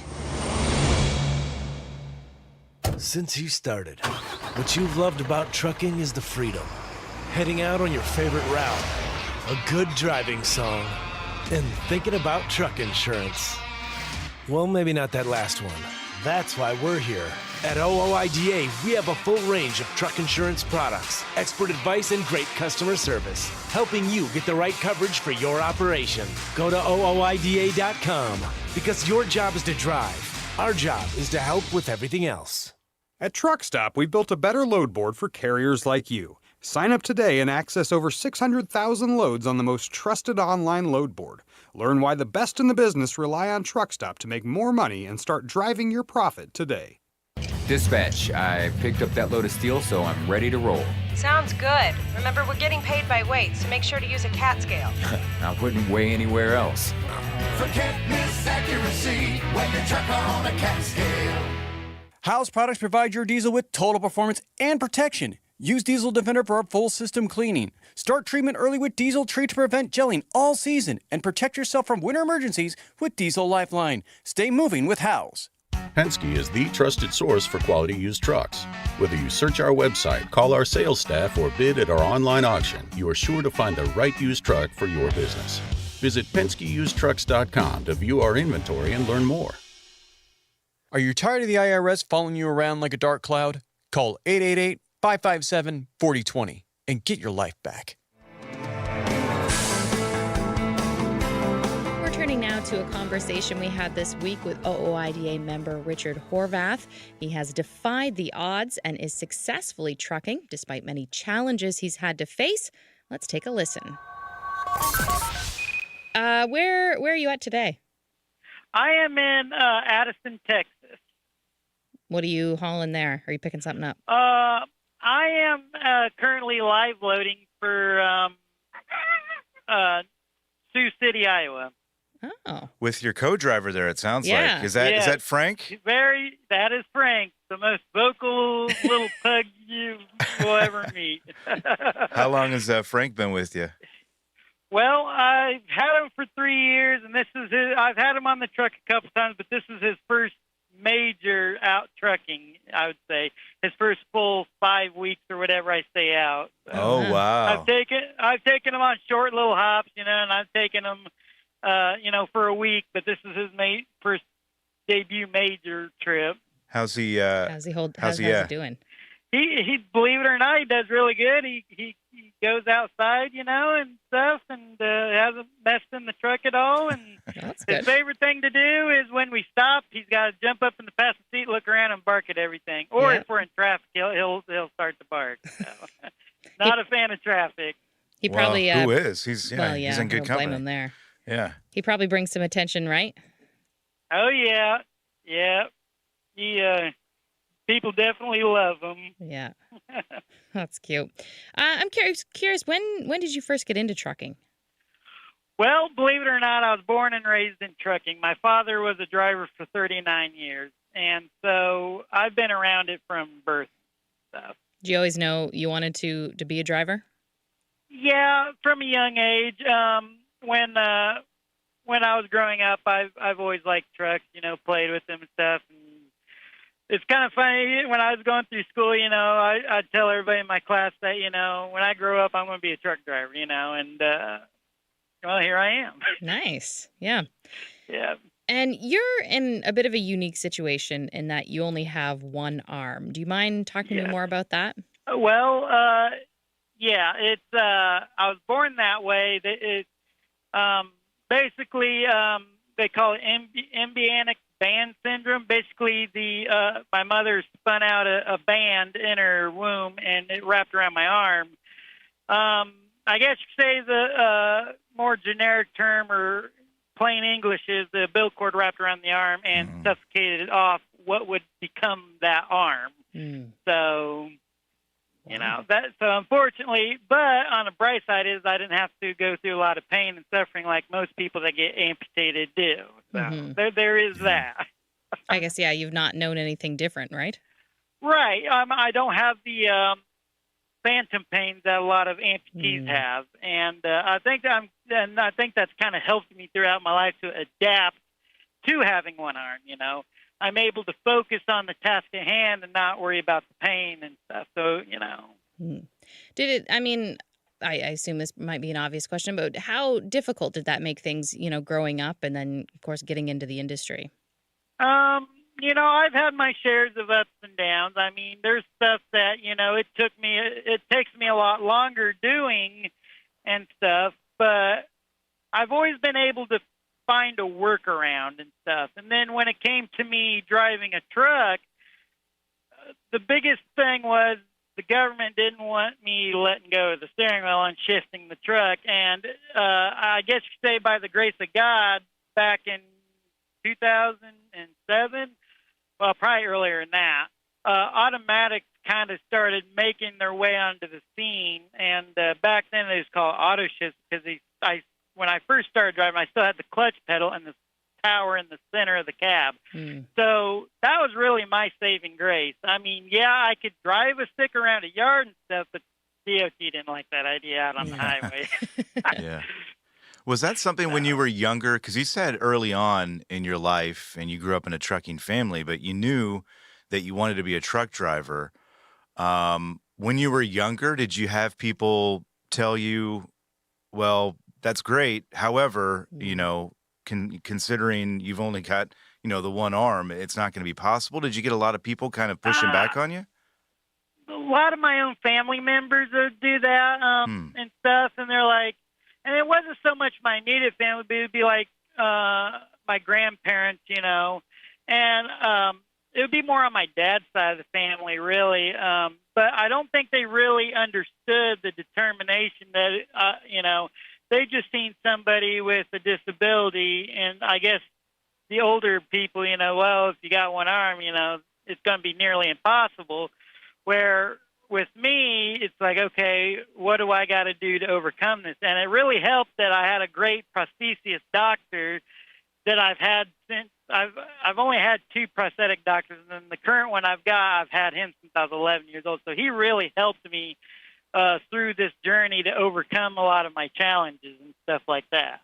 You were determined. I was determined. You had your goal. Yeah. Yeah. I when I set my mind on something, I don't relinquish it until I get it. Might take me a while, but I do it. Love it. Yeah. That's great. Yeah. And you have your left arm, that's right? Yes, it's my left arm. I was curious, is your truck that you have, is it outfitted differently, you know, with the gears and stuff, or do you? No, it's a standard Freightliner Cascadia. It's just, the only thing is it's an automatic. Okay.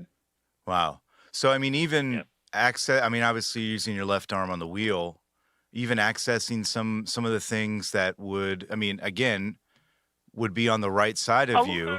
That's a lot of my major stuff, other than the shifter, like my windshield wipers, the headlights, they're already on the left side. Yeah, yeah. So really, while I'm driving, other than the HVAC, you know, that's really the only thing that's on my right side and stuff. Yeah. That I would really need to, other than that, or the flashers, you know. But everything while I'm driving is already on the left side, so it really wasn't that.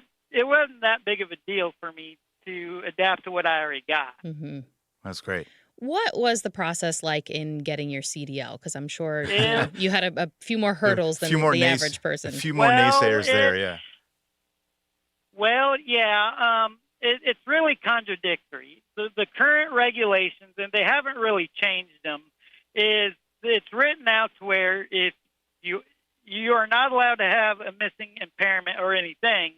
According to the FMCSA, the regulation says, you know, if you have an impairment of a hand, finger, toe, you know, arm, you cannot get a medical. Well, then they brought in this, what they call a skills performance evaluation certificate, which allows you to have those impairments and have a medical. But the problem with it is there's no actual easy way to get that waiver, because now, okay, we introduced this waiver. You still can't get a medical without the waiver, but you can't get the waiver without the medical. So really, the way that it's set up, you're not supposed to have either or, as it's written in the regulations.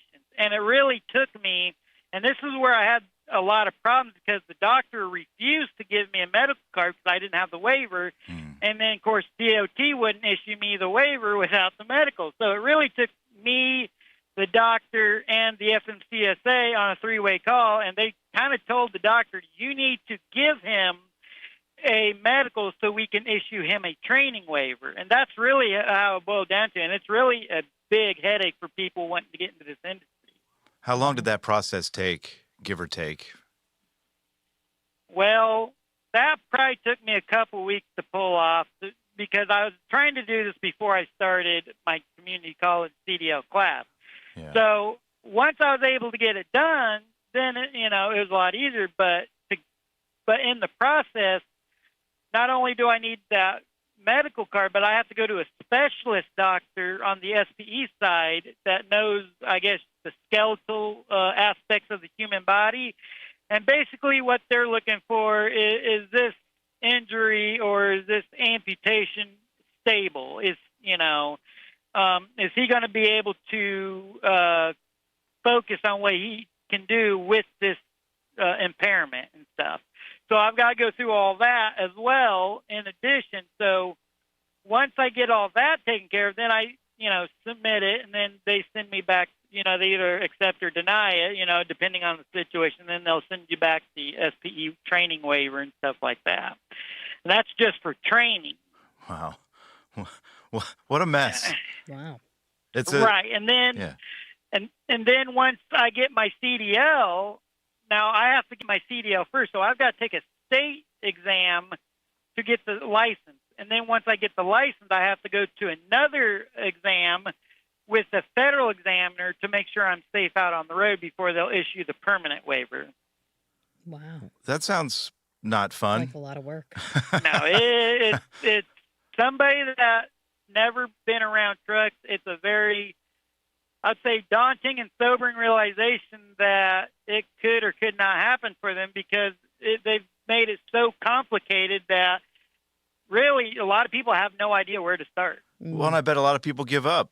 That they don't want to go through that. I don't blame them. Right. But obviously you were determined and kept at it, right? Yeah, that's right. It's something I've always was passionate about, and this is something I wanted, so, I wasn't giving up on it. Yeah. I was going to find a way to do it. And you did. Yeah. And you did find a way. Yep. What changes would you like to see, when it comes to people with missing limbs to be able to get their CDL?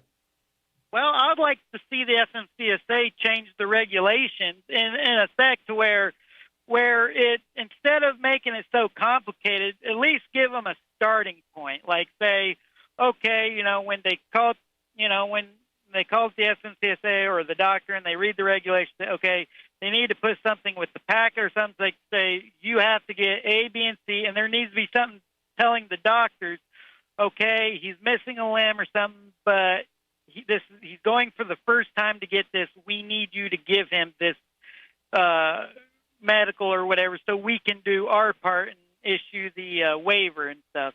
Don't make it so complicated to where it's like you say, people would give up.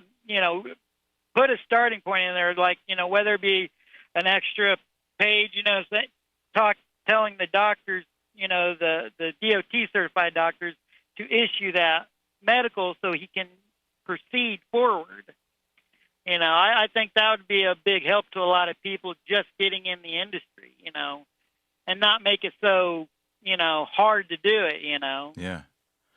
You, how long have you been driving now? Maybe you said it. 18 years. 18 years. So clearly you're still at it. You still love it. Yep. Has it met all of your expectations from, again, when you were a kid and you were watching your father in their profession? Has it lived up to the expectations that you had when you were younger? Yes and no. I do love the job, but because of my disabilities, I lost out on a lot of jobs. I've gone to 2 separate orientations where the company flat out refused to hire me because of my disability.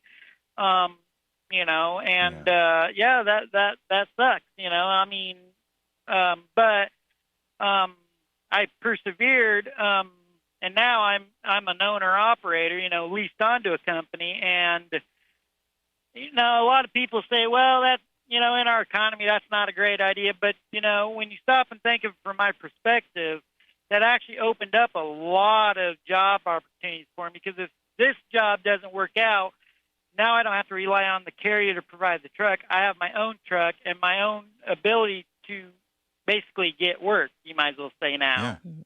Yeah. Those companies that turned you away, did they outright say it's because you've only got the one? They did. Wow.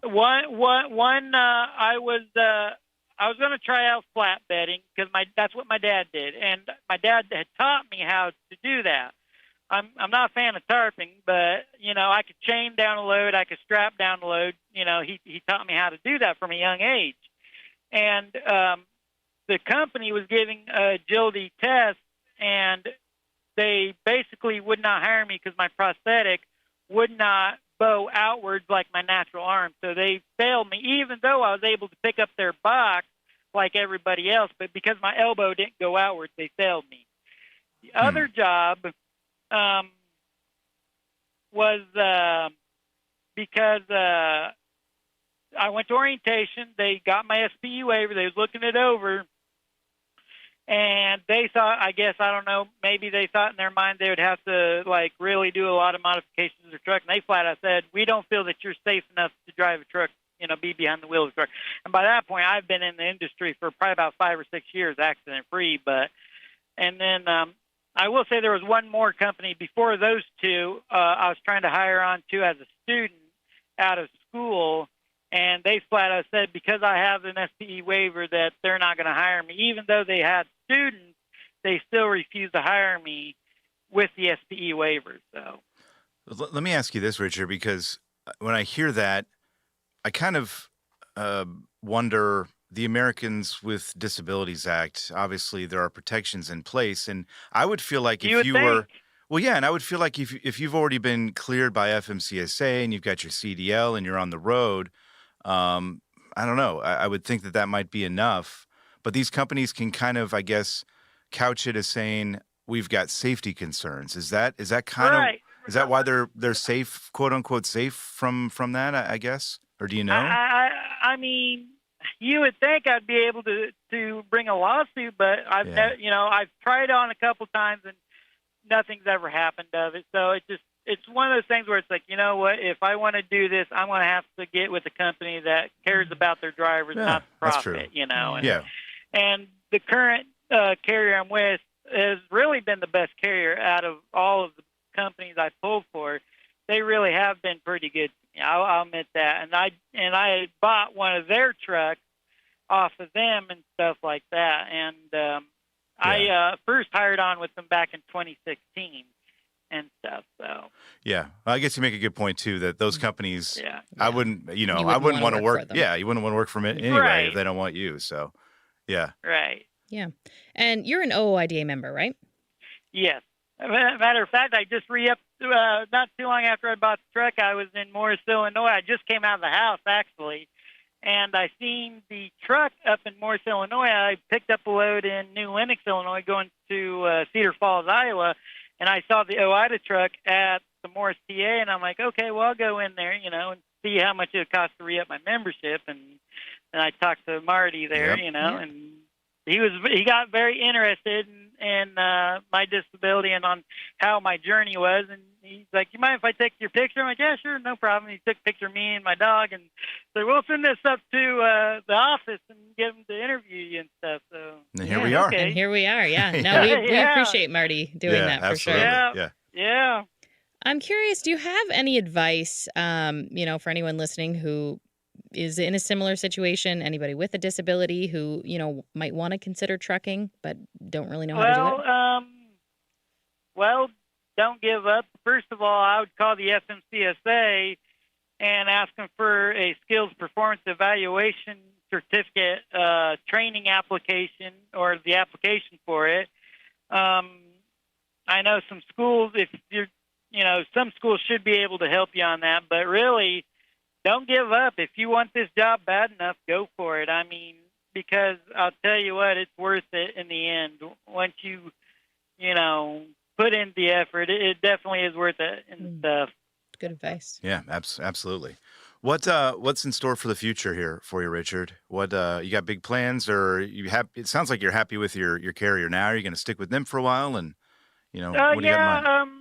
I'm going to stick with them for a while and see where it goes. Probably run my butt off, get the truck paid off, and stuff. Focus now that I've got a little bit more, I guess you could say, freedom or flexibility in my schedule. I spend a little bit more time with the family as well. Mm-hmm. I take flying lessons when I'm not driving a truck. I like one of my other hobbies is also what they call live steam. So I want to do that as well. And so, and then eventually the plan is once I decide to switch trucks, I want to try to get a long hood Peterbilt. That's kind of like the truck for me. I've always liked the 389 or 379, 389 combo and stuff like that. So that hopefully I can, get to the point where, I could also get one of those trucks as well. But nice. Yeah. So are you getting your pilot's license then?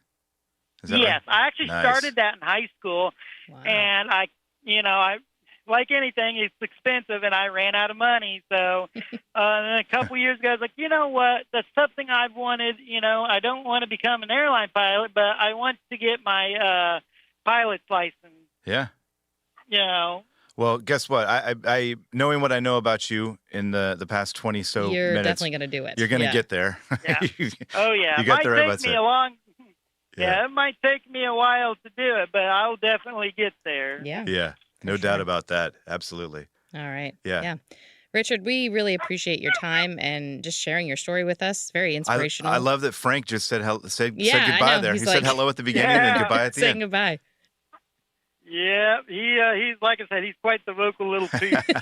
Well, he's very cute. I saw the pictures of him. Yeah. Well, we really appreciate it, Richard. Great talking to you. Good luck in the future, for sure. Yes, absolutely. Yeah, I appreciate it. Thank you. Our thanks again to Richard Horvath. We've got to take a break, but Trucking with OOIDA will be back right after this.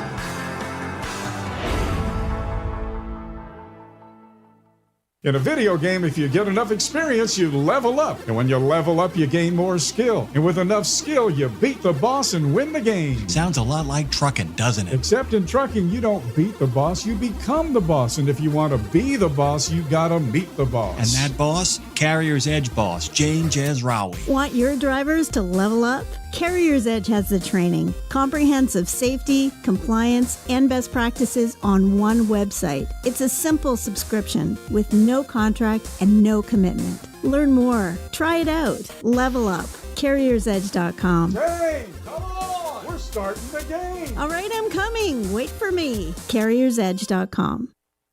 Sapp Brothers appreciate you. That coffee pot is a promise of customer service that aligns with their values. And those folks are showing what they think of you for National Driver Appreciation Week by celebrating all September with scratch and win games, prize giveaways like Yeti coolers and UFC tickets, not to mention 10 full sets of steer tires with any PM service or 250 shop spend, all in the app. Download the app and be a part of a generous rewards program for professional drivers. $2 all-you-can-eat pancakes, steak specials, and cookouts and celebrations. Sapp Brothers serves professional truck drivers.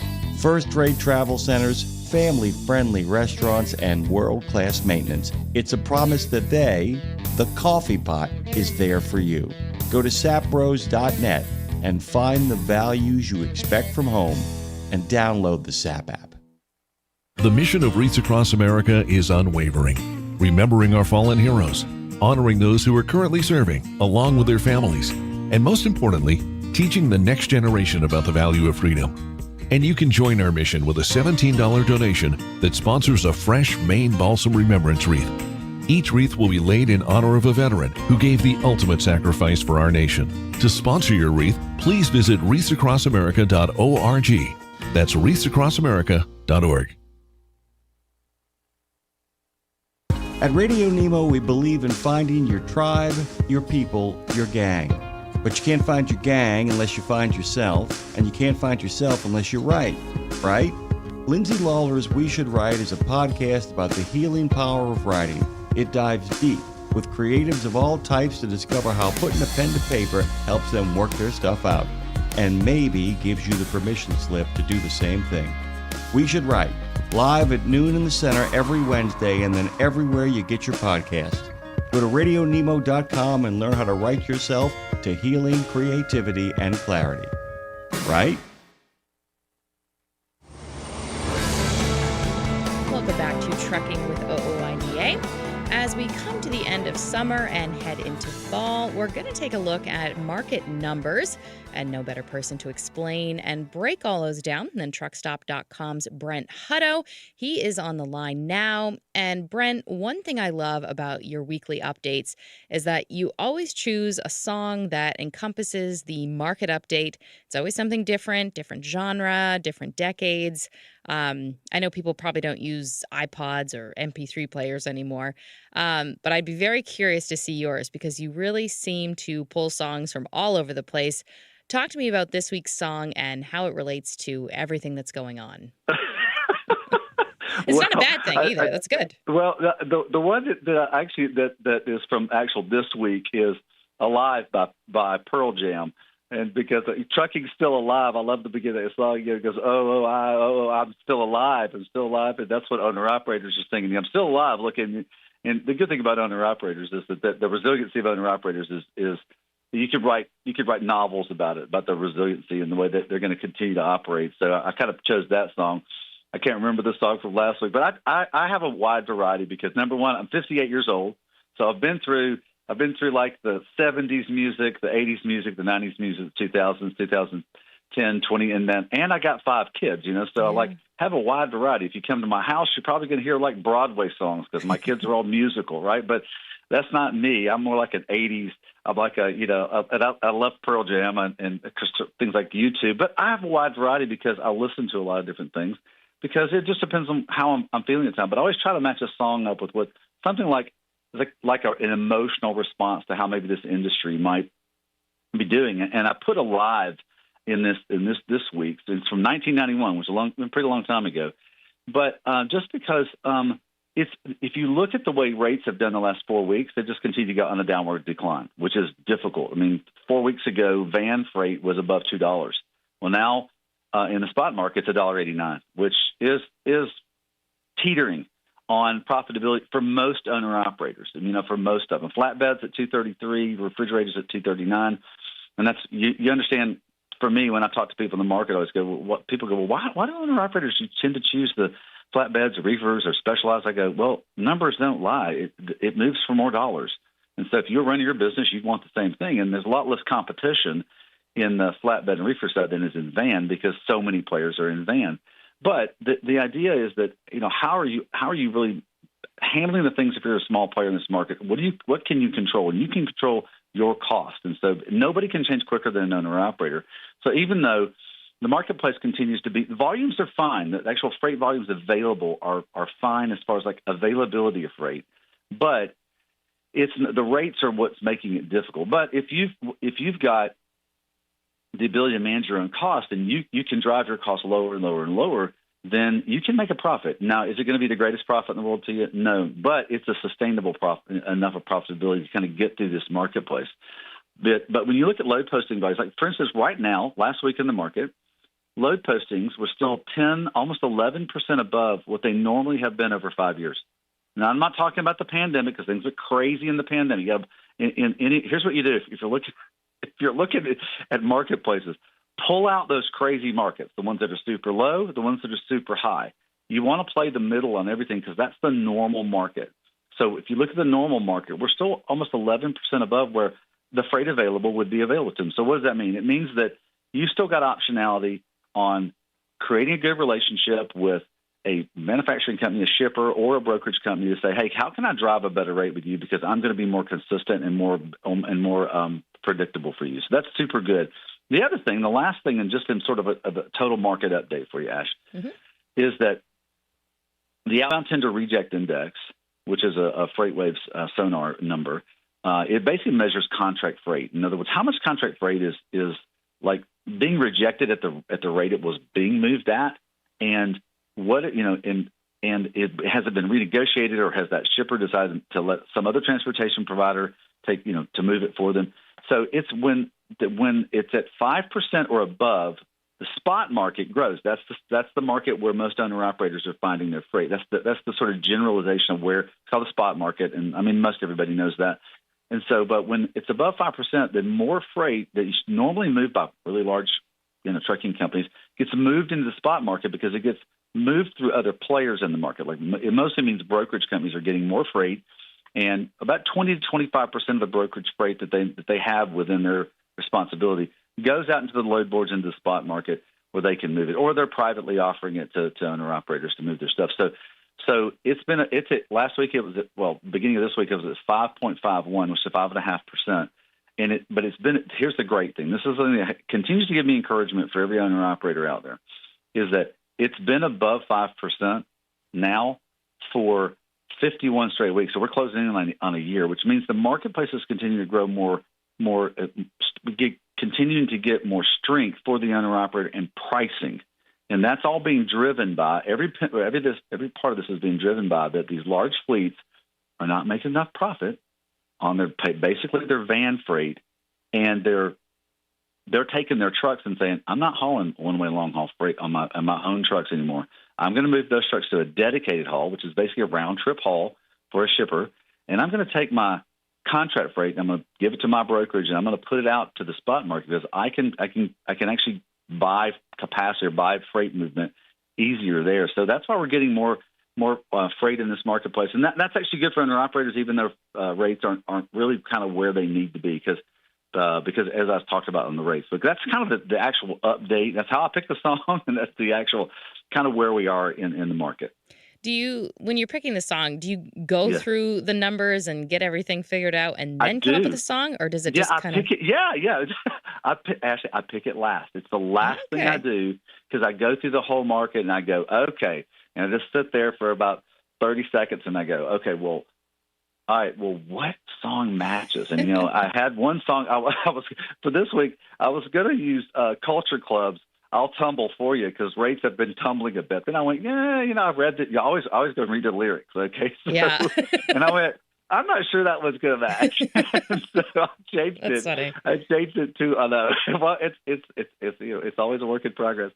So then it just was like, okay, well, owner operators, I've been around them since '98, and I know that, and I know my history with them, all the way back to 1960, and I'm going, they're so resilient. They're going to be there because they love what they do. They're dedicated to serving this country, and that's really how most owner operators think about it. When they think about why they're an owner operator, two words come back every single time you do the research. I'm sure that you guys at OID have done the same research. It always comes back to two things. They're owner operators because they love freedom, and they feel like they're being a patriot. Yeah. And so because the way they're serving our country, and so I just thought that song, like that great Pearl Jam song. And sometimes I'll type in, what is it? I'll give me songs that all have like alive or something in them, and so. And then and I love Pearl Jam just because, man, Eddie Vedder can sing with some passion.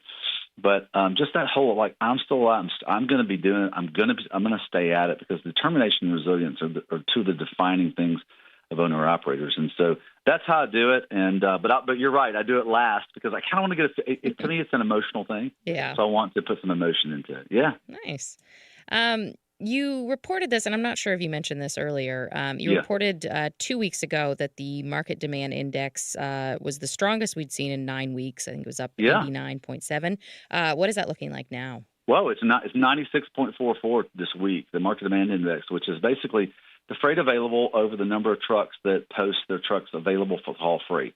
Now, it's not a perfect number, but we have been truckstop.com's been putting it out there for more than 20 years, and so it is a market number where it shows that is it more favorable for trucks? Is it more favorable for the shippers in the marketplace? Because it's a reflection of the freight. Now, some would say it's a reflection of brokers. Well, brokers are just an agent for the shipper. So, but it's been going up because we're moving into the holiday season of shipping. So it continues to go up because you're seeing low posting volumes, even though rates are kind of ebbing down a little bit. And that's all just kind of supply and demand market value. When you look at rates go down, you want to look at the U.S. economy. When you look at freight postings, you want to look at the U.S. economy. All that is the U.S. economy because, and I love this phrase because to me it like sinks it in my head, and I want every trucker to know this too. Remember, what you do in hauling freight for the American public and the American manufacturing is a derived demand. I'll say it again, derived demand of the actual U.S. economy. So if you want to understand how the freight marketplace is going to change, just look at the U.S. economy. Look at gross domestic product, look at production. You can look at those things and go, okay, well, that's how it's going to change. It's not like we can sit there and demand, oh, rates got to go up because I need more money because there's inflation, because there's higher insurance, because there's those things. It doesn't work that way. It's all around the U.S. economy. And so, but yes, the market demand is a reflection of the U.S. economy. And so right now it's indexing better for owner operators, which is really, it's reflected around the actual rate, the load volumes going up, not the rates, because obviously rates make it a little more difficult. And so yeah, but thank you for pointing that out. Yeah, it continues to go up, which is the indication that we're getting fully into holiday season shipping, which is an increase in freight in the marketplace. Yeah, I wanted to ask you about holiday freight and where we're at with that. It seems, I don't know if this is something I'm just noticing, that people are decorating earlier and earlier, it seems, for things. And so I'm curious, and I'm noticing in stores, obviously, things, you know, I feel like fall and Halloween stuff are almost on their way out, and I know Christmas is moving in, and we're only in September. But talk to me about, holiday freight and where we're at with that.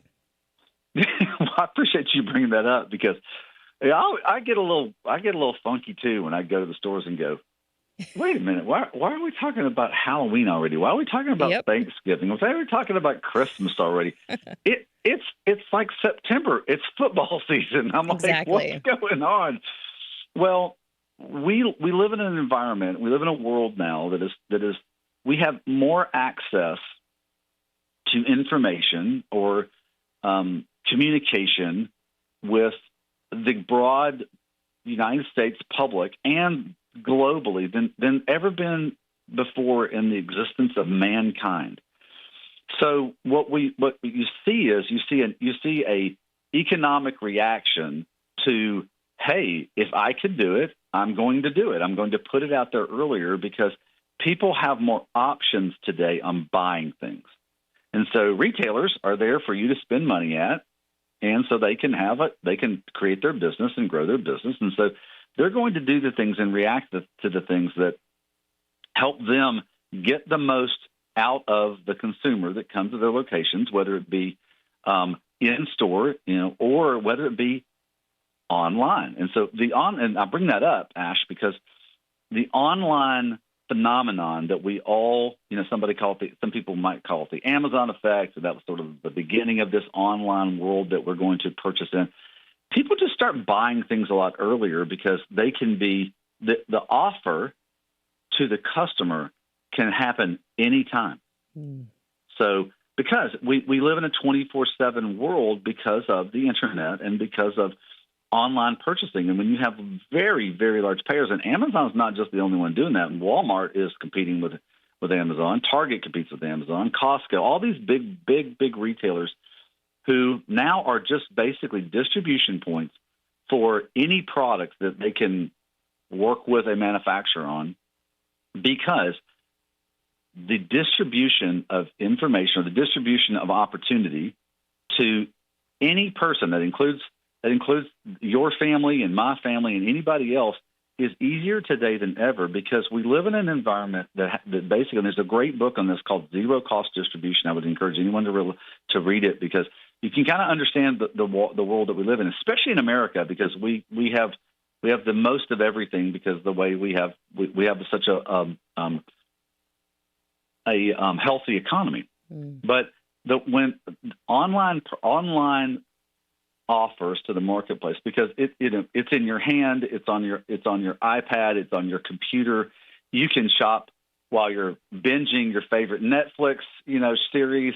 The ability for us to be engaged in that is is way different today. And so people that have goods to sell know that, and they're going to make every effort to try to capture your attention so you can buy their product. And that's just normal. I mean, and this is why, like during the pandemic, so many retailers who had not created an online strategy for selling suffered greatly, because guess what? Nobody was going to stores. Mm-hmm. So if they didn't have an online ability to do it, it's hard to spin those things up and do them.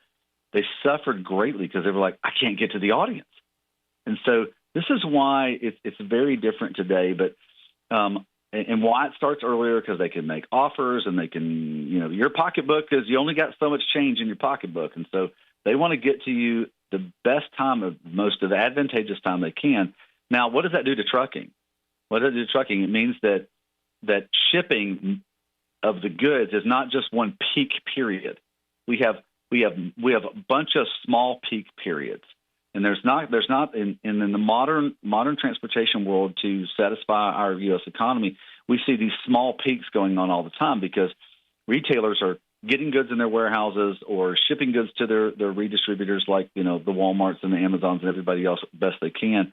So it's a little different now than it used to be. It used to be we had these really big peak periods, and we don't have those anymore because the distribution is across the entire year, not just at certain points. I know that was a long answer to your question, but it's interesting though. Yeah, Ashley, it is fascinating, and I just encourage. I mean, it doesn't matter if you have one truck. Pay attention to this stuff, because if you can, but nobody can adjust faster than a single truck owner operator at being able to adjust to a marketplace. Because if you see an opportunity, man, you can move quickly. If somebody's got 50 trucks, it might take them 3 months to change. If they've got 100 trucks, it might take them six months. If they've got 500 trucks, it might take them a year and a half to change. Yeah. You can change immediately and adjust to a marketplace and take advantage of it. That's why I started doing this report for truckstop.com, because I was just like, man, I love owner operators. I mean, I've been around them since '98, man. I just love them. I mean, they're like the heart and soul of America. Yeah. So it's like, I want them to know this, because if they know it, they can adjust to it, and then they can enjoy and do what they love to do, which is driving a truck. Yeah. And being free. For sure. Yeah. Another thing you included was a paper by chief economist Noel Perry. Recently did a document on his kind of latest forecast, and now the word recession was a part of it, which I'm sure is a little bit of a scary word. Talk to me more about that. Well, let me disarm that word. And what I mean by disarm is, let me make it not scary. Okay, that's good. Because here's the thing. Yeah, no, I used to go recession. Oh my gosh, do I need to take my money out of investments and put it in cash and under in my mattress? I mean, like in the old school days. But here's the thing.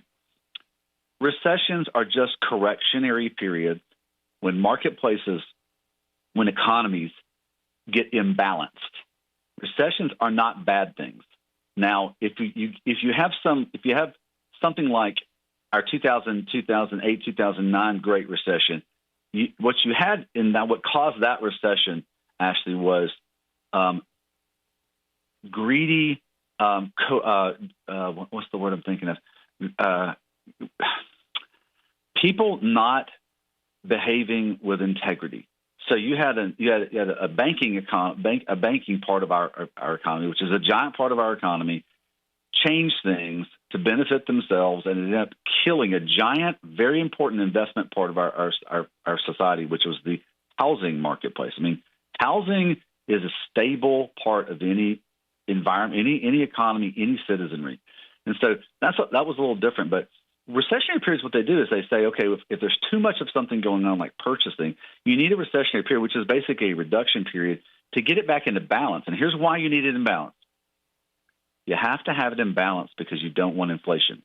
Because inflation takes your dollar, my dollar, and the trucker's dollar and says, you know what? I know you got $1, but it's only worth $1. It's only worth 90 cents right now, which is basically it's just taking money out of your pocket. And you have no control over that because inflationary periods are very difficult. So recessions actually help correct that period. So I sent this paper out because Noel did a great job in talking about the modern marketplace and kind of where we are in the market. And what he said was that we have the chance for recession. Remember, okay, so let me back up. Economists, for every trucker on the call, okay, when an economist talks, it's very different than an analyst, okay? Economist takes human nature into their commentary about an economy, okay? So it's not just, oh, well, here's the numbers and here's what might happen. No. They take human nature into it. So an economist is always, and this is the first thing in their mind, where are we in the cycle of a purchasing with an economy? And so what's the chance that it might go negative instead of positive? So they're always looking at the chance of something happening. So Noel is always doing this. He's like, okay, well, the chance of recession is only 20%. The chance of recession is 30%. The chance of recession is 90%. So what he did was he put this paper out. He said, look, I want everybody in the transportation industry to know that we have a higher chance. It's about he puts it at a 40% chance of a recession, and he predicts that as a very light recession. He says, but now remember, there's also a 40% chance. This was his other number. There's also a 40% chance we'll have no recession, like zero recession. It'll just keep growing. There's also a 20% chance that there'll be a bad recession. So he's always talking in those three terms on what's the chance of having a recession, no recession, or difficult recession. So economists talk that way. But the reason he said this was he's not doing it to scare anybody. He's doing it to say, hey, be prepared. Think about it. Think about your business. Think about what could you change that would help you in your business to be ready if something went lower than instead of going higher than it would normally go. So, and if you do that, you'll be ready for it. So you won't be surprised by it. Nobody likes surprise. I mean, nobody, right? Yeah. And if you're prepared for anything, if you're prepared for a good market, guess what? You'll get more of the good market. If you're prepared for a difficult market, guess what? It won't be as difficult on you as it is on everybody else because they weren't ready for it. And you'll adjust better and get through it quicker than anybody else, and therefore you'll be more profitable. You'll be able to find profit faster than others because you will be prepared for it. And that's kind of what he was talking about by looking at it. And the reason that he brought this up is he was looking at the gross domestic product. Remember, I talked about trucking is a derived demand of the economy. So economists look at the economy, our economy, and how we purchase. And we've got two ways in which we purchase things in America. We've got services that we purchase, going to concerts, football games, eating out, flying on airplanes, that sort of stuff. Then you've got actual goods that are purchased, so real hard goods. 90% of all hard goods go on a truck. Services, only about I can't remember the exact number, but it's less than 50% of services goods hit a truck. Now, food's got to go on a truck so it can go to a restaurant. So that's kind of what I mean by that. But you look at the growth metric numbers. Now, they're both growing, okay? And what does that tell us? The economy is still growing. That's a good thing. It's a really good thing for transportation. But services are growing faster than the actual truck part of the economy, which are the good services. Services are growing faster than goods. So you see this much more defined upward line going across a chart going up when it comes to services purchasing in America. And heavy goods, which he calls them heavy, but what he means is goods that hit a truck, are still going up, but they're not going up at near the angle of services. Now, there's a couple things going on here to remember. Number one, you know what? Those numbers inverted during the pandemic. We were buying 50% more goods than we normally buy, and we were buying 50% less services because you couldn't go anywhere. So part of this is a recovery, all right? So part of it's a recovery from the pandemic. And I know we're like 30 months past the end of the pandemic, but we're a multiple – the U.S. economy is a big economy. So, but what his concern is that, and this is what he brought up, and this is kind of why I love talking to owner-operators about the totalist point of view of the marketplace. He said the reason why services are going up so much is because there's a tremendous investment into AI. The money that's going into AI is, if I'm not wrong, I think he said it's 19 times more than anything else right now. Now, look, it's a new part of like the production of things in the United States and across the world. So that's a normal reaction. But his point is like, you just want to look at this and you want to pay attention to it because if you understand how things are changing, you can adjust your business to change with it and take advantage of the new opportunity. There's always new opportunities. And this is why I get a little heartbroken about truckers that just want to stay in one lane. And what I mean by one lane is I'm going to do exactly what I did 10 years ago. Well, the marketplace today is very different than it was 10 years ago. I realize your truck's really not. The asphalt on the road is not. Taking it from point A to point B is not. But the purchasing of our wonderful citizens of the United States is. And so trucking is a derived demand of the U.S. economy of the purchasing. And if you understand how purchasing is changing, you can change with it. And guess what? Where there's growth, there's better rates and better opportunity because people have more money to be able to do things. And so I just say, I know these are like oh, why are we talking about economic things, Brent? Well, man, I want every trucker in America, and I know you do too, and I know OIDA does too, to like thrive in their jobs. Because guess what? You want to know why this experience that we call the America, the United States of America, it's because we have the best transportation system in the world. There's nobody close to ours, and it's operated by the best operators in the world, including owner operators. And without them, our country won't be successful. So that's why I talk about these things with owner operators, because our country needs what they do in order to continue to help all the citizens of the United States and help the world be a better place. I know that's a big picture thing, but that's why I look at it this way. But if we look at the numbers, it really helps us to understand that. Yeah, for sure. Brent, I very much appreciate your time. You always have great information and you explain it well. My pleasure to be on. Thank you for having me on, Ashley. Our thanks to Brent Hutto with truckstop.com. That's our show for today. Be sure to tune in again next week and drive safe. Today's episode of Trucking with OOIDA was brought to you by a dedicated team of people that includes Jim Fetzer, Tennille Flick, and Kim Boren. You got thoughts? We'd love to hear them. You can call us at 1-800-324-6856 and leave us a message, or send us an email at podcast@ooida.com, and we might just include it on the show.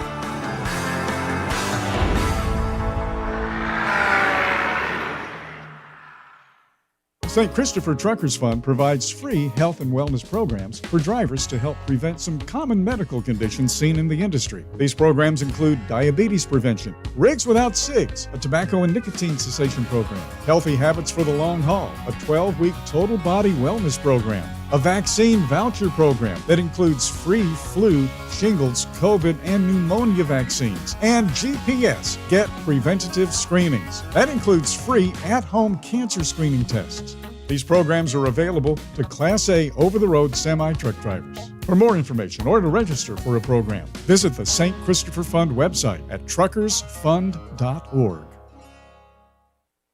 Pro drivers, say hello to your perfect fuel stop, Racetrack. Perfect as in hello, everything you need on the go. Oh, hi there, dedicated truck lanes. What's up, hot and delicious grab-and-go food? And hello, cat scales, clean restrooms, and large, easy-to-maneuver lots. Racetrack has what you want so you can get in, get out, and get back on the road, turning miles into money. Next time you need to stop, say hello to the fuel stop built for pro drivers. Racetrack, whatever gets you going. Okay, you've heard the horror stories of how folks have lost their life savings when the market tanks. Is there a way to invest and make money without risk? Believe it or not, yes. Since 1995, Americans who cannot afford to lose their investments have used fixed index annuities. You get guaranteed income and protection from market downturns. It's a win-win for you and your future. And to learn more, dial pound 250. Use the keyword Truckers Wealth to get in touch with them today. There was an era when truckers were out there, alone. Long rides, dark nights, miles from home. As part of the road gang, though, Dave Nemo helped change all of that. As a voice in the darkness, Dave kept drivers going with music, jokes, and of course, friendship. And if you miss those days, Radio Nemo's got something for you. Nemo's Night Beat puts the gang back together with an hour of trucking tunes and road songs, classic comedy, and those fun factoids that you came to expect. Nemo's Night Beat is Dave at his very best every Monday night at 7 in the Center on iHeart, Odyssey, and Live 365, as well as Tuesday night at 9 on Reese Across America Radio. So head on over to RadioNemo.com and join the gang on the beat. Nemo's Night Beat.